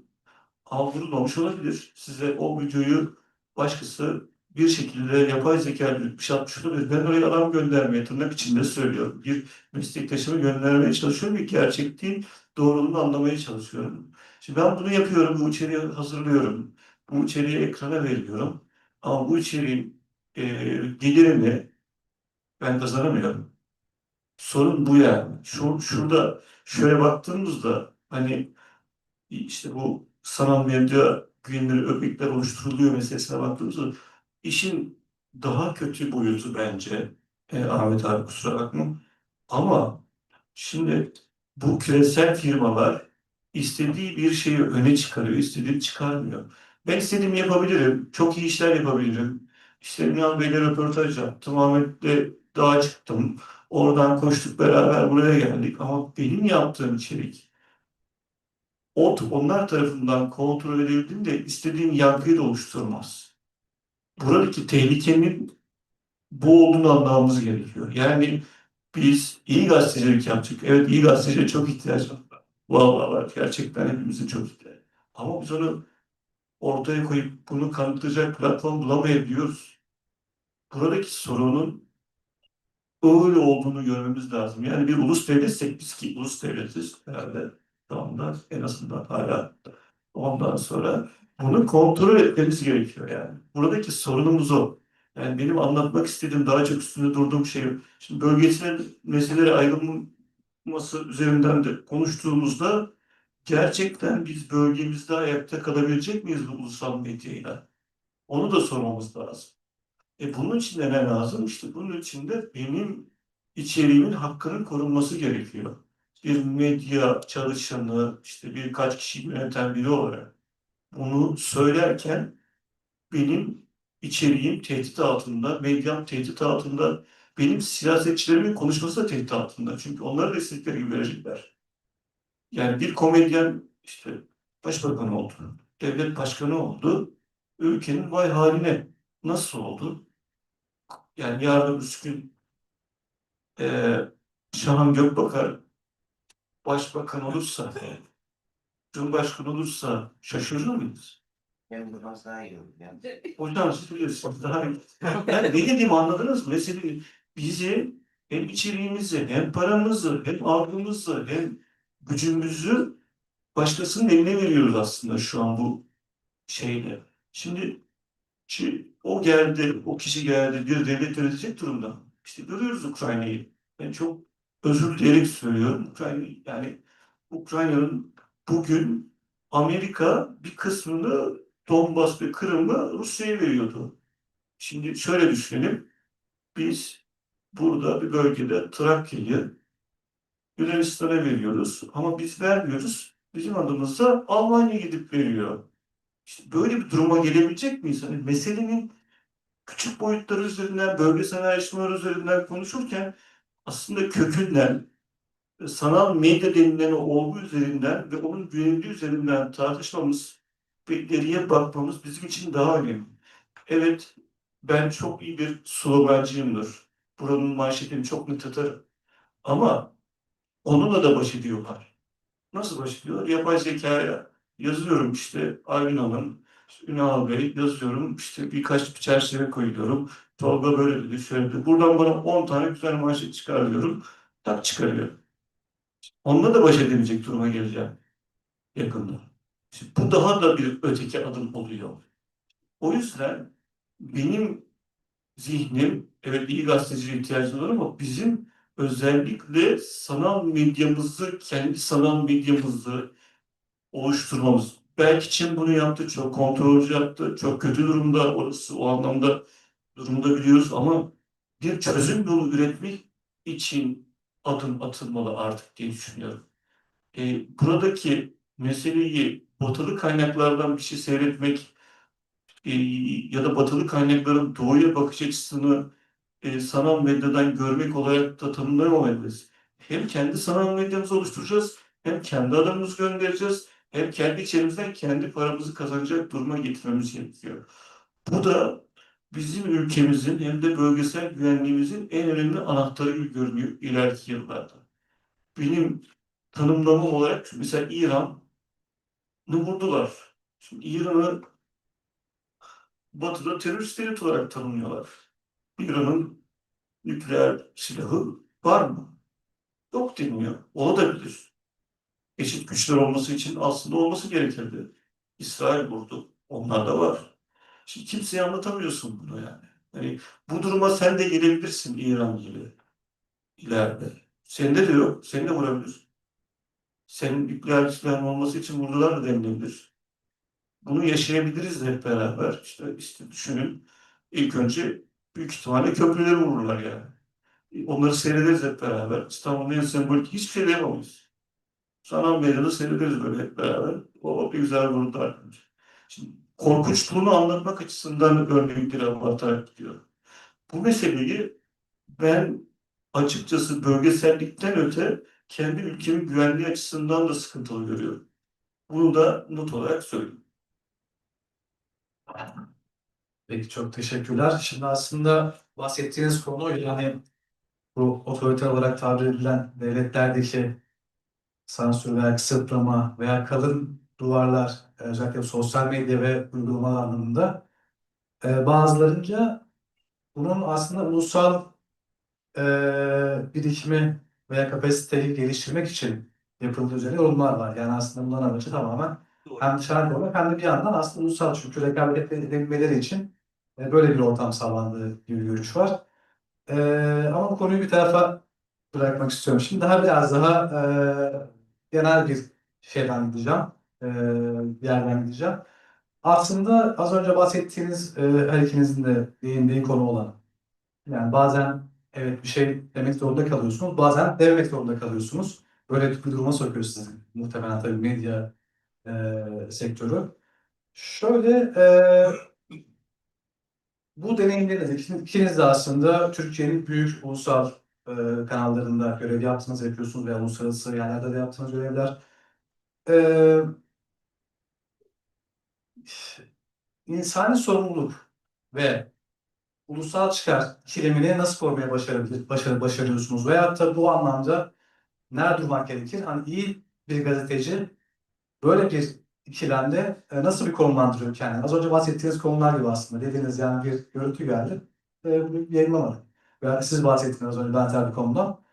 Burada iyi gazeteciyi konumlandırırken nasıl bir yere koyuyorsunuz? Çok kısa bunlar da alayım. Ondan sonra bir yavaş yavaş kapanışa geçelim isterseniz. Hocam son derece netameli sorular soruyorsunuz. Zülfiyar'a dokunmadan nasıl gideceğiz? Yani işte slalom yapa yapa öğrendik. Survival veriyoruz işte. Şöyle yani iyi gazeteci nasıl olunur biliyoruz yani. Ben bildiğini düşünüyorum. İddialıyım. Ama yani yaşadığımız hayat soruyor yani soruyoruz. Şöyle ulusal çıkar meselesinde ben memleketim ben kendimi çok iyi bir vatansever olarak görüyorum. Çok aşığım bu memlekete. Yani çok fırsatlarım oldu başka şekilde, başka yerlerde, başka biçimde yaşanan şeylerim. Yani gazeteci olarak da hayatımı başka yerde ya da akademisyen olarak da geçirebilirdim ama her defasında döndüm geldim yani. Çünkü çok seviyorum gerçekten. Olağanüstü güzellikte bir ülkede yaşıyoruz yani. İnsanıyla, toprağıyla her şey. Orada yani kendimi çok iyi hissediyorum burada. Burası benim vatanım. Şimdi benim vatanımın tabii ki çıkarları var ya. Değil mi? Yani o konuda da yani biraz hani o yalamışılmış yani biraz kendince bir kendisini geliştirmiş insanlarız. Hepimizin de belirli görüşleri var. Ama tabii yani her türlü gazeteci olunur ama merhamet duygusu yoksa eğer bir adamda gerçekten ondan ne kadar gazeteci olur bir soru işareti. Yani hani şeyin şairin dediği yani sol memenin altındaki cevahir yanıyor mu yanmıyor mu? Yani şey duygusu var mı? Empati. Bu Nürnberg mahkemeleriyle ilgili yapılan bir filmde hatırlıyorum. Yani hepsinin ortak noktasını buldum diye bağırıyor psikiyatr ya da psikolog. Soruyor. Biliyorsunuz savaşı kazananlar savcı olduğu için Adalet Bakanı, Amerikan Adalet Bakanı savcı. Yani ona söylüyor. Diyor ki ne? Lack of empathy diyor. Empati yoksunluğu. Hepsinin ortak hikayesi. Bu kadar yani işte Gazze'de kötülüğü yapabilen işte ne bileyim burada yani etrafımız ilk önce Gazze gibi çünkü Gazze yani ben Bosna Savaşı'nı gördüm içinde yani o zaman daha junior bir muhabirdim orada da kaldım. Bu kötülüğü bir insan bir başkasından nasıl yapabilir duygusunu yaşadım yani o yüzden herhalde empati yoksunluğu diyorum yani, yani her türlü gazeteci olunur ama vicdan, merhamet duygusu olmayan adam da olmaz diye düşünüyorum. Ama tabii o sonra işte önünüze başka şeyler konuluyor. Yani ya da birileri diyor ki ya bu ama söylersen o ulusal çıkarlara aykırı falan. Şimdi dediğim gibi yani burası netameli, burası biraz gri bir alan, burası duruma göre değişebilir. Ama meslek olarak ülkemizde özellikle bu işi pratikte uygulama konusunda ilginç örneklerle karşılaşıyoruz. Yani uzun süredir vardı. Yani bir Ufuk Güldemir dönemi vardı. Allah rahmet eylesin. Ya bence televizyon habercileri çok kötü kurumsallaştı. Bana göre ama öyle. Ama başkasına göre öyle değil. O bir yani şeydi. İdoldü yani. Reha Muhtar'ı getirdi, koydu. Anormal şeyler yaptı. Olağanüstü şeyler kazandırdı televizyonculuğa. Televizyon haberciliğine. Şimdi mesela CNN Türk acayip işler yapıyor. Şöyle, kötü işlerden kastetmiyorum. Yani şöyle, mesela bazen bir şeyler oluyor. Bakıyorum, herkes diyor ki, ya mesela şöyle bir duygu oluşuyor. Gerçekten bu önemli mi? Çünkü her şey önemli gibi. Onlar şöyle bir şey yapıyorlar. Hani diyor ya, rating benim mücadelem, İdris'in söylediği. Çok iyi bir gazeteci İdris ve İdris'le beraber çalışanlar. Mesela geçen gün olağanüstü güzel bir gazetecide imza attıkları söyleyeyim. Önce kalbini kırmamak için önce oradan başlıyorum. Şimdi şöyle mesela şu zehirlenme vakası ne kadar vahimdi değil mi? Yani hepimiz yani travmatik bir şey. Hangisi? Kahve. Yok. Dört aile. Evet, böcek ailesi. Şimdi mesela bu ailenin ölümüyle ilgili CNN Türk müthiş bir gazetecilik yaptı bence. İzleyen var mı bilmiyorum ama. Ne yaptılar biliyor musunuz? Ya, hepimizin aklına geliyor ama o refleksi göstermişler. İlaçlama firmasının peşine düşmüşler. Sonra gidiyorlar yerinde yok falan. Müthiş bir gazetecilik yaptılar. Ben çok söyledim de yayın beraber çalıştığım haberci arkadaşlar TV100'de. Mesela böyle işler yapıyorlar, refleksleri çok iyi falan. Bazen de hakikaten hani mesela gerçekten hani şey diyorsunuz ya gerçekten ne oluyor? Hani doğru mu gerçekten bunlar ortalığı yıkıyorlar falan hani bir yangın yeri o dünya falan. Doğrudur. Çünkü neden? Şimdi bu İdris karar verici ama İdris'in bir hedefi var. Hepimizin bir hedefi var. Şimdi şöyle gitmiyor Türkiye'de işler. Sana al işte 300, 400, 500 çalışan, hepsi de işte iletişim mezunu değil tabii. Çoğu ama yani bu işi profesyonelce yapmaya çalışan insanlar. Ben yıllarca çalıştım bu meslekte değişik insanlarla. Hep şunu söylüyorum yani bu yaptığımız işin ben bir profesyonel kariyer, bir meslek olduğunu düşünüyorum. Ben böyle düşünüyorum. Bunun eğitiminin olduğunu düşünüyorum mesela. Ama daha önce çalıştığım firmanın başındaki genel yayın yönetmeni hanımefendi bu meslek bir isteyen yapar diyordu. Böyle bir şey olduğunu düşünmüyorum mesela. O yüzden diyorum ki bunun bir formasyonu var. Bu formasyonda evet asgari düzeyde şunları yapabiliriz, yaparız. Ama hepimiz asgari düzeyde, hepimiz ya mesela şimdi benim yeni çalıştığım televizyon istasyonunda muhteşem bir insan kaynağı var. Olağanüstü başarılı çocuklar. Yani öğrenmeye hevesliler, kendilerini geliştirmişler. Ama hepimizin kendi çizgileri var. Hepimizin kendi hikayesi var. Mesela CNN Türk'ün, Habertürk'ün, Başak yani NTV'nin, TV100'ün ya da neyse. Şöyle oluyor. Problem aslında İdris'in temelde söylemek istediğini düşündüğüm şey bu. Sermaye derinliği. Yani bağımsız gazetecilik yapabilecek olanaklar olmayınca böyle oluyor işte. Ha, bu dünyada da yok zaten artık. Yani insanlarda şu alışkanlık yok. Haberi satın alma, habere abone olma. Habere yani New York Times yaptı. yani New York Times yaptı şimdi hani çünkü yani tabii ki ama bu hani dünyada yavaş yavaş alışkan yani platformlara üye olmak gibi olunabiliyor, olunuyor. Yani Batı'da refah ülkelerinde hani refahın en azından olduğu olabilir. Şunu demeye çalışıyorum. Sermaye derinliği yoksa yani insanlar sana sahip çıkmıyorsa mesela Türkiye'de bağımsız bir takım işler yapılmaya çalışılıyor. Unutmamak lazım bunları. Mesela işte ne bileyim Oksijen galiba bunlardan birisi. Diken bir şey yapmaya çalışıyor. Bir matbuada çıkmaya çalışanlar, işte internet yayıncılığı yapanlar, şudur budur. Sermaye derinliği yok. Yani e, bir yerde para kazanmaya çalışıyorlar. Yani günün sonunda maişet motoru dönecek yani. Sonuçta biz, burası da patron öyle diyor yani. Demiyor mu?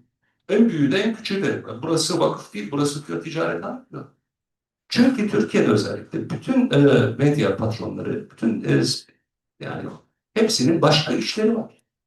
Yani bu işte sadece iştigal etmiyorlar. Ya bankacı, ya inşaatçı, ya gazcı, ya şucu, ya bucu yani. O yüzden oraya bir halel gelmesin diye bu buranın hikayesini başka şekilde yazmanı istiyor senden. Sana ne kadar özgürlük alanı tanıyor mesele odur. O özgürlük alanında bence CNN Türk haber koordinatörü burada diye söylemiyorum. Gerçekten o özgürlük alanında yapması gereken her şeyi yapıyor ve gayet de güzel yapıyor bence. Ama yani yaptığımız işlerin sonuçları itibariyle ortaya çıkan tuhaf görüntüler de oluyor. Olmuyor da değil. Bazen de şöyle şeyler geliyor. Diyor ki ya işte onu talep eden de kalmadı ki artık. Elbette mesela benim çalıştığım yayın kuruluşu şey değil, bir ticarethane nihayetinde. Ama TRT kamu hizmeti yayıncılığı yapan, kamu hizmeti yayıncılığı yapan. Yani ülkede masa tenisi oynayan çocuklar var. Yani onları da göstermek lazım. Hani onların şimdi bir tane spor kanalı kuruldu, Yıldız falan orada bir şey. Kamu hizmeti yayıncılığı. Ee, Yani sosyal hayatın dinamiklerini oluşturan ne kadar o hikaye varsa olabildiğince açık olmalı, anlatmalı. Bunu sosyal hayatta yaparken siyasette de yapabilmeli. Mesela. Ama bambaşka bir yere geldi Türkiye. Sadece Türkiye için söylemiyorum yani. Dünya buraya savruldu. Şimdi dün mesela sosyal medyada paylaştım. Suudi Veliaht Prensi biliyorsunuz yaklaşık 1 trilyon dolarlık bir bütçe açıkladı Amerika Birleşik Devletleri yatırım konusunda. Aslında en büyük satın alma ne biliyor musunuz? Eğer olursa ki olmaz biraz zor görünüyor. Warner Bros. Warner Bros satmayı düşünmüyordu. İkiye ayırmayı düşünüyordu. Aylar öncesinden takip ettiğim bir şey. İkiye ayıracaktı. HBO ve dijitalleri ayrı bir yere verecekti. Yani onun başına ayrı birisini koyup CNN'i ve Discovery'yi falan ayrı bir yere koyacaktı. Böyle kendince bir şey planlıyordu CEO'su. Sonra ayıracağım deyince herkes mal bulmuş mağribi gibi yani Universal, işte e, Netflix, Amazon hepsi atladı. Ya bize sat, bize sat, bize sat derken. Bu arada biliyorsunuz dünyadaki en büyük kamu fonu Norveç'le beraber herhalde Suudi Arabistan'ın Suudlar dediler ki ya biz de hani sonuçta bir gün petrol bitecek yani. Bu işlerde de para var. Şimdi Veliaht Prens Warner Bros'u satın almak istiyor. Hepsini alamayacak. %30 oradaki zaten antitrust yasaları belli. Alma ihtimali de zor görünüyor. Comcast falan var. Comcast biliyoruz Ellis'in ailesi var. O Trump. Fakat Trump'ın aklından şunun geçtiği okunuyor mesela analizler. Diyor ki ya bana yakın, bana yani benimle beraber çalışacak, benimle omuzlaştık edecek birisi CNN alırsa CNN, çünkü CNN diyor fake news diyor. Görüyorsunuz. Yani dün mesela muhabire ne dediğini gördünüz değil mi? Diyorum, of, yani sen berbat bir kadınsın dedi, berbat bir insansın dedi yani. Yani şimdi ülkeyi yönetenlerin bu şekilde yani gazeteci, yani gazeteci bırakıyorum bir insana hitap etmesi garip değil mi? Reality show gibi bir şey. Trump dünyası zaten saatlerce konuşsak çok eğlenceli konuşuruz. Ama aslında ciddi bir şey var. Yani çok vahim de bir durum var. Bunlar normalleşti hayatımızda. Yani bir playbook var sanki. Herkes ondan yararlanıyor. Abi bana muhalif olacak bir de kahrolsun. Ya bendensin ya toprağınızın falan şeklinde bir dünya oluştu. Yani Trump da bu sistematiğin içerisinde yer alıyor ve Trump yol almaya çalışıyor, bulmaya çalışıyor. Yani dediğim gibi sermaye derinliğiniz yoksa, eğer bağımsız insanlar, okuyanlar, takip edenler sizi mali olarak desteklemiyorsa böyle başa böyle tarak. Değil mi? Yani nihayetinde biz de bu kadarını yapıyoruz diyoruz. Çıkıyoruz yani. Niye gazetecilik bu kadar konuşuyoruz bilmiyorum. Ben de çok dertliyim o yüzden anlatıyorum. Aslında gazetecilikten ziyade uluslararası ilişkiler ve bölge Çok doğru. Yani gerek yok. Devam et. Eyvallah. Şimdi ben şimdi bir gazeteciyi tanımlarken tabii en önemli şey bence şüpheci olması, yani şüpheci insanız. Yani biz şüpheciyiz. Ben şurada baktığımda bir sürü hikaye yazabilirim. İşte hanımefendinin gözlerinde sorun var İstanbul'un diyor. Mesela anladınız mı? Yani burada sorun mu? Hani kuruyorum kafamda ben çünkü. Örneğin ben meraklıyım tabii. İnsanlara bakıyorum. Adlarını öğrenmeye çalışıyorum işte beyefendi. Bu benim hani temeldeki şeyim, yani gördüğümü tanımlamaya çalışan kişiyim. Buradaki şeyde mesela işte öğrenciler bu işlere çok ilgi göstermiyor. Kişi gelmiş falan diye düşünüyor. Hani burada gördüğümüzü tanımlamamız lazım. Şimdi benim hani CNN Türk üzerinde baktığımda e, çocuklara çok söylediğim bir şey var. Arkadaşlar siz sloganla uçun. Gerekirse ben sizi durdururum. Yani bunu hani istediğiniz slogan yazın ama ben onu durdururum zaten. Bana atın. Ben gerekirse durdururum. Bir de yörüngesinden çıkmayın. Bu benim en iyi. Bugün mesela bir manşet yazdık. İşte dedi ki ABD Ukrayna'yı kullanıp attı mı? Hani bu bir aslında işte arka sokak söylemidir ama vatandaşın anlayacağı bir söylem olarak tanımlıyoruz. Niye? Amerika işte şey yapacak. İşte Amerika onların toprağını Ruslara verecek, Kırım'ı verecek yani. İşte o yüzden de işte Zelenski koşa koşa Ankara'ya gidiyor vesaire. Bunu da görüyoruz. Hani bunu böyle tanımlarken vatandaşı nasıl anlayacak? Hani Zelenski yazınca anlamıyor. Bugün mesela Halit Türkay diye bir işte iş yazısı var. Belki bilirsiniz, belki bilmezsiniz. Onun haberi var. İşte çocuk arkadaşımız birazdan Halit Türkay'ın ölümünde ne oldu? Yazmış. İşte başka bir işte dış haberden, bu iç haber olduğu için, yurt haber olduğu için dış haberden bir genç arkadaşı çağırdım. Halit Tüfay kim dedi. Tanımıyor. Yani anladınız mı? Biz mesela bizim tanımlamamızdaki, CNN Türk'ün tanımlamasındaki en önemli mesele bir şeyi bir salak anlasın. Hani bunu özür dilerim söylüyorum. Bir salak anlasın diye yapıyoruz. Yani ben bunu açık açık söyleyeyim. Kimsenin anlamayacağı şekilde bir şey yazmak gibi bir derdim yok. Her şey anlaşılsın. Ne yazıyorsam anlaşılsın. Vurgum, iman, sloganım neyse o anlaşılsın diye uğraşıyorum. Şimdi burada tabii bu sıcaklık gıda ekranda taşımam gerekiyor. O yüzden işte geçtiğimiz günlerde Cumhurbaşkanı işte New York'taydım. Ben de New York'ta o işte ziyarette 5 dakikalık konuşmada telefon mikrofonun kapatılması sonrası işte sabotaj mı diye manşet attık. Ortalık karıştı vesaire. Şimdi Cumhurbaşkanı'nın sabotaj yapılmadığını aslında aşağı yukarı biliyoruz. Yani hepimiz bundan eminiz yani. Çünkü 5 dakika konuşması var sonrasında kesiyorsun. Nezaketen uzatılabilir. Bunu da biliyoruz. Ama onu oraya yazıyoruz. İletişim Başkanı da onu yalanlasın. Bilerek yapılması gereken bir şey bu. Oradan bile ekmek çıkartmak, tırnak içinde ekmek çıkartmak zorundayım ben. o gerilimi orada bir çatışma unsuru oluştuğunu göstermek gibi bir yaşam enerjisi oluşturmak zorundayım. Vatandaş, burada bir şey oluyor desin istiyorum. O yüzden mesela o işte kötücü, şüpheci, meraklı tavrı o ekrana taşıyarak bir sıradan insanı anlatma derdi içerisindeyim. Bu bizim şu anda yaptığımız şey. Niye? CNN Türk aslında burada yalnızdır. Yani şöyle yalnızdı. İşte satış oldu, izlenmez dendi. İşte 2018-2019'dan sonra. Ayakta kalma stratejisi uygulaman lazım. Sonuç buraya kadar geldi. Onu bir kenara atalım. Bir de şu şey meselesi tabii. Merhamet, ulusal çıkar meselesi. Ya şimdi bence bir devletin en önemli tanımlayan şey merhamettir. Yani merhamet devletler ayakta kalır. Ben ulusal çıkarla merhametin zıt bir şey olduğunu düşünmüyorum çoğu zaman. Hani ama bunun tabii aksi durumları olabilir. Orada da bir olgu var. Bir olay olduğunda bu kime yarar? Ben bu adımı atarsam işte örneğin terör örgütü PKK'ya mı yürür bu iş?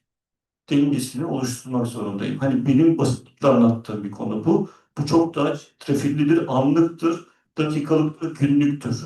Bir gün verdiğin şeyi öbürsü gün veremeyebilirsin. Çünkü bu yapay zekalık bir durum değil, değişen bir durum var ve gözümüzün önünde değişiyor. Biz bunu çözmek zorundayız. Akademisyenlikten farklı tarafı bu. Biz hemen dakikada işte strateji değişebilir. Bir cümle üzerinden bugün bunu, dün yaptığım bunu bugün yapmayacağım diyebilirim meselesine dönüşüyor.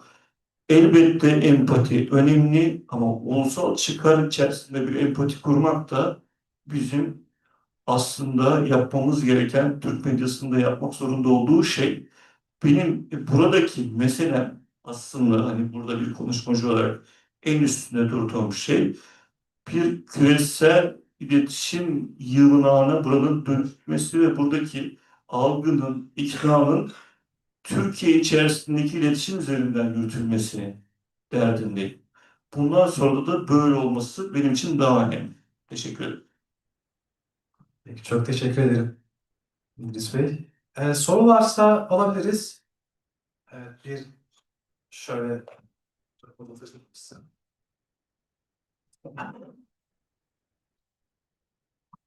Teşekkür ederim. Öncelikle Ahmet Hocam size sorayım. Sorulan iki tane soru not ettim. Hangisini size sorayım diye düşünüyorum. Birincisi şunu çok merak ediyorum. Teknoloji kitabında da yazdığım üzere dijital sömürgecilik konusu var. Ve reklam gelirleri dendi. Çok da haklı bir noktaya gidiyoruz. Mesela bu geçen Kopenhag'da bir konuşma yaptık. Sosyal medya yasası veya yasağı çıktı şimdi Danimarka'da.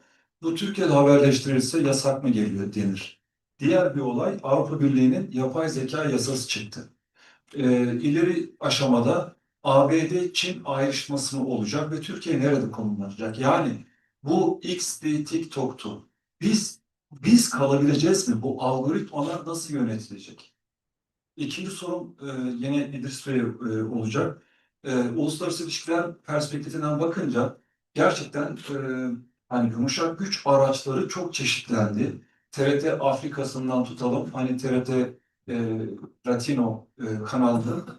Ben şunu merak ediyorum, demek ki ülkemizde böyle yaratıcı fikirler üreten beyinler de var nihayetinde. Nereden esinlenildi? Bu kanallar formüle edilirken hatta Büyükelçim burada bana bir öğrencim CHP bunları kapatacak mı diye sormuştu. Böyle bir ülke yararına mümkün olmayan bir soru tabii ki de. TRT Afrika üzerinden sorunun B şıkkı Darfur'da yani binler öldürülmüş. Hani uzay yani resimler, mahalleler e, yok olmuş. Yani TRT Afrika'nın haberleri Reuters'tan mı alınıyor? Kendi bu sadece bir açılım sorusu. Yani kendi kadrolarımızı oluşturabildik mi? Teşekkür ederim. Bu enformasyon bloklaşması ya da işte enformasyon bloklaşması doğru bir tanım sanıyorum. Doğrusu takip ediyoruz biz de. Yani ne olup ne bittiğini, Danimarka'da çıkan yasa belirli yaş gruplarını korumaya yönelik bir takım sınırlamalar getirmekle beraber Aslında diğer taraftan da eğitim sisteminde şunu da öneriyor o yasada okuduğum kadarıyla. Yani sosyal medya okuryazarlığı denen bir alışkanlık ya da bir way of, hani bir hayat biçimi. Yani bunu eğitimle yani geliştirmek, yükseltmek. Yani bir şeyi tamamen kapatmak ya da kaldırmak ya da böyle zapturapt altına almaktan çok bunu nasıl kullanacağına ilişkin belirli eğitimlerin verilmesi tabii ki kıymetli. Ama ben tabii idealden söz ediyorum. Yani her ülkede, her ulus aynı şekilde alır mı almaz mı bilemiyorum. Ama tabii bir cenk alanı şu anda sosyal medya. Herkes elinde. Bir de böyle o avatarların arkasına saklanan garip böyle işte ne bileyim o beşinci kol faaliyeti olarak da tanımlanan sık sık iletişim başkanlarının da hani feveran ettiği ya aslında işte bu aslında beşinci kol hareketi falan diye sosyal medyada da bir takım hareketlerin ortaya çıkması. Bunlara yönelik tabii siyasi bir takım kısıtlamalar, yani kısıtlamaların siyasi veçesi var diye ortaya çıkıp buna itiraz edenler de olacaktır muhakkak. Ama biz ağırlıklı olarak bu dark web dediğimiz, sosyal medyada da hani karşılaştığımız özellikle temel konular yani işte cinsel taciz, çocuklara yönelik suçlar bu konularda çok daha hassasiyet içeren yaklaşımlar sergilemeliyiz diye düşünüyorum. Bu benim kişisel görüşüm ama zaten Danimarka'da, Fransa'da veya işte Batı'da birkaç ülkede daha konuşulan mesele bu. Yasalar bu şekilde ele alınıyor. Yani daha çok özellikle reşit olmayan çocuklara yönelik bir takım önlemler planlanıyor.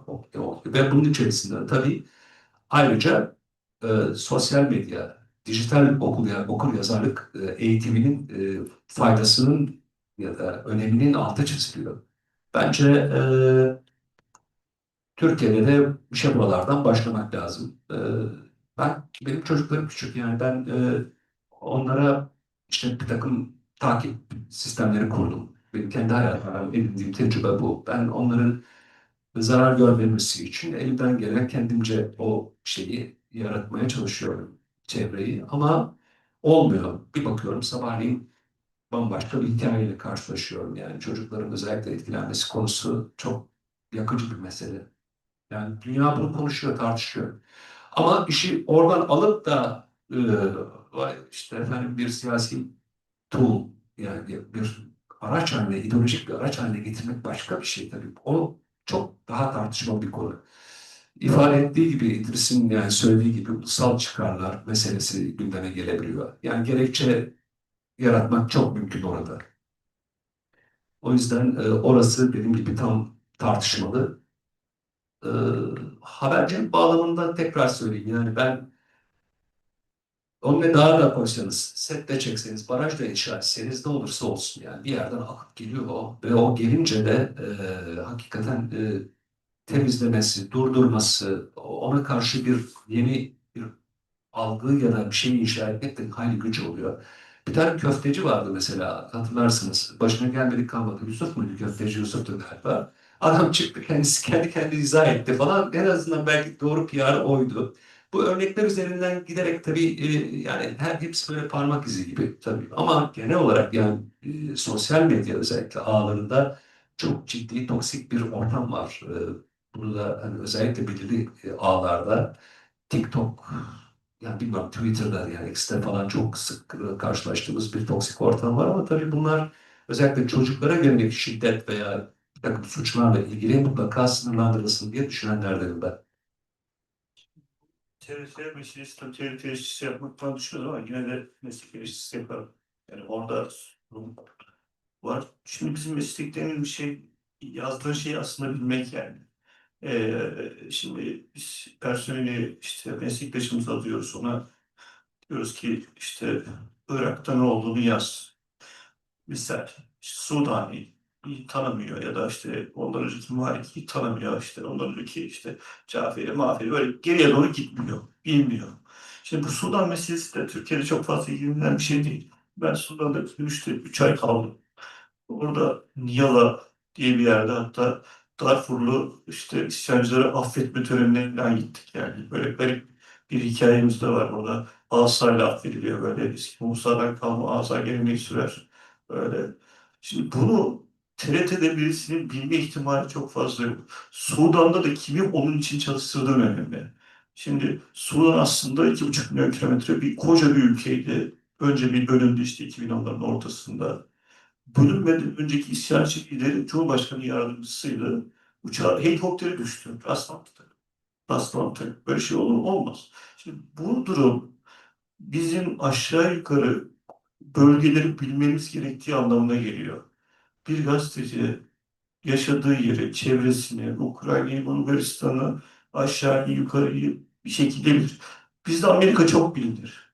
Fazla bilinir. Herkes çok bilir ama işte ben şimdi 25 ülkeye gezdim. Ortada da hepsini gezdim gibi düşünün.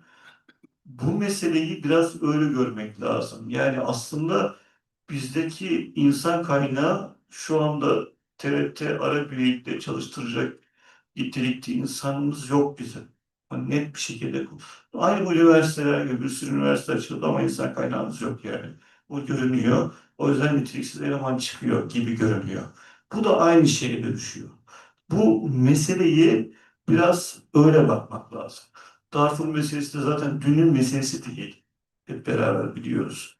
Şimdi Türkiye'nin de böyle bir jeopolitik oyun oynadığı bir ortamda Darfur meselesi üzerinden de konuya bakarsak hemen bitiriyorum efendim. Soru soracağım, doğru işaret. Ha, tamam. Hemen bitiriyorum. Bu meseleleri hani TRT için çok fazla bir e, eğitim süreci oluşturması gerekiyor. Arapça bilmek yetmez, İngilizce bilmek yetmez. Gazeteciler bölümlerinde bile yok. Yani bu mesele yani mesela gazetecilikte haber yazmak yetmez. Konuyu da bilmen gerekiyor ya geliyor. Bunu da bizim yapacak bir şeyimiz yok yani. O yüzden zaten algıyı, iknayı hep kaybediyor Türkiye diye düşünmek lazım. Başkası yok mu?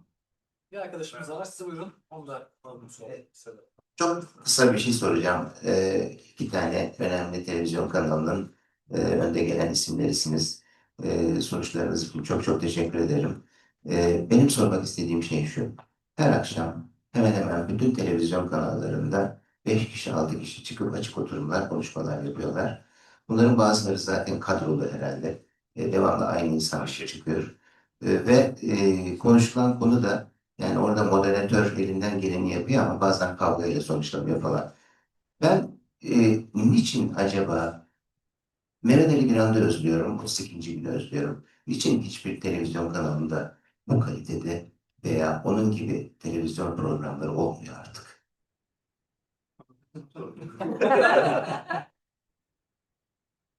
Ben 1 milyon dolarlık soru bu. Şimdi şöyle bir şey var. Yani efendim, çok açık söyleyeyim. Ee, Bence bir an şu an yayın yapsa izlenmez. Çok açık söylüyorum ben. Yani, Zaman. ya izlenmez yani. Şu andaki zamanın ritmi uygun değil yani. Şu anda o kavga dövüşü, o ritmi, ateşi yükseltmek gerektiği gibi bir algı var efendim. Yani çok açık söyleyeyim. Hani bunu reddedeceğim tabii söylerseniz etrafta. Ama olsun yani böyle söyleyeyim. Gerçek diyorum. Bunu düşünüyorum. Ben de çünkü baktım işte en sert dönemlerine bakıyorum. İşte o küfürlü kavgalı bir yayını vardı Bülent'in hep. İşte sen şöylesin ben böyleyim mesela. Evet. Ondan sonra o mesela halihazırda Bülent'in yaptığı programlardan en çok hatırlanan yani. Düşünün. Böyle baktığımızda diyorsun, aa evet ya. Şimdi herkes onu seyrediyor, herkes onu hatırlıyor. Ya da bir an işte Abdullah Öcalan'la röportajı döner. Niye? İşte Abdullah Öcalan hala gündemde. Şimdi geldiğimiz noktada eğer öyle olsaydı, öyle bir dönem yönetseydi şu andaki halk için öbür yayınlar da seyredilirdi. Böyle bir şey var mı? Yok. Yani ben onu düşünerekten o yüzden vurdulu kırdılı işlerin biraz daha tabii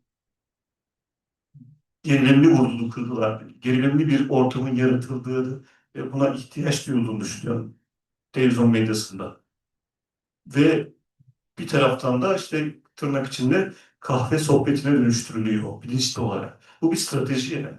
Bu arada Amerika'da da böyle bence artık. Yani Zıt taraflar kavga ediyor sürekli. CNN'de de var böyle program abi yani. İş değişti ya. Şimdi değişim boyutuna erişmemiz lazım. Bu bir eleştiri mi, durum analizi mi? Bu size kalmış ama durum bu yani bence.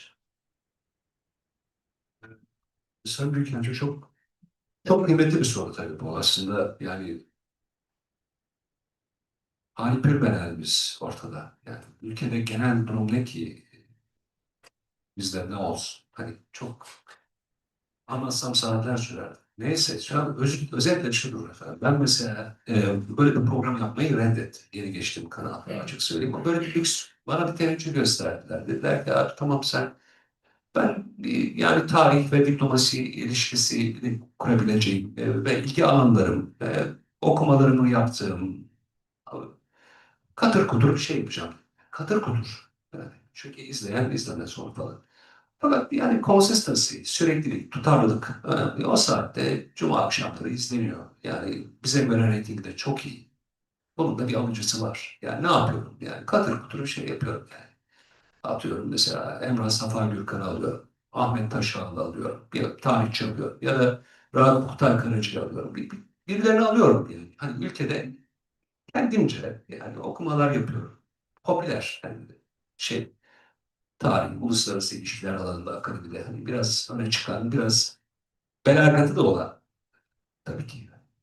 Böyle şeyler yapıyorum. Bunlar televizyonculuğun nasıl söyler e, şanından böyle hani bir şeyler yapıyoruz fulleri. Yani o kadar da katır kutur değil tabii muhakkak. Ama tabii İdris'in sözünü etmiş olduğu o vurulmalı, çatlamalı, patlamalı işler bizde de oluyor. Tabii ki hele bizde çok güzel oluyor. Yani hani, hatta bazen moderatör bayağı bir bırakıyor ortalık bir karışsın diye. Bazen provoke ediyor ya doğrudan direkt tahrik etme. Ben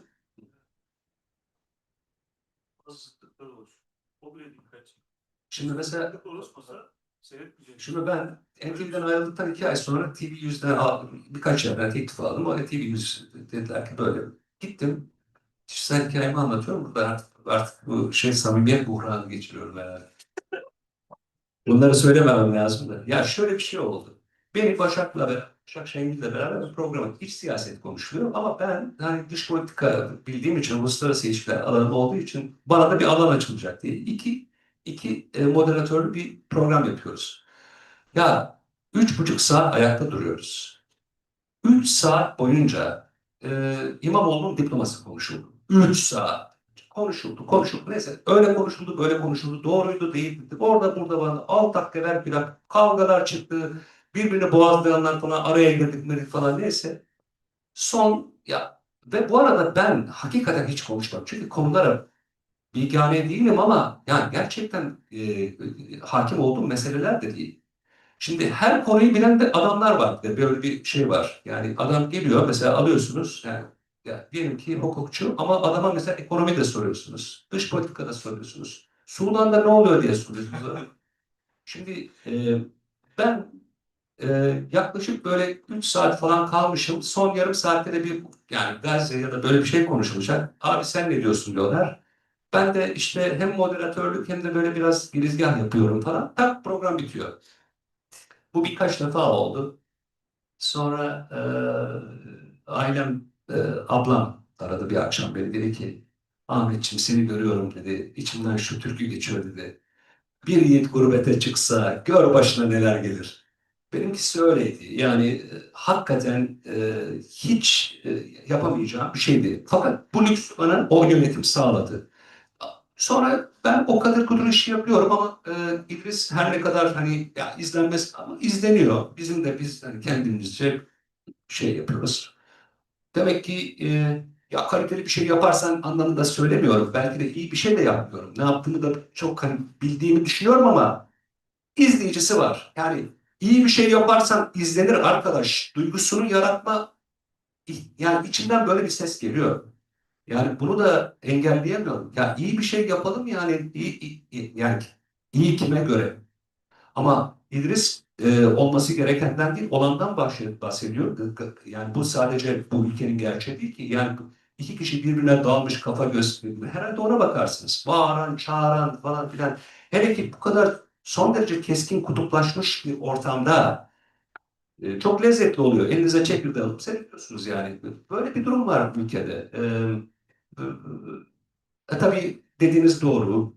Belirli sayıda insanlar diyorsunuz. Siz de hani bir gemi yönetiyorsunuz. Yani İdris de gemi yönetiyor. Biz de o geminin içerisinde biz de mesela karaya vurmaması için. Çünkü yani o işten ekmek kazanan insanlar var. Bir dediğim gibi bir sermaye grubu girmiş buna. Bir şeyler yapmaya çalışıyor. Ortalamaya çalışıyor. Olmuyor, oraya gidiyor. Gerçekten hani bir yiğit gurbete çıksa şeklindeyiz hep beraber. Çok kısa bağladım lütfen. Artık böyle bir iki cümleyle şey yaparsın. Teşekkürler. Yanlış ve çarpıtılmış haberin doğuşu sizce piyasa ekonomisinden mi doğuyor? Bir de bunu değiştiremeyeceğimize göre doğru haberi olan talep nasıl yaratılabilir toplum içinde?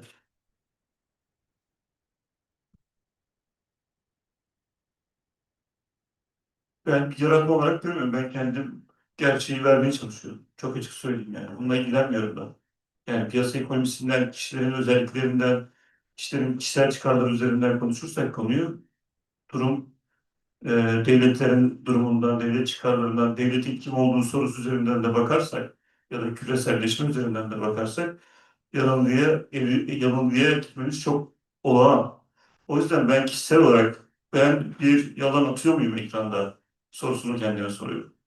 Ya da manipülasyon yapıyor muyum sorusunu sorarak işim yapmaya çalışıyorum. Çok açık söyleyeyim. Yani ben bilinçli bir yalan, bilinçli bir manipülasyona girmemek için elimden geleni yapıyorum. Bu çok öznel bir sorudur bu arada. Yani A kişi, bir başkası bir şey diyebilir yani. Bu e, gazetecilerin bireysel olarak kendine sorulması ve cevaplaması gereken bir soru. Yani güzel bir soru tabii. Yani herkes kendince namuslu bir iş yapma gayreti içerisinde. Yani bana da sorsalar hep bana da ben de şimdi yani haber merkezinin başında olsaydım şu aralar mesela dış haberlere bakıyorum ama ben de yani elimden geldiğince eğmeden, bükmeden, manipülasyona, tartışmaya yol açmayacak. Tartışmadan kastım anladınız herhalde. Yani hakikatin ipini bırakma. Kendimizi yapmaya gayret ediyoruz. Ama tabii şu var yani belirli gruplar olabiliyor. Oradan işte siyasi bir takım çıkarlar için ateş edebiliyorlar. İşte patronajın direktifleri doğrultusunda ekonomik bir takım hani hesaplar ya kitaplar üzerinden oradan o bir mevzi gibi düşünülebiliyor ve ateş ediliyor. Bunlar hayatımızın içerisinde var. Yani şunu bir defa hakikaten artık görmek lazım. Asıl olan şu, yani kendimizce işte iğne deliğinden bir şey yapmaya çalışıyoruz belki ama e, külliyen e, bizim yaptığımız iş gerçekten hele Türkiye'nin bu kutuplaşmış siyasi ortamında gerçekten zor. Doğruyu ben yapıyorum, yanlışı o yapıyor, ben doğru haberciyim, orası yanlış falan iddiası biraz güç. Elimizden geldiğince meslek ilkelerimize uygun şekilde kendi vicdanımızın da sesini dinleyerek doğru iş yapmaya çalışıyoruz. Ama dünyanın hiçbir yerinde böyle bir ortam yok. Herkes doğru haber yapsın falan. Sermaye grupları bilmem. Yani böylesine karman çorman bir ortamda herkesin elinin üstünde olduğu bir özellikle sektör yani gözümüzün önünde duran bir sektörde e, ya bunlar olmaz demek çok fazla çok az gibi geliyor bana. Bir şey söyleyeyim. Örneğin şu uçak kazası görsel üzerinden yorumladığımızda bunun saldırı olduğu düşüncesi hepimizde artık. Şimdi Milli Savunma Bakanlığı bununla ilgili bir açıklama yaptı. Biz ne yapıyoruz? Milli Savunma Bakanlığı böyle dedi. Böyle deniyordu, böyle iddia vardı, böyle. Mesela işte çok popüler olduğu için İmamoğlu meselesi, davalar. Dava dosyasında iddianamede savcılık bunu yazmış. Ne yazmış? Bunu yazmış. Bakın o yazmış. Biz yazmadık. Onlar yazdı diyoruz. Yani bu çok basit aslında. İşin içinden kendini öteye ayırma. Yani sen çok abartırsın, işin kendini koyarsın, işin savcısıyım ben dersin, o zaman hataya düşersin. Bunda yapanlar var mı? Bence var.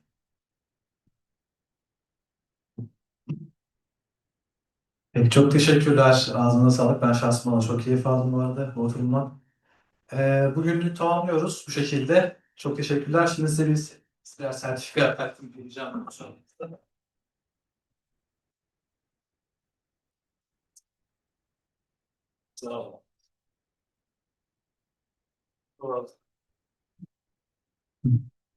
Fotoğraf alalım. Evet, fotoğraf alayım. Sefa'yı alalım. Sertifikaları bence gösterebiliriz. okey.